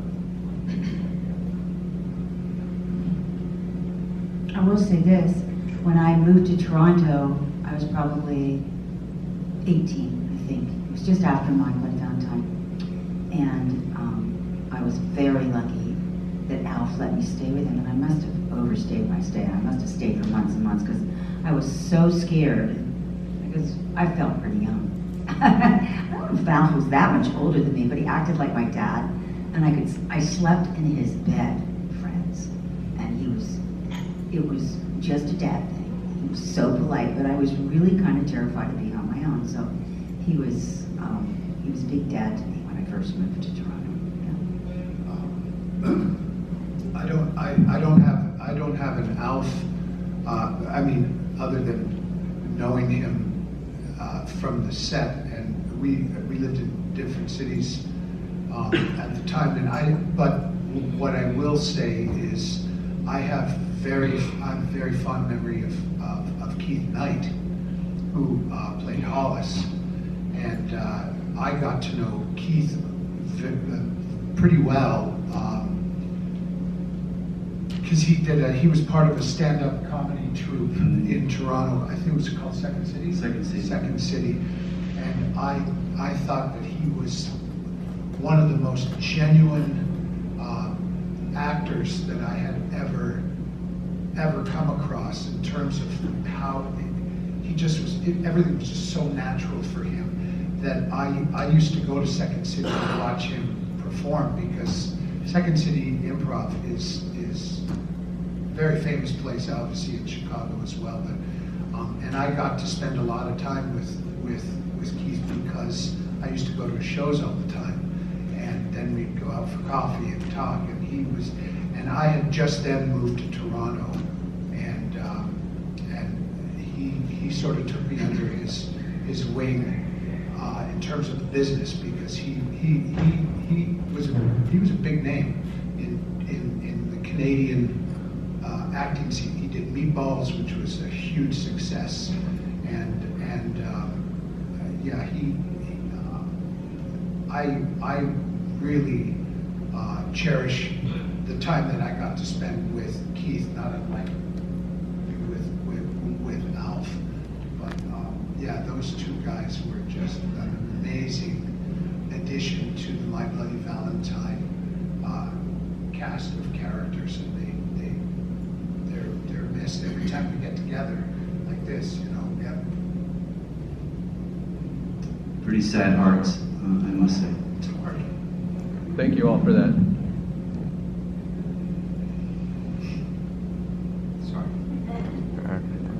Next question. Thanks a lot for making him cry, Chuck.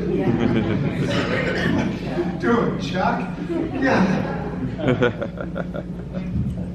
Yeah. Next question.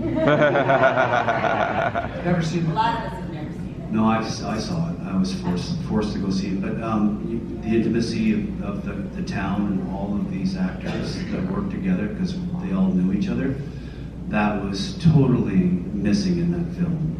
I mean, why do you kill a truck driver that just came in to get a cup of coffee in the head because he had a bald head? Oh, that's a good kill.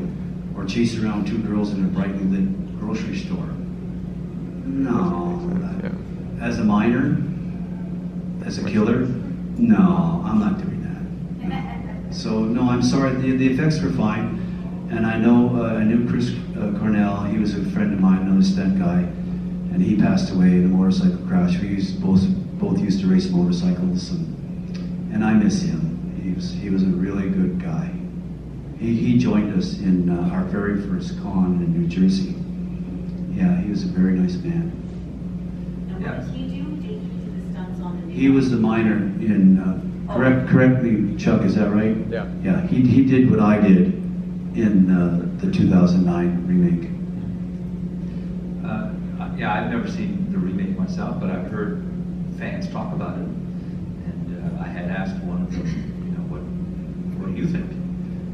He said, well, the original, one of the outstanding dynamics in the original for him was how, previous to My Bloody Valentine, all victims in slasher films were like upper middle class teenagers, high school, and he said, so My Bloody Valentine broke that mold, and that now you have working class, blue collar, guys, and gals just working away in a mine, for heaven's sakes. And he said it just changed everything for him, and he loved the bond that we all had with each other. And he said that for him, it was lacking in the remake. Yeah, the remake, they weren't cooking any food on the car's engine. No. So I went back 2 years ago to do a charity event in Sydney Mines, and we went to the junkyard, and I brought my harmonica and I played it. I played it in the car. It's still there. Yeah. No. I was going to say, somebody really loves that movie. No, his harmonica is still there. And so's the food. But that was all improvised. That was the brilliance of Keith. Yeah. Protein Patrol, boys. Yeah. We've got such a great laugh. Laughed for his belly. It was so great. Oh my God. We've got time for one more question. Be shy. Yeah. So there was a lot of time spent inside the mine. Oh yeah. What was it like working so much, filming in the mine? I'm sure that there were challenges. There were funny things that happened maybe that weren't expected, or or do you have any stories to share about? I guess I have a really short story. I wasn't in the mine. They wouldn't let me go to the mine because I wasn't in any of the scenes in the mine, because like I said, I wasn't there. So I have nothing to tell you. And to this day, that's regrettable. I wish I'd been in the mine, but I wasn't. Well, I spent my whole life in the mine. I lost 15 pounds in a month and a half from all the sweat that was coming down from the helmet and the mask. And I went back to our theater school I wrote the music for a play on a penny whistle. And when they allowed me to go back for a couple of days and then return, and when the plane took off, my head just about exploded because I didn't know I had an ear infection from all the water dripping in my ear. From the mine? From just sweating, and when hair gets blown up, that's the real deal. That's what it looks like. And so they would meter it, and twice they had to take all of the gear out, all the cameras, all the electrical cables, all the cast, all the catering, blah, blah, blah, up to the top, wait for the all clear, and then they had to go back down. So our scenes in the mine took so long sometimes.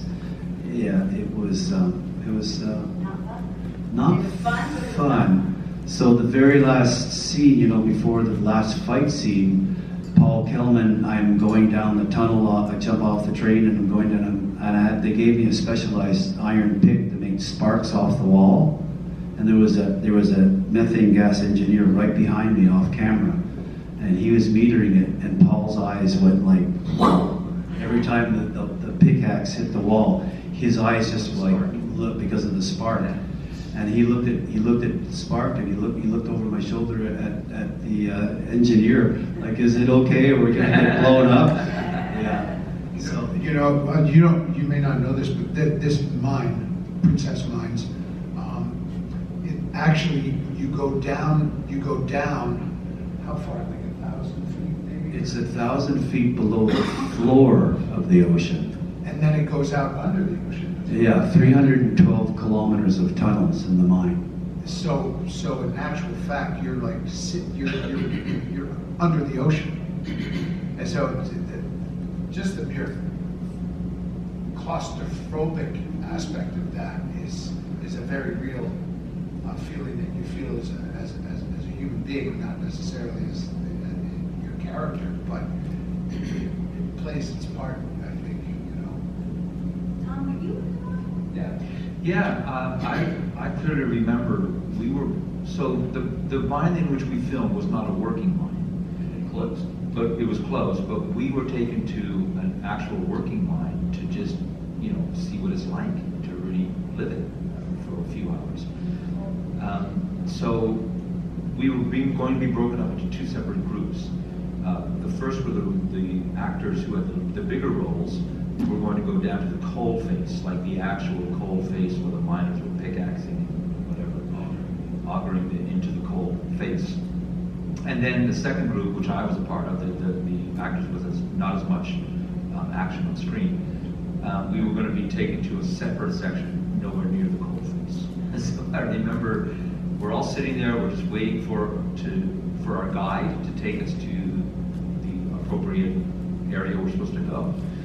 One guy looks at me and he goes, one of the miners says, okay, follow me. I said, okay, so turn around, start following him. And then we get into an elevator, and then we're going down. And I'm saying, oh, are we going to the coal face? And he goes, yeah, we're supposed to go to the coal face? No. It was the other group that was supposed to go to the coal face. Well, too late. So I got to go to the coal face. Dusty as all hell. These are guys who were actually working down there. And to this day, I will never understand how people can do that day after day after day. Lights, just dust. You come out and you're just all black in the face, right, from all the coal dust. It was quite an awakening for me to what coal mining really is all about. They blew a charge for it. I don't know if they did that at the coal face. What I remember was we were walking in one of these mines. This is now in the closed mine, but we were in one of the tunnels, and there was somebody, or maybe it wasn't working mine, and there was somebody. We walked by a miner who was drilling holes into the ground to put explosives in. And so we thought, oh, that's kind of cool. So then we kept on walking past, and our guide told us, okay, hold on. So we were now a good 200-300 feet down the shaft, away from this explosive area. And then he said, okay, turn around. So we could still see the miners' hack kind of putting the explosives in, and then it disappeared. And then he said, wait for it. And we could hear the explosion from 200-300 feet away. And then the guide said, okay, wait for it. And then suddenly, you could feel the blast coming through the tunnel, because there's nowhere else for it to go. The air pressure. And wow, that was very cool. Was the mine in Sydney where the closed mine was? The working mine? There was a working mine in Sydney and there was a closed mine in Sydney? I thought the closed mine was in Sydney Mines. It is. Yeah. Yeah, and the working mine was elsewhere. I don't know. Yeah, you went down the coast, about 20 miles, I think, 25 miles. Yeah. That was where In Nova Scotia. Okay, great. They're still mining coal. Thank you so much. this is never enough time to really have the conversations we want to have, and I apologize that we can't have it longer. However, please, please, please give a big round of applause. Peter.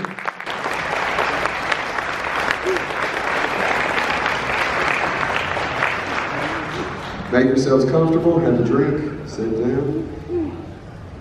Oh yeah, I know. I was kind of fighting it 2 years ago, and then we did it. It was like, no, the couch is, it's a conversation. The couch is a conversation. All right. Guys, I always try to do the first question, and I always try to do something that is different, that hasn't been asked 4,000 times. But the director of this movie, I never met, but I have a half a dozen good stories about, and I never met. And they're all hilarious. What's your favorite Joel Schumacher story?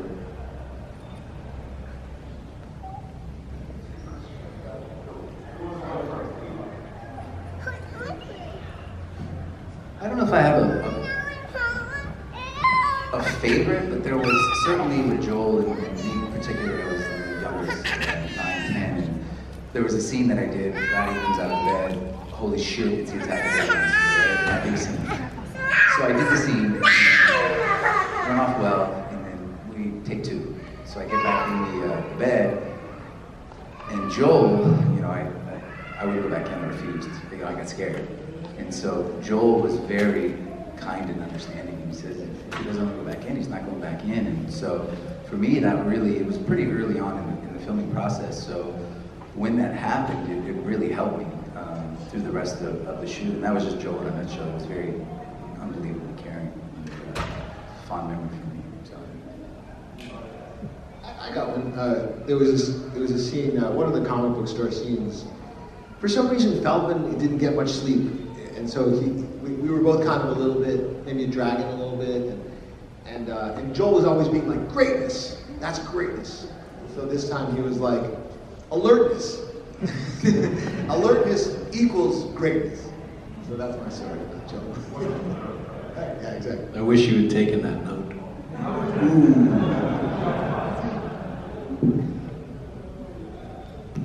Hey everybody, thanks for coming out. Joel was just a real artist, a visual artist, just had great energy, created an A-team all the way from the top to the bottom, and just his spirit, was just what I see great directors having that quality of just knowing that it's a collaborative art form, and just, he came up through fashion, so he had a visual sort of sense of things, clothes, everything, and just his overall being, was just really a beautiful person, and it was really cool. And I just remember, I read for the role of David, he said, you're not going to be David, and I was fine with that, but you're going to have a part of this movie, and it's going to, he really did, I recall saying it's going to change your life, way back when, and 40 years later almost, and it's still going, and it's just been a blessing, and it's incredible the impact this movie has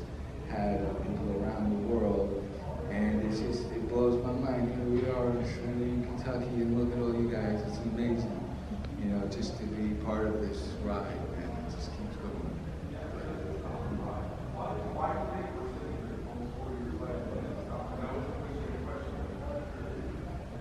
It's a great movie with great storytelling, and it's got, Jason speaks to this very eloquently, but just, the filmmaking is an art form, storytelling is, classic storytelling, is something that this film, because of the hard work that everyone put into it, it has resonant themes that are universal and still apply today, and thanks to the parents who grow up on it and turn their kids onto it, and it just stands the test of time because of the quality of filmmaking. No, I mean, Billy said it's just a very well-made film. It's not dated in the 80s way because it's beautifully shot, it's beautifully edited, it's got all this great music, and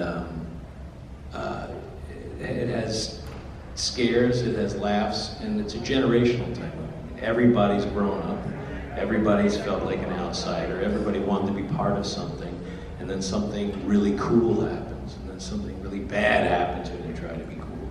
And then there's good music and hot chicks. So, So, but that's why it works. There's other movies that try to do that, but they're not technically as good. Great humor too. Yeah, to have that's all the stuff you want in a movie. And Joel was very confident in his tastes more than anything, meaning, I'll put this person here and they're gonna make that look good. I'm gonna get this cinematographer, he's gonna make this look great. I'm gonna get this person to dress my guys to make them look good, and I'll say what looks good, and then hire people to be very collaborative. So that was his great strength.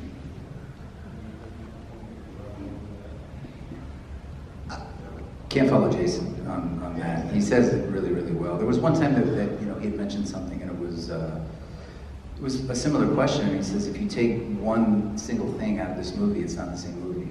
And, if you take Laddie, my character, who had 0 lines, right? Star, star. It's hard for me to come up with a quote when I'm signing for you guys because it's star, star.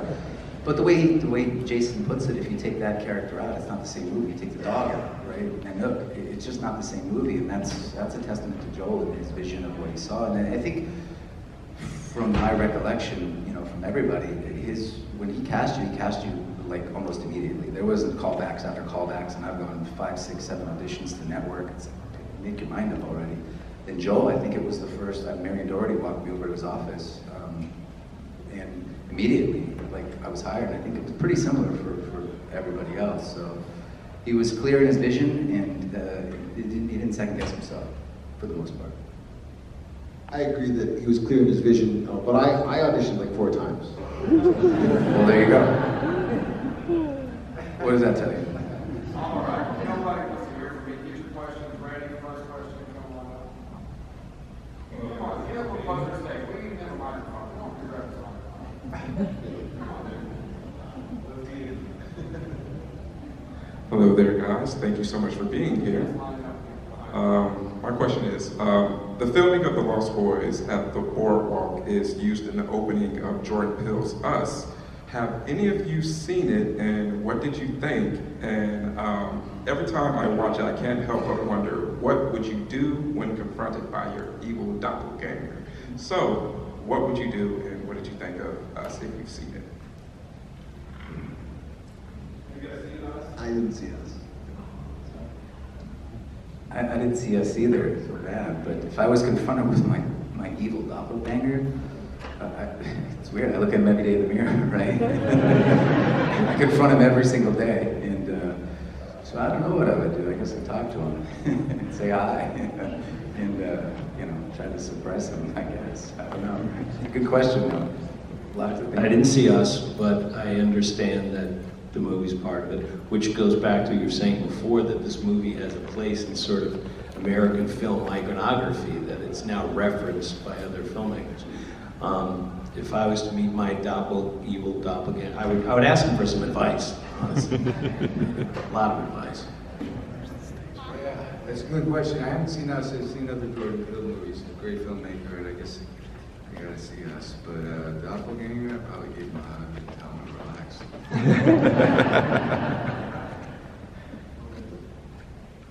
Hi guys, missed you. Hello. So I don't know if you can attest to why, but what is with the crop top Rob Lowe poster in Corinne's bedroom in the movie? That has always just riddled me. Like, what the fuck? Joel Schumacher. That is the only reason that's there. Matter of fact, there is a scene where it's on a door, someone put a towel covering it or a shirt, and he took it right off. He put that there for Rob, who he just worked with before. None of us were comfortable with it. Hey guys, so I would like to know if you have a favorite scene in like it. Sure. I'm repping. No, if you had a favorite scene in the movie to shoot, and what it was. For me, those comic book store scenes were just so fun, and it was just so they were just so meaty, and and they were anyway, I mean, heading into it, but the day, you know, when we're actually filming it, and they're talking about making it, you know, it's like as Haim was coming in, it's like the comic book store was supposed to look just sort of a, you know, more, you know, regular, like a comic book store, and then I remember hearing Michael Chapman, who was the cinematographer, and Joel talking, and he was like, I want it to be that as they're in there, it becomes more spooky. There's like, they put a little more smoke in there and things like that. So just kind of watching that and being a part of that was a great thing for me. I enjoyed that a lot. My favorite scene was definitely the Tim Capella playing when you first meet Laddie. Yeah. And it was pretty awesome. They had hundreds of local extras that were in the audience, and so for me being young, it was definitely a full-blown concert and sort of a rock show, and it was just a blast to film that scene. So that was my favorite. Yeah, I had a few scenes. I liked the boardwalk, you know, when we're on the bikes.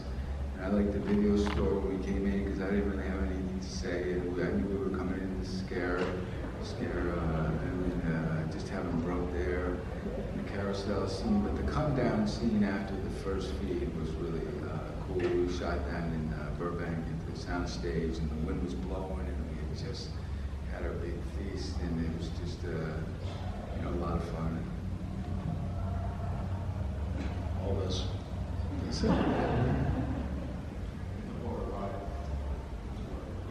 Okay, 3 questions, Jameson.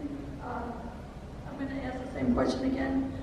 What was your favorite part and least favorite part during filming? The second one is, who knew Joel the best and knew what direction he wanted to go in?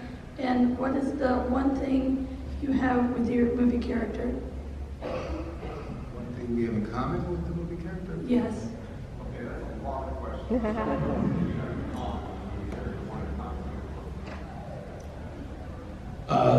We look exactly alike.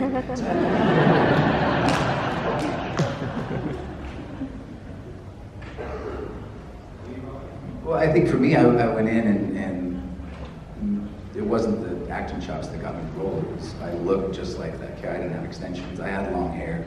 I didn't look like any of the kids that were auditioning that day. You know, it was SoCal, bleach blonde, you know, short hair. And I came in and I looked like Laddie. I certainly had the attitude. I was skateboarding, just into rock and roll punk kid, and certainly didn't hurt. So I had all that going for me, so I can align with Laddie in that way. So it really wasn't acting. I was just being myself. I would say that being a sibling, I was really close. I still am really close with my sister, and she's a little older than me, and so I could often be like there but not be things. So I think that's part of it, is that Feldman's character, Edgar, I think was more of like the front man frog, and I was like more the heavy behind, you know. So I think that's what I have in common. Where'd you go? There you go.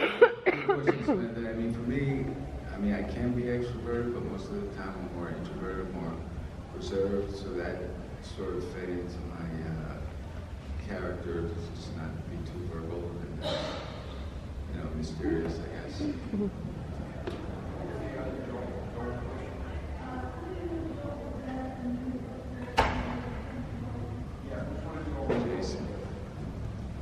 I mean, I may have known him the best because I said this before in interviews. I auditioned for the movie and then he wanted me in the movie right away, but I didn't want to do the movie. So he spent about 6 weeks trying to convince me to do the movie, so I got to know him that way and about the direction that he wanted to go. And people always say, well, why wouldn't you want to be in the Lost Boys? Well, it's 1986, there is no Lost Boys. The script is not very good, it's barely there. So it's all these ideas of what he said he wanted it to be. I'm gonna get you someone great to play your mother. It wasn't at the time, but then he gets Oscar winner Diane Wiest. I'm gonna get the guy who shot Raging Bull to be the cinematographer. Well, it wasn't at the time, but he did get that person. And then as a 19-year-old, you know, I understand in 85 or something, the idea of being in a teen vampire movie, you just think you're gonna be on wires with really bad makeup, which is what those movies were then. But instead they got V. Neal and Greg Cannon, and they created makeup that had never been seen before. And music and style, things that just came around. And again, at 19, he said, I'm gonna let you create your character. And I said, I thought that the movie will only work if the brother relationship works, because you can have all scary things and spectacular things, but if there's nothing at stake, the other stuff's like icing. But I felt if that relationship worked, all the other stuff would. And so he let me, come up with my own dialogue and all those things, true to his word. So I got to know him a little more. That it didn't mean that I had any more sort of sway over him when he started going. I'm kind of curious before we go, because the legendary version of the comic book was produced under their law. Dick Donner was great. I don't know, some people know this. He directed. Did he direct or produce Lethal Weapon? He directed all of them. Yeah. And you guys go over to Dick Donner, Richard Donner, directed Superman, Lethal Weapon, Ladybug. The owner. Yeah, he would roll up in his Bentleys or Rolls Royces, and he was cool. He was so cool.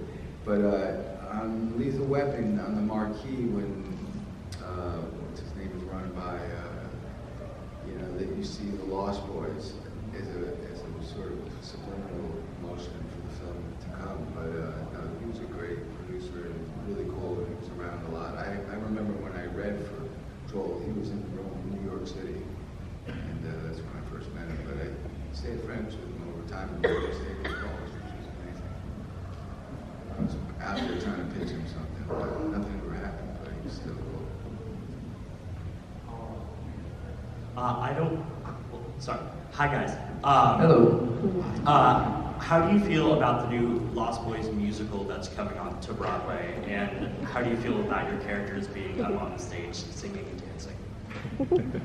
I don't think Laddie's in it.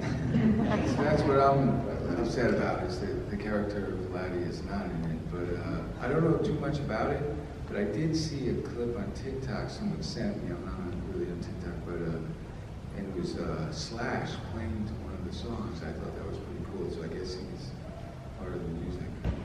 But I look forward to it.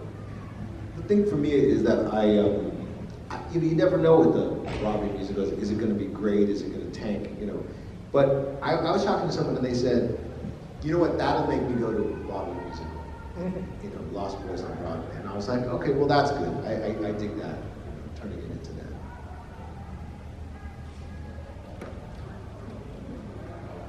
Hey guys, my name's Brent. I just want to go ahead and first and foremost say, for me, I know that most people in this room would agree with me on this, but Lost Boys is the absolute hands down best vampire movie I've seen. Hands down. I'll just go ahead and say this, is that with me saying that, is that you can try to recreate it, but it's going to tank. It'll never be recreated. I know that there have been sequels, and I'm not knocking sequels, but at the end of the day, you can never recreate this movie, period. But my question is that, I know this is going to be kind of corny, this question is, but yes, the clothes were awesome, they were cool, and the music was cool. Did you get to keep any of the clothes? And do you still have them today? I still have my leather jacket. See that it's really good. I kept the necklace, and I have that somewhere. I lost the eyeball ring, and that's about it. I kept the costume, but then I don't know, it's somewhere in the 90s or 2000s, I was like, why am I keeping this? I don't know, Lost Boys, is it still happening? So I think I got rid of it, which is because it was the one from the end where it was covered in slime, those big orange goggles and stuff. I had all that, but I have nothing. I didn't get to keep the jacket. I didn't keep the jacket. The only thing I still have is the cast and crew jacket. I have something they gave everybody. It says Lost Boys on the back. But no, I wish I did. I actually did a parade, a Rose Bowl parade. It was a year or two after we had finished, and I went as Laddie, and so they let me borrow the jacket. If I knew now what I knew then, I would do what Billy did and steal it. But no, I don't have anything. I also have this. I have. Awesome. Careful.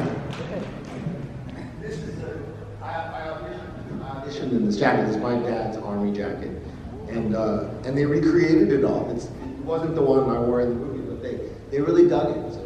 So I have it. This is one big thing for me me is that I always said, one of the big line, big tagline from it to be one of us, right? I felt like I was part of that, so that was really cool for me. So. I kept Jamie Gertz for a while. Just a couple years. Yeah. Hi guys. Hey, good afternoon. I just want to say The Lost Boys was my childhood. Me and my brother wore out our VHS tape, replaying it over and over. I had a question of, when you all were filming The Lost Boys, did you all think it was going to be as big as it is now today still? Didn't even think about it, but I did know there was something special happening. I mean, you could feel the energy, and I had never been in a big film before, but it was that collaborative energy on the board, the bikes, the 10K lights, all the locals coming out. It was like, this is what filmmaking is. This is what I like to do, But there was something definitely magical happening. But I didn't think to the future at all, but it was definitely something pretty spectacular that was happening. I mean, we felt kind of like rock stars, and it felt like the circus had come to town, and we were the main attraction. It was exciting.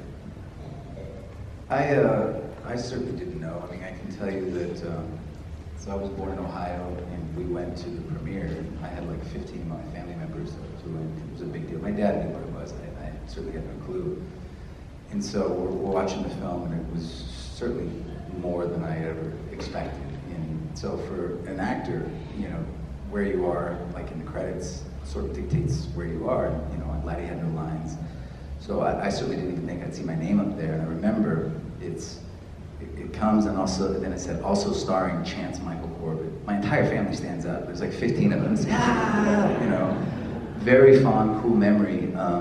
But I didn't realize, the impact of this movie until we did one of these, a reunion for the first time. I think it was the 25th year. It was in 2005 in Milton Keynes, which is in the UK.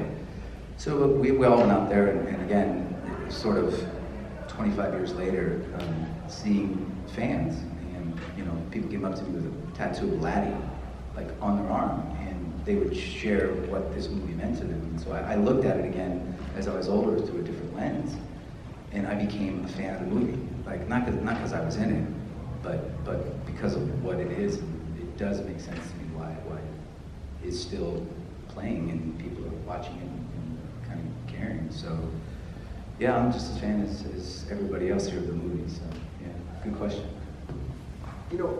I think I feel like any movie that you would go to the set and you're like, hey, is this going to be a big movie that's going to be around for 40 years? People would be like, yeah, I think maybe it is.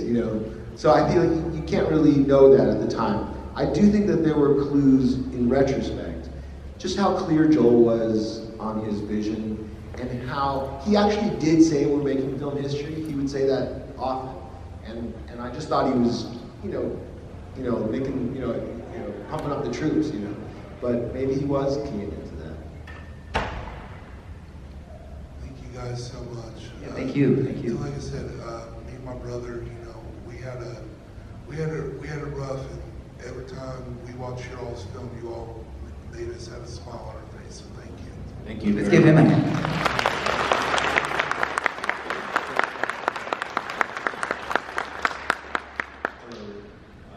Echoing some similar sentiments. I've watched this movie ever since I can remember. So, just to stand here, I'm very grateful. But this movie's so iconic for all of the different lines and scenes that happen. I was curious if you guys had a favorite line in the movie, or if anybody ever quotes lines to you all incessantly. Maybe a least favorite for that reason. I don't know.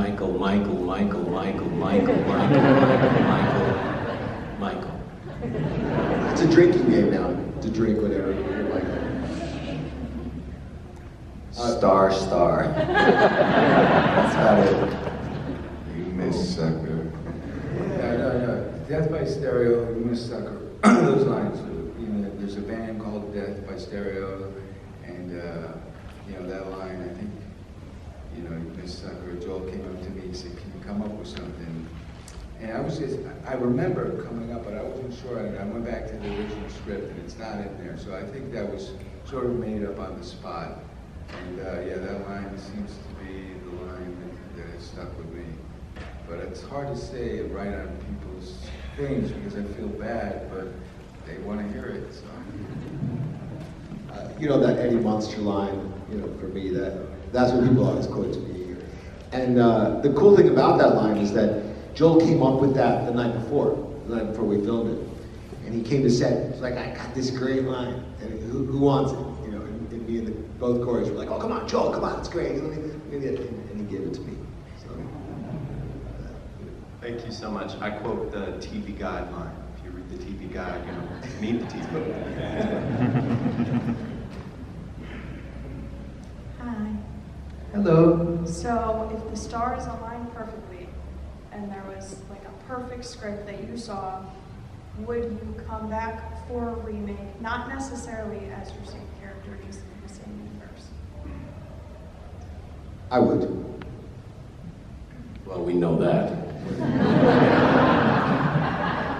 You know, it's interesting. There's this thing on YouTube. It's the origins of Vampire Lost Boys. And Billy actually sent it to me. It was like 2 weeks ago, and it really, it's very interesting. It dives into each character, and I don't know who wrote it or if it's AI or sort of what it is, but it's really well done, and it takes each character and tells you, like, because there's a lot left. I mean, the movie was great, but you know, where's Laddie? Why is he even there? And so this kind of explains it in a really unique way. And then even after, so Max dies, he's the head vampire. I become human again. And in this thing on YouTube, Laddie, you know, the psychological damage of being, you know, 9, 10 years old, going through all of that, he kind of goes insane and teams up with the Frog Brothers and goes on this mad vampire killing spree. Right? No spoilers. Oh, yeah. Well, it's a thing.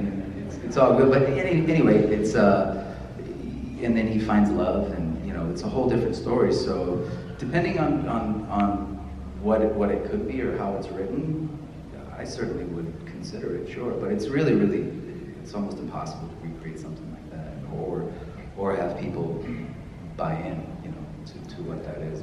Yeah, they tried to make the TV series, and I had known the producer, so I went in to pitch a character to them where I would play the father of Dwayne, and he was like a biker dude or whatever, and he comes to a town looking for his son, and he hasn't seen him, but he knew the last, he was in Santa Carla, and he's some sort of mysterious guy trying to figure out what's going on in the town.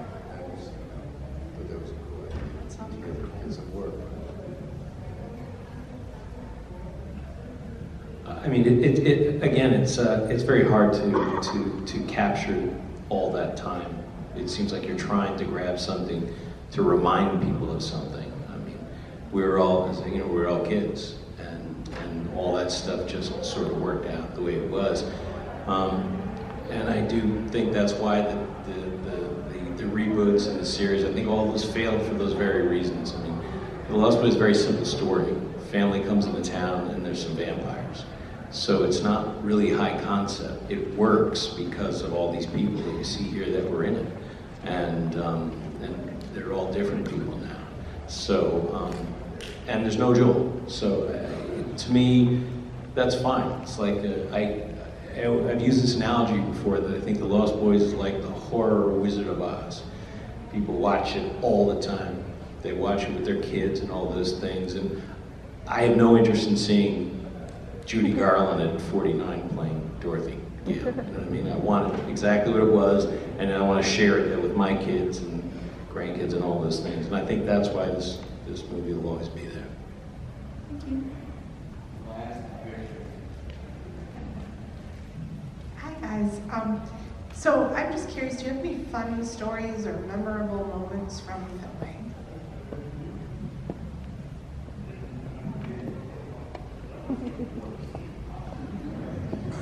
We'll never tell a soul. A lot of fun times. You don't even remember them. I remember. I can't tell. I definitely can't tell. It was the 80s. We would sleep all day, party all night, never grow old. Just want to be a vampire. That was the truth. But you know, Joel would bring us in give us a forced call, which was, you're supposed to have 12 hours turnaround before you can work, but you bring Greenbook and Alex in on days we weren't even working, so to keep us out of trouble. So we were on set a lot and just hanging out, having fun. You know, it was a blast. I mean, you know, the whole thing. But there's some stories, but definitely some can't be told. But it wasn't that bad. Yeah, for me, it was the genuine camaraderie and friendships that we still have, sort of to this day. I've done a lot of movies and haven't talked to anybody from the cast, you know, since, and you know, we still are really close. A lot of us. And for me, that was my fondest memory. Certainly the bookend, or you know, of the beginning of my career. You couldn't ask for a better start with a better cast, with a better director. I mean, going in, I hadn't done a school play. I hadn't done anything, you know, nothing. I was just green, raw, fresh, and they were very caring. You know, every single person on the set. You know, maybe because I was the youngest, I don't know, but it really molded me in a way. It was, I say it whenever anybody comes up and asks me, it was the summer of my life. It was the best summer of my entire life, filming. I mean, you can imagine, I mean, walking into Warner Brothers soundstage and your playground is the cave, right? So I was always on set, you know, the scene where Joel, he didn't get upset at me, but you know, where Billy dies in this charcoal, or was it, no, it wasn't Billy, it was Max, when he gets killed in this black smoke. The entire soundstage was covered in this stuff. And I obviously was never in the house, but I was playing, and I was completely, looked like a coal miner, it was black. Got my clothes dirty. Those moments are just, you know, as a child, being free. Joel let me be, you know, really be free, and everybody was just, my fondest memory was the relationships that I had made, you know, at an early age. And very impressive at 10 years old, and to have, you know, be on the back of Billy's bike, and he was very just kind always to me, and still to this day. You know, I talk to Billy once, twice a week, and Jason and Jameson, very close. So that's my fondest. And like Chance is saying, that today almost everything you saw in The Lost Boys would be done with computers, and it would be done on a green screen. And there's just a big difference. And a lot of those effects and all that stuff that we were doing, we had to come up with at the time. So his memories are of that cave, or that dust, or riding the motorcycles, as Billy said. Or when we hang from the trestle, we're hanging from a trestle.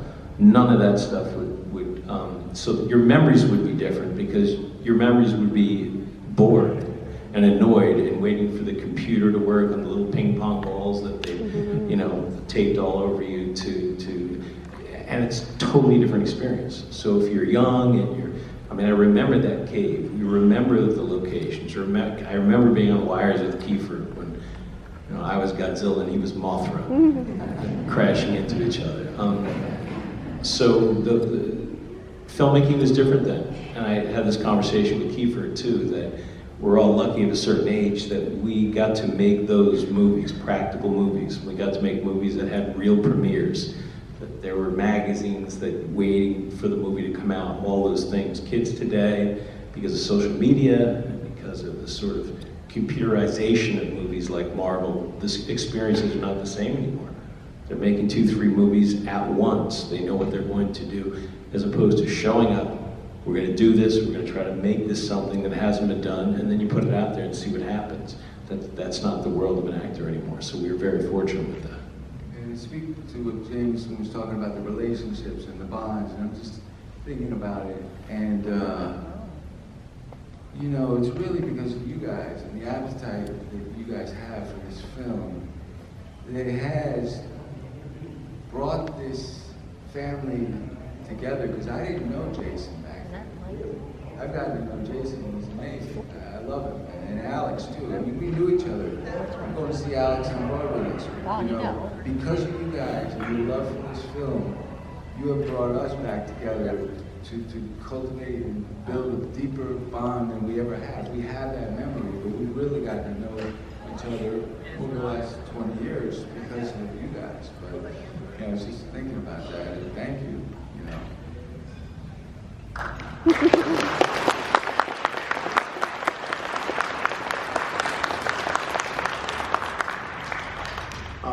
for me, me and the Coreys got really close that summer, and that was probably the best part of it, going back to the relationships and everything. But you know, it's like there was a bit of a difference between the older kids and the younger kids, you know, and in terms of like, I didn't really get to know these guys that much at all, you know, in the shooting. It was mutual respect and everything, but at the time, it sort of all came together when, you know, it's like I knew Feldman pretty well because we auditioned together and we met each other at the callback.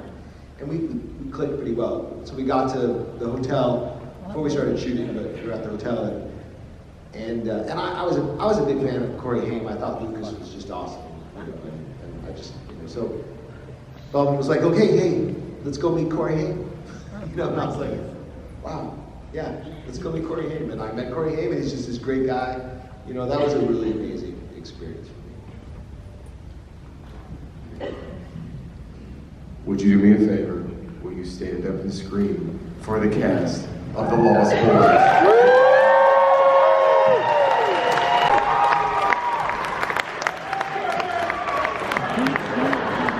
Scarefest! How you motherfuckers doing? That was pretty good. All right, left side, how you doing? Middle, how the fuck you doing?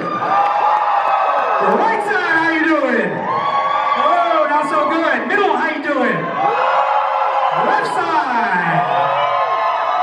I think it's a tie between left and middle. Let's give it up for the two Davids. David Arquette!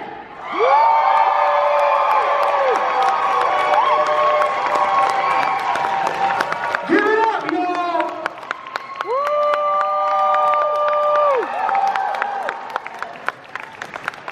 And last but certainly not least, my man, Doofy himself, Dave Sheridan!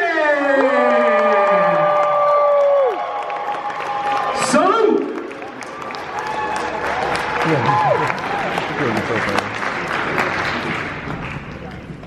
This would have been the one where my 8-year-old showed up.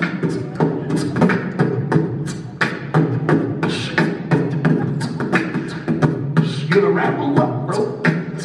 Come on there, Scarefest. Let me hear you now. Scarefest is the best, y'all. Scarefest is the best, y'all. We got Doofy, we got Dewey, and a little Bobby Princeton, but you knew. Look at these little lights. Yo! He's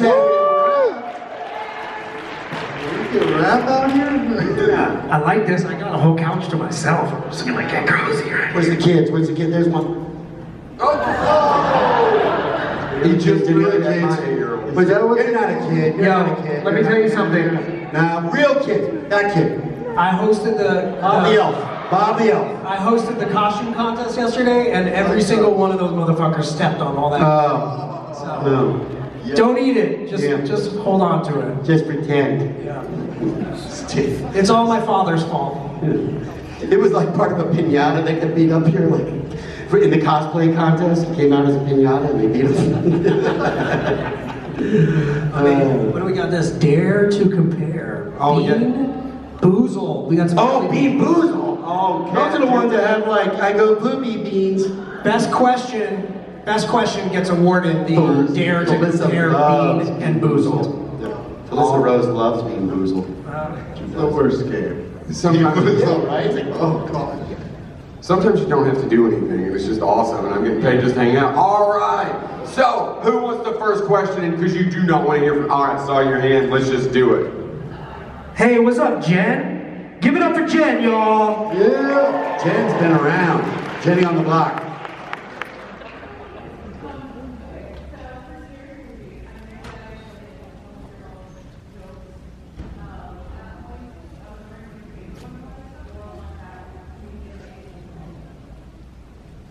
Oh, really? You gotta go to me? You go first? I'll go first. Yeah. So, great question. The Wayans family are very collaborative, which is awesome. And when we first showed up to shoot Scary Movie, we had like a week of rehearsals. And they gave us questionnaires to fill out from the point of view or perspective of our characters. So it was like, what does your character like to do on their day off or on a holiday? Or, you know, what kind of car does your character drive? All these things. And I put in, I like to feed, I filled out the whole thing from like a very perverted point of view, because I felt like that's who Bobby was. And I was like, oh, I love to feed my girlfriend hot dogs, you know? And that ended up in the movie. I can't remember stuff that was pitched that didn't make it in there, but there definitely was a lot. There's a deleted scene after me and Cindy have sex, and we're lying there, we're both covered in you know what, and she's like, oh, Bobby, I just love being able to spend time with you, and I'm like, yeah, baby, hold on one second, go make me a sandwich, da-da-da-da-da, and that didn't make it into the movie because it's just a little too hardcore. So, that's my answer. Yeah, like they said, a lot of jokes do make it into that movie because they want to put as many as they can in. But I know one that got cut out like right away. Like, in fact, everybody even on set was like, "Ugh, can't believe you said that." So I did one bomb as Doofy was like, when Cindy's coming out of the police station and she fights with Gail.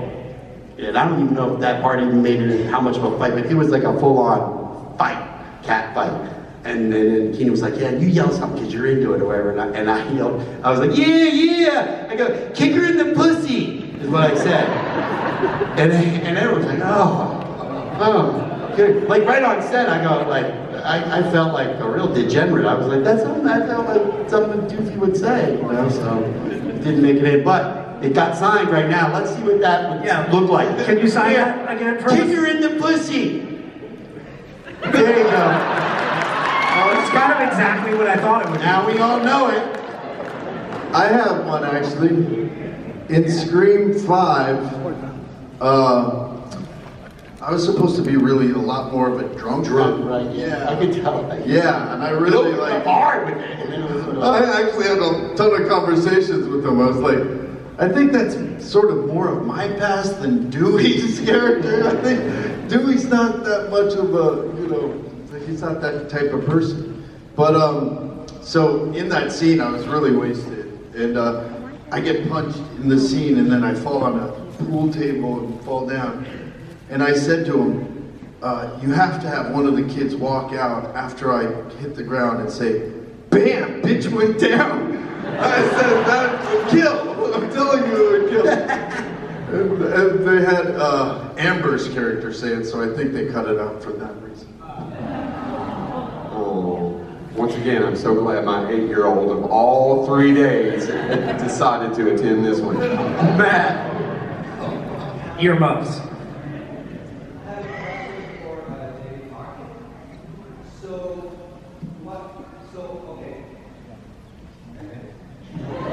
You got this, man.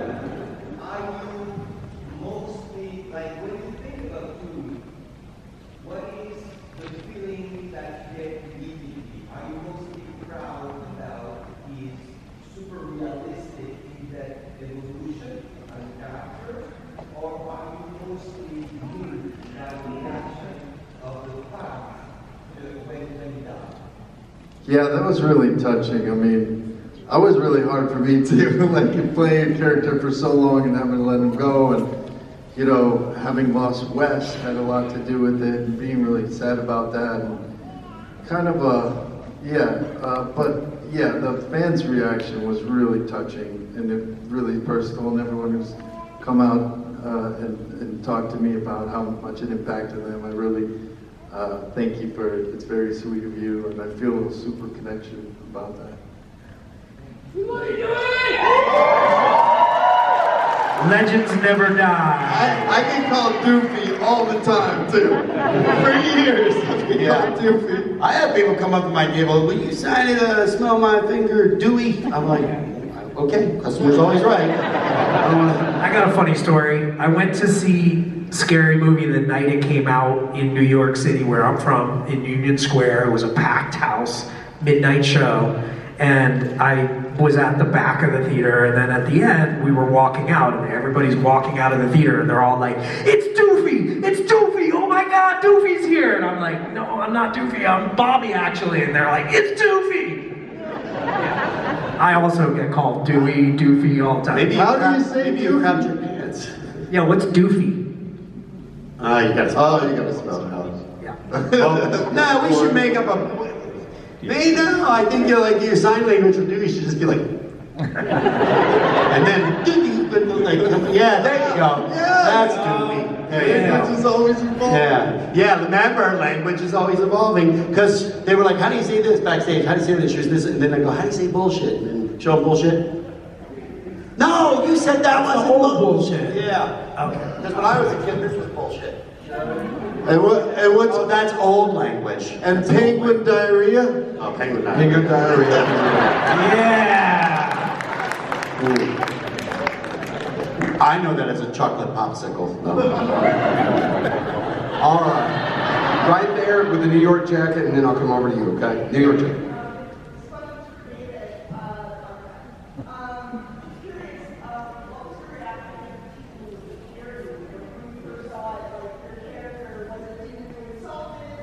It's a great question. It really is. No. No, I thought it was hilarious.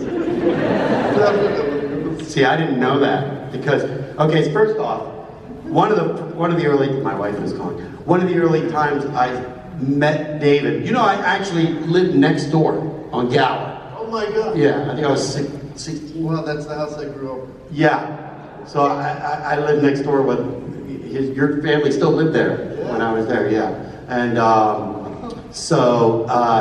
I never met him then. And then the first time I met him was at the premiere of Tripper. Has anyone seen Tripper? Yeah. Well, put your hands up if you've seen Tripper. More people need to see Tripper. Yeah. It's a fucking awesome movie. It's a great horror movie. Yeah. And Paul Rubens is amazing in it, right? Yeah. And who's the guy who played Punisher? He dates your sister, maybe they're married. Thomas Jane. Was he in it too? Yeah, Tom okay. Jane. So I hung out with him before the premiere, you know, and I was like, I don't know how he likes me. I don't know. And then you were wearing a white suit with the blood, remember? And you were greeting everyone like it was a wedding on the red carpet. Yeah. And I was like, I went, oh hey, and I didn't even get Dave out. He goes, I know who you are. I know who you are. And I go, oh, I think maybe he's upset over the thing. No. You just knew who I was. Maybe I was a little aggro. I don't know. My first movie premiere, and then I directed a film, so I was like, oh. I won a Ronald Reagan Tripper mask on James J. Janice. It was like a Christmas game show thing that he did, and I have it at my home. I'm like, I just always forget to bring it when I know you're going to be like, I wanted you to sign it. So please watch that movie. It's great. It really needs. I think it should get a rebirth. You know what I mean? When somebody spoofs you in a film, it's kind of like an honor, unless you don't really have a sense of humor. And also, when you do a film, and sorry about your son being here, but then it becomes a porn parody. That's another career high. Buffy the Vampire Slayer. You know, all these Yeah, because it's just fun. Yeah, because your thing is like a parody of horror movies in a sense, and then we're doing a spoof. It's sort of like this weird layer of like a double comedy.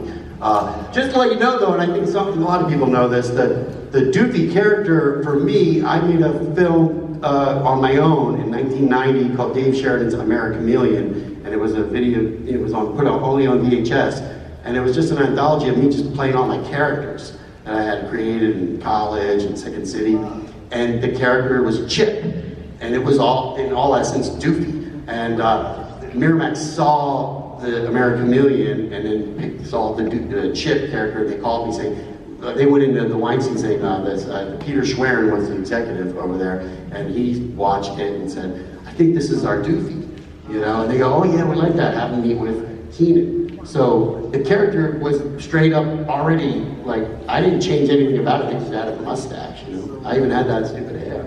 So it's sort of like 10 years before, having this character that then went on to become something that's sort of iconic, but it really wasn't, I was not making fun of him, you know what I mean? As you know, I mean, it's like, you're nothing like Doofy. So, more than you know. I do have a question for him though. The only thing I could think that he might be like, fuck, is since Doofy's Ghostface in the first movie, did I totally fuck him off of never being Ghostface? Because they would be like, we can't do that because Doofy already did it, you know? No, I pitched being Ghostface a few times when the sort of scripts were up in the air, and Wes was always like, no, Dewey could never be Ghostface. And I never really put it together that also means you probably will not be in any of the other movies. So. Right. It's really not in your character. Really, he has such a pure heart, Dewey. You know what I mean? So Yeah. I like what I in the Scream things, how you have probably the most evolution out of any of the other characters because you sort of keep stepping up, and you know what I mean? Because you're maturing so much more than the other people. Like you are like the deputy, you're sort of bumbling deputy, and then you're like the hero and stuff like that. So. And then the sad, broken man. Just a lot like life. No, I'm just kidding. Come on. I'll tell you this much: when he died, I was more like that was almost like the future of Doofy's demise too. Because if you spoof the movie, it's like, oh, that might happen. I don't know. Fuck. I can tell you that Skeet Ulrich hates me. Hates me. No. Won't even look me in the eye. Stop. Does it take it personally? Terrible. Feels terrible. I feel terrible that I hurt his feelings so bad, but doesn't want to talk to me. Neither does Freddie Prinze Jr. Oh, I was going to make a Freddie Prinze Jr. joke the other way. He loves you. He Freddie won't stop Prinze Jr. is my hitting biggest fan, yeah. Yeah. I have Sunday dinners at his house. All right, right here, and then I'll get you back in the back. Right there. Yes, ma'am, with the glasses. Yes.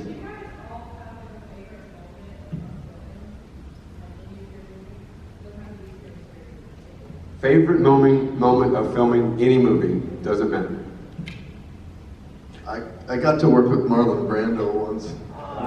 That was pretty epic. I mean, it was his last film. It was called Easy Money.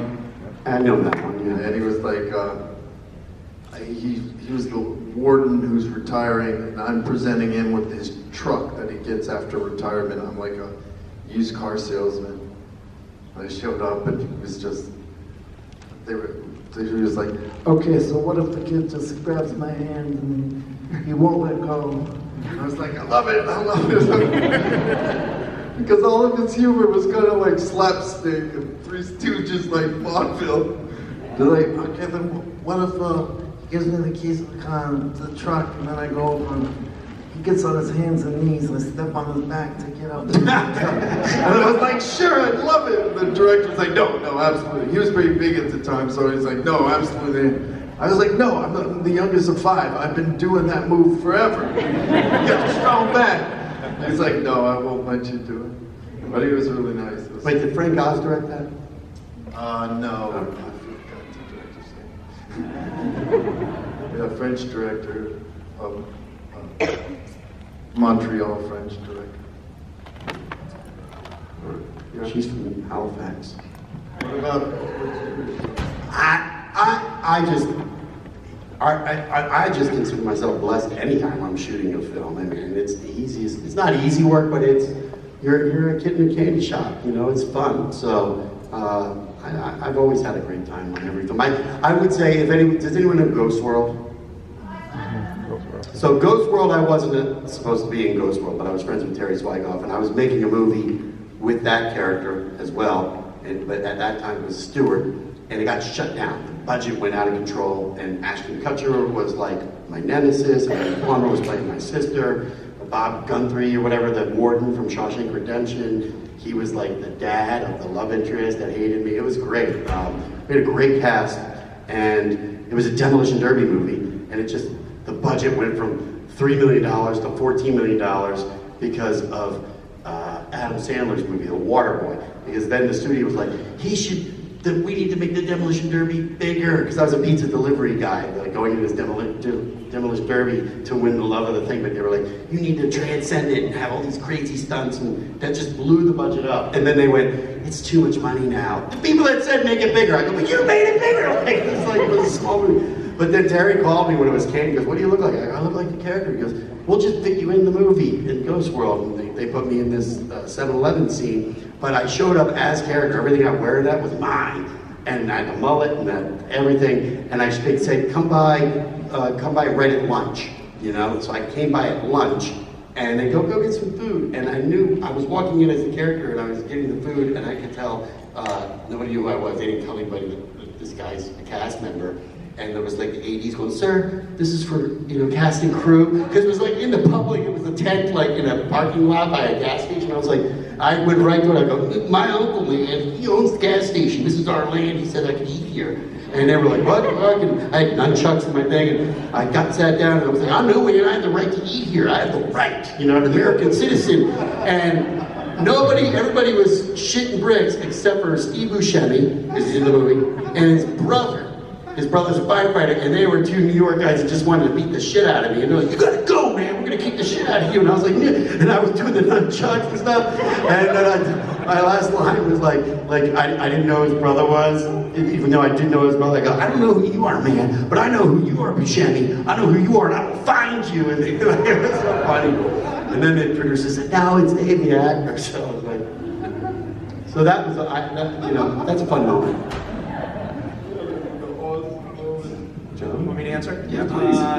Shit, I'm like Dave. I like to work, so it's always fun and amazing. But I got to play Robert De Niro's son in Meet the Parents. And there's a scene in which he finds a sculpture in Greg's pocket and confronts me about it in a tuxedo shop. And he's so good when you're this close to him. And I think they used that take in the movie, but he's like, is this yours? And I legit forgot that I wasn't his son, and was like, oh fuck, I'm gonna get grounded. Like, it's not mine. It's not mine. And they use that take, and if you watch it, I really legit think in that moment that I'm Bob De Niro's son and I'm in trouble, So yeah, so that one sticks out for me for sure. Yeah. All right, cool. Yeah, you with the glasses and.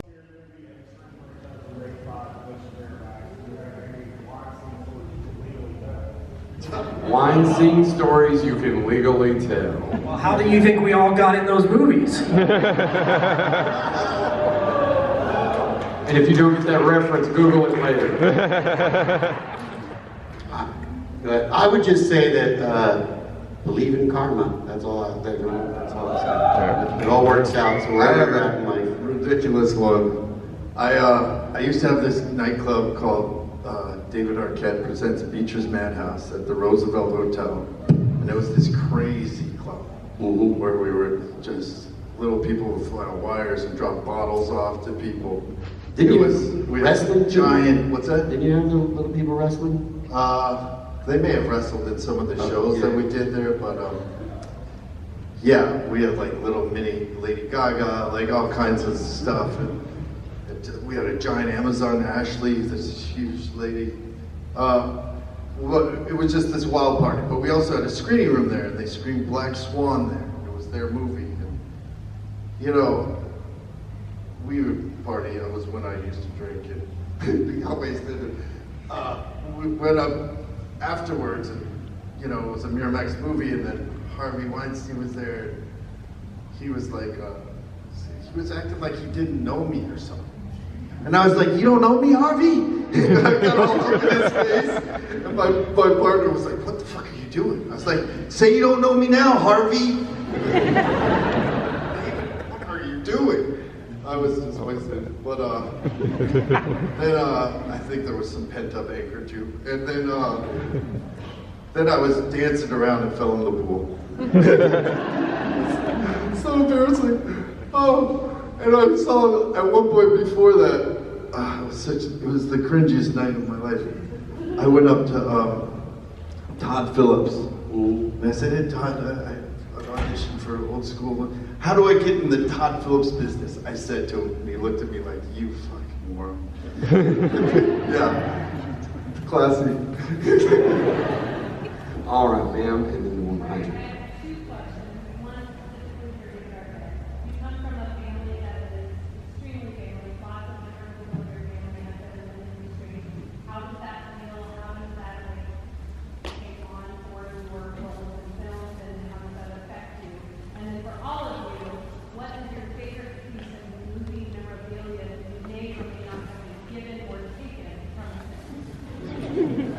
What did you pilfer? Pilfered. Should I answer the first part?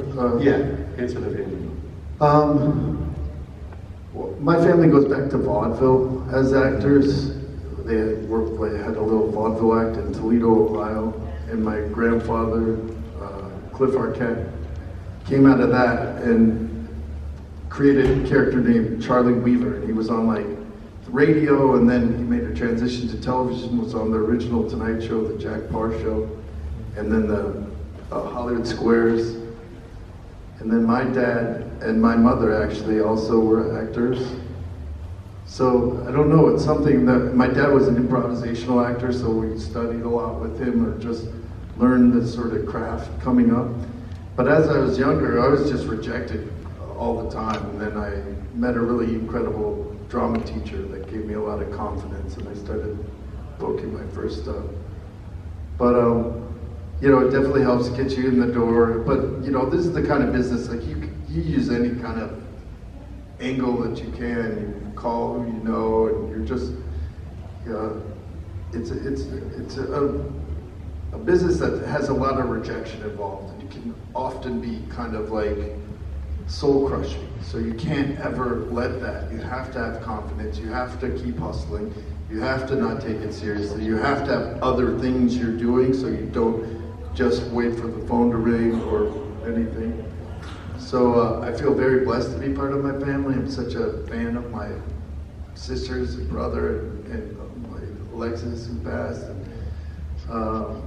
yeah, so, and now we have a whole new generation that is coming up that are all, Coco loves acting and singing, and Zoe Blue, my sister Rosanna's daughter is coming out, Luc Besson's Dracula. She's gonna just crush.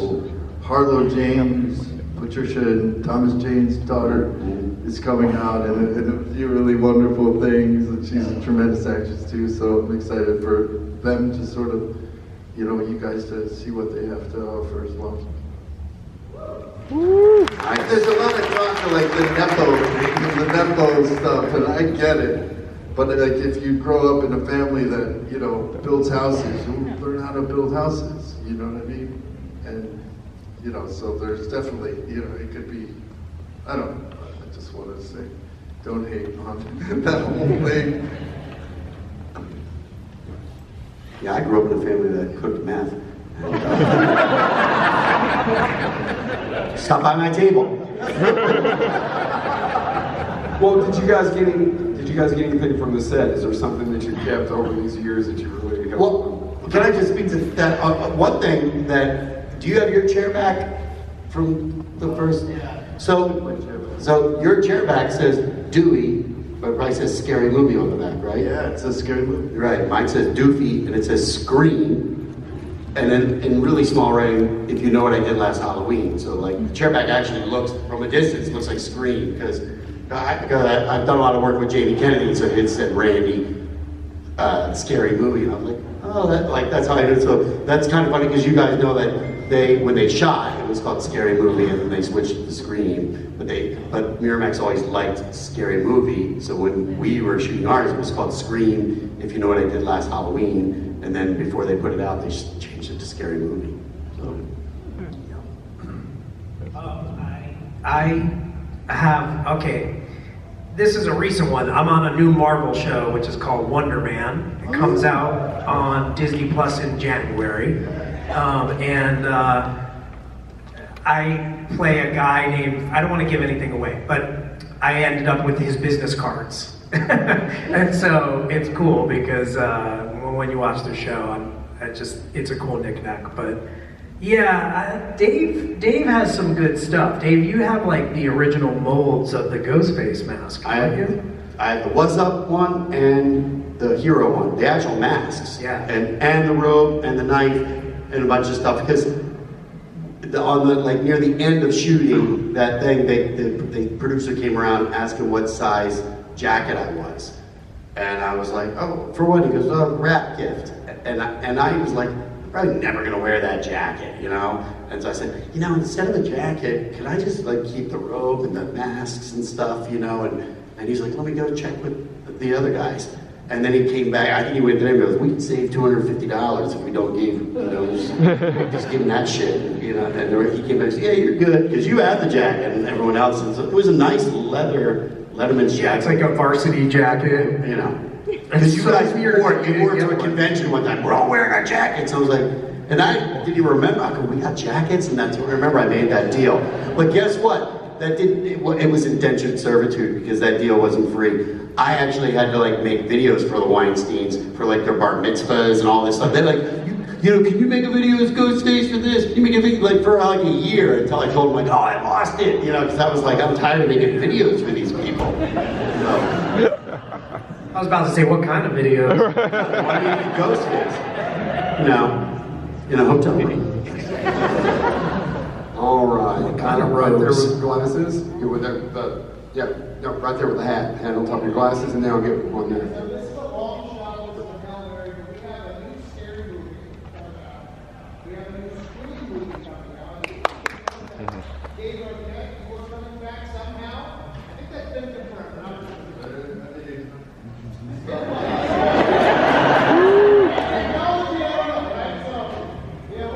Can you guys tell us anything about the new Scream movie or the new scary movie?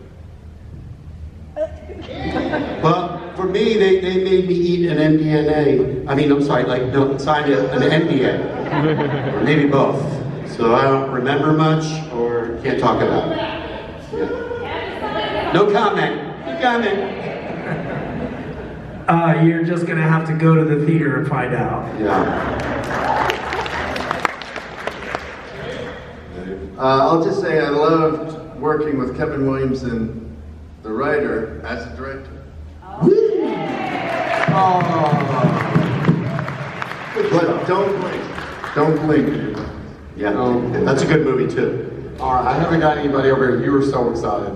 Go ahead, do it.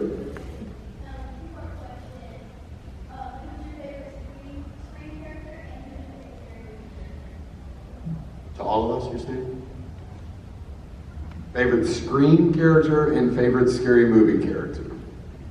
I mean, there's something about Nev Campbell, just Sidney Prescott being just and I'm a huge Lucy fan. That's so funny. I love Randy in the first one because he really anchors the day with all the movies and stuff like that. And Stu was like just a great performance, you know what I mean? Some of his stuff. So in Scary Movie, Miss Man, who got I hope they release when they put out Scary Movie 6, they really should release an uncut version of the first one because there's so many scenes that got cut out, and Miss Man's kill scene was pretty epic, and I'm sad that that got cut out. There's actually a scene where Dave or Doofy arrests me. And I'm slamming me up and down on a hood. I think that's on YouTube, but let's see. Scream, I think for me it's Drew Barrymore. No offense, guys, but I you know, it's so iconic and I love Drew Barrymore. I think she's awesome. And then Scary Movie, no offense, Dave, I do love this man very much, but Shawn Wayans, every time I watch that movie, he makes me laugh out loud. He is so funny in that movie and just, it's so like underplayed comedy. He's just really, really good. So I'm gonna go with Shawn Wayans, or Gay Ray, as you might know him. All right, we only have time for a couple more questions. I know I suck. All right, you all did not get your question in the Hellraiser panel, and I saw you. That's the reason I made eye contact. Go ahead, you got this. But ask us the Hellraiser question. That would be actually very funny.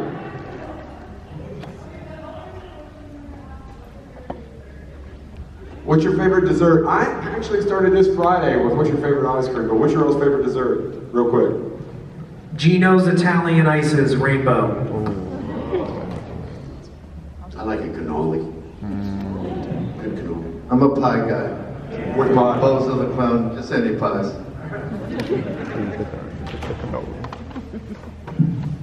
Favorite fan interaction you've had? Your favorite fan interaction? That's tough.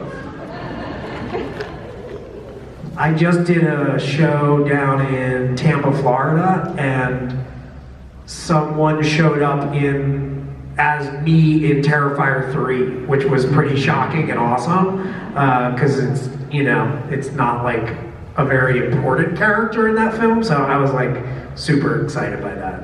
Yeah. What about you guys? Favorite fan interaction? I love all the fans, by the way. Yeah. No, really, that's why we like doing these things. It's so awesome to meet all of you and connect with all of you, and like, it's just awesome. And I used to go to these things when I was a kid, and my dad used to take me, and I would like follow Tom Savini around, and it's just awesome. So I'm a fan as well. There's so many different levels of, we do this all the time, all day, you know what I mean? Like, and so there's really special moments and there's really fun moments. If you come to my table, we definitely have some laughs, you know what I mean? I can be pretty harsh with some of the fans, but it's all for fun. If I could tell two, I'll tell the funny one. Absolutely not. I'll tell the heartwarming one and the funny one. Okay. The funny one, you've been to both. He's been to both of these. The funny one was the one recently this summer, where this chick showed up as Doofy. Oh yeah. In the underwear scene. But with like a 13-inch dildo, right? And she pulls it out of her underwear, and we're in a store, by the way, with all these kids. Scarecrows in Pennsylvania. Yeah, and I had to sign it. But that wasn't the really good. She had this Asian friend, Chinese guy, who I don't think spoke any English. No English. And I don't think she even knew him. Yeah. And she made him play the vacuum. And he was all crunchy. Like this, like he had like an upside down pot on his head, like a colander or something. He had like a Spartan helmet, right? And That's hose crazy. and stuff. And she's making him like, and I was like, this is crazy. I don't think he ever saw a scary movie, honestly. I think he just was like, okay. The next day though, because we were doing it where I grew up, like this was only like 40 minutes from where my family is. So then I go, I didn't have the nerve to tell you, but that was my sister. And I had these guys convince it was, yeah, I didn't want to. He goes, I didn't want to tell anybody, but that was my sister who came dressed as me. Now the touching one, which is really what I get the most out of doing these things, it really is special to meet all you people that you've touched or you know helped out in life and stuff like that. You know Sarah from the UK? Yes. So this one went from like a level 5 stage 5 clinger stalker kind of thing. Like I was afraid, and then it turned out to be something completely different. But so people were sending me her Twitter account years ago, and there was no pictures of her. It was just pictures of her bedroom, which was all Dave Sheridan pillows and Dave Sheridan calendars and Dave Sheridan everything, Dave Sheridan bed sheets. And then there were photos of her, but it was only her tattoos. And it was every one of my characters and my signature and like my name all down her arm. And that was the only tattoos were all me. But you never saw who she was. And then she saw I knew she lived in England, and I was like, oh, and I said to Felissa, I go, I wonder if that Sarah chick is gonna come. Right? And then she did text like, I'm gonna come meet you. And I was like, oh my God, like what is this gonna be like? And it wasn't nothing what I thought. She was about 22 years old, and her dad brought her. And she was like high on the spectrum, but also had like agoraphobia, I guess. She hadn't yet left her house in 5 years. And she hadn't let herself, well then I found this out. She did, remember all the photo ops, because did you ever do For the Love of Horror? They do a lot of photo ops, right? So I was Dylan, and I was Ghostface, and I was Doofy, and I was Doofy with you guys, and right? And so she bought every photo op, and then the dad came over and said, he hugged me and said, he was crying, he said, I want to thank you. She hasn't let herself be photographed in 10 years. It was the first time she's been photographed, and then we went back to Scotland this year, and she came, and you know, he said she's really doing good, and she's getting out, she got a job, so I'm confused about, yeah, give it up for Sarah. Yeah, thank you, Sarah. Keep up there, she watches this, always thinking of you. But I have a question. Where did she touch you? In which photo?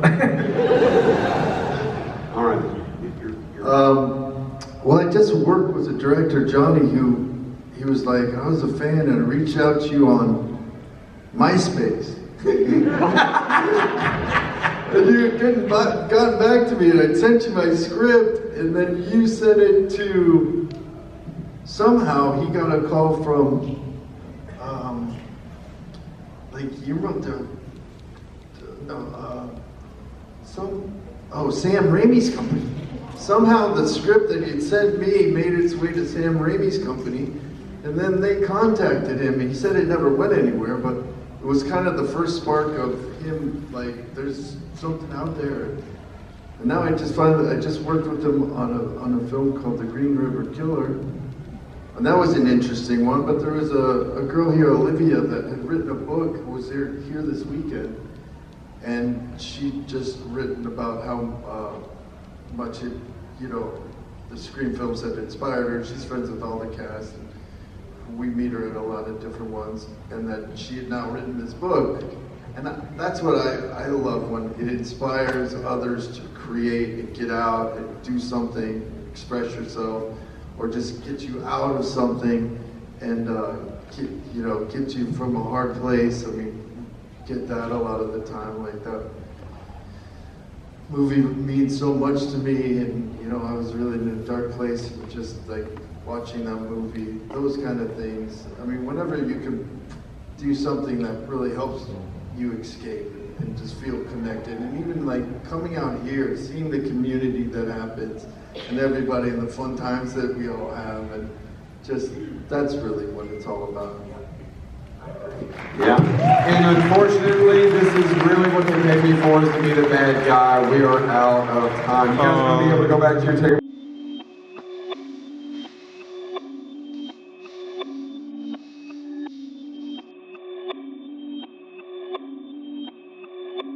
Perfect.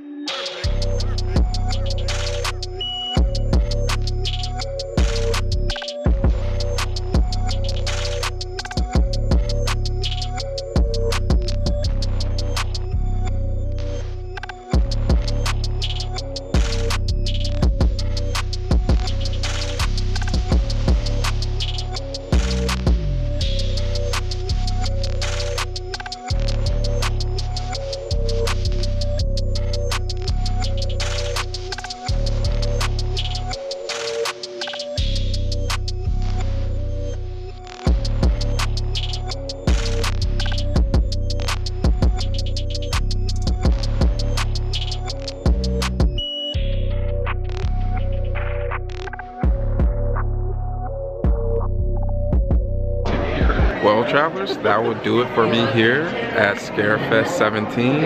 It was a great weekend. As always, I wanted to make sure to give you guys plenty of panel content.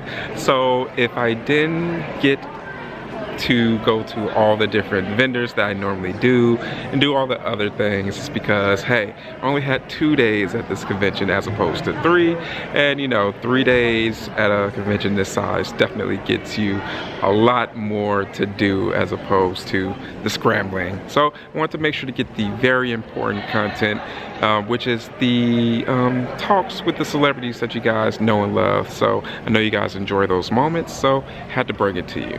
Well, guys, I am your travel guide, Brendon, with the Horror Greenbook, making sure that you are set with all your horror content for spooky season. If you enjoyed this video, go ahead and toss me one of those Ash Williams severed hands, aka a thumbs up. It lets the algorithm know that you like it and gets it out to other horror fans that may enjoy this channel. Comment in regards to anything that you saw. What was your favorite moment from this vlog? And last, hit that subscribe button if you haven't already. Make sure that the notification bell is on so that you are aware of the new content. Travelers, I am Brendon signing off, letting you know that it is scary in those streets. So let me know that you made it home safely.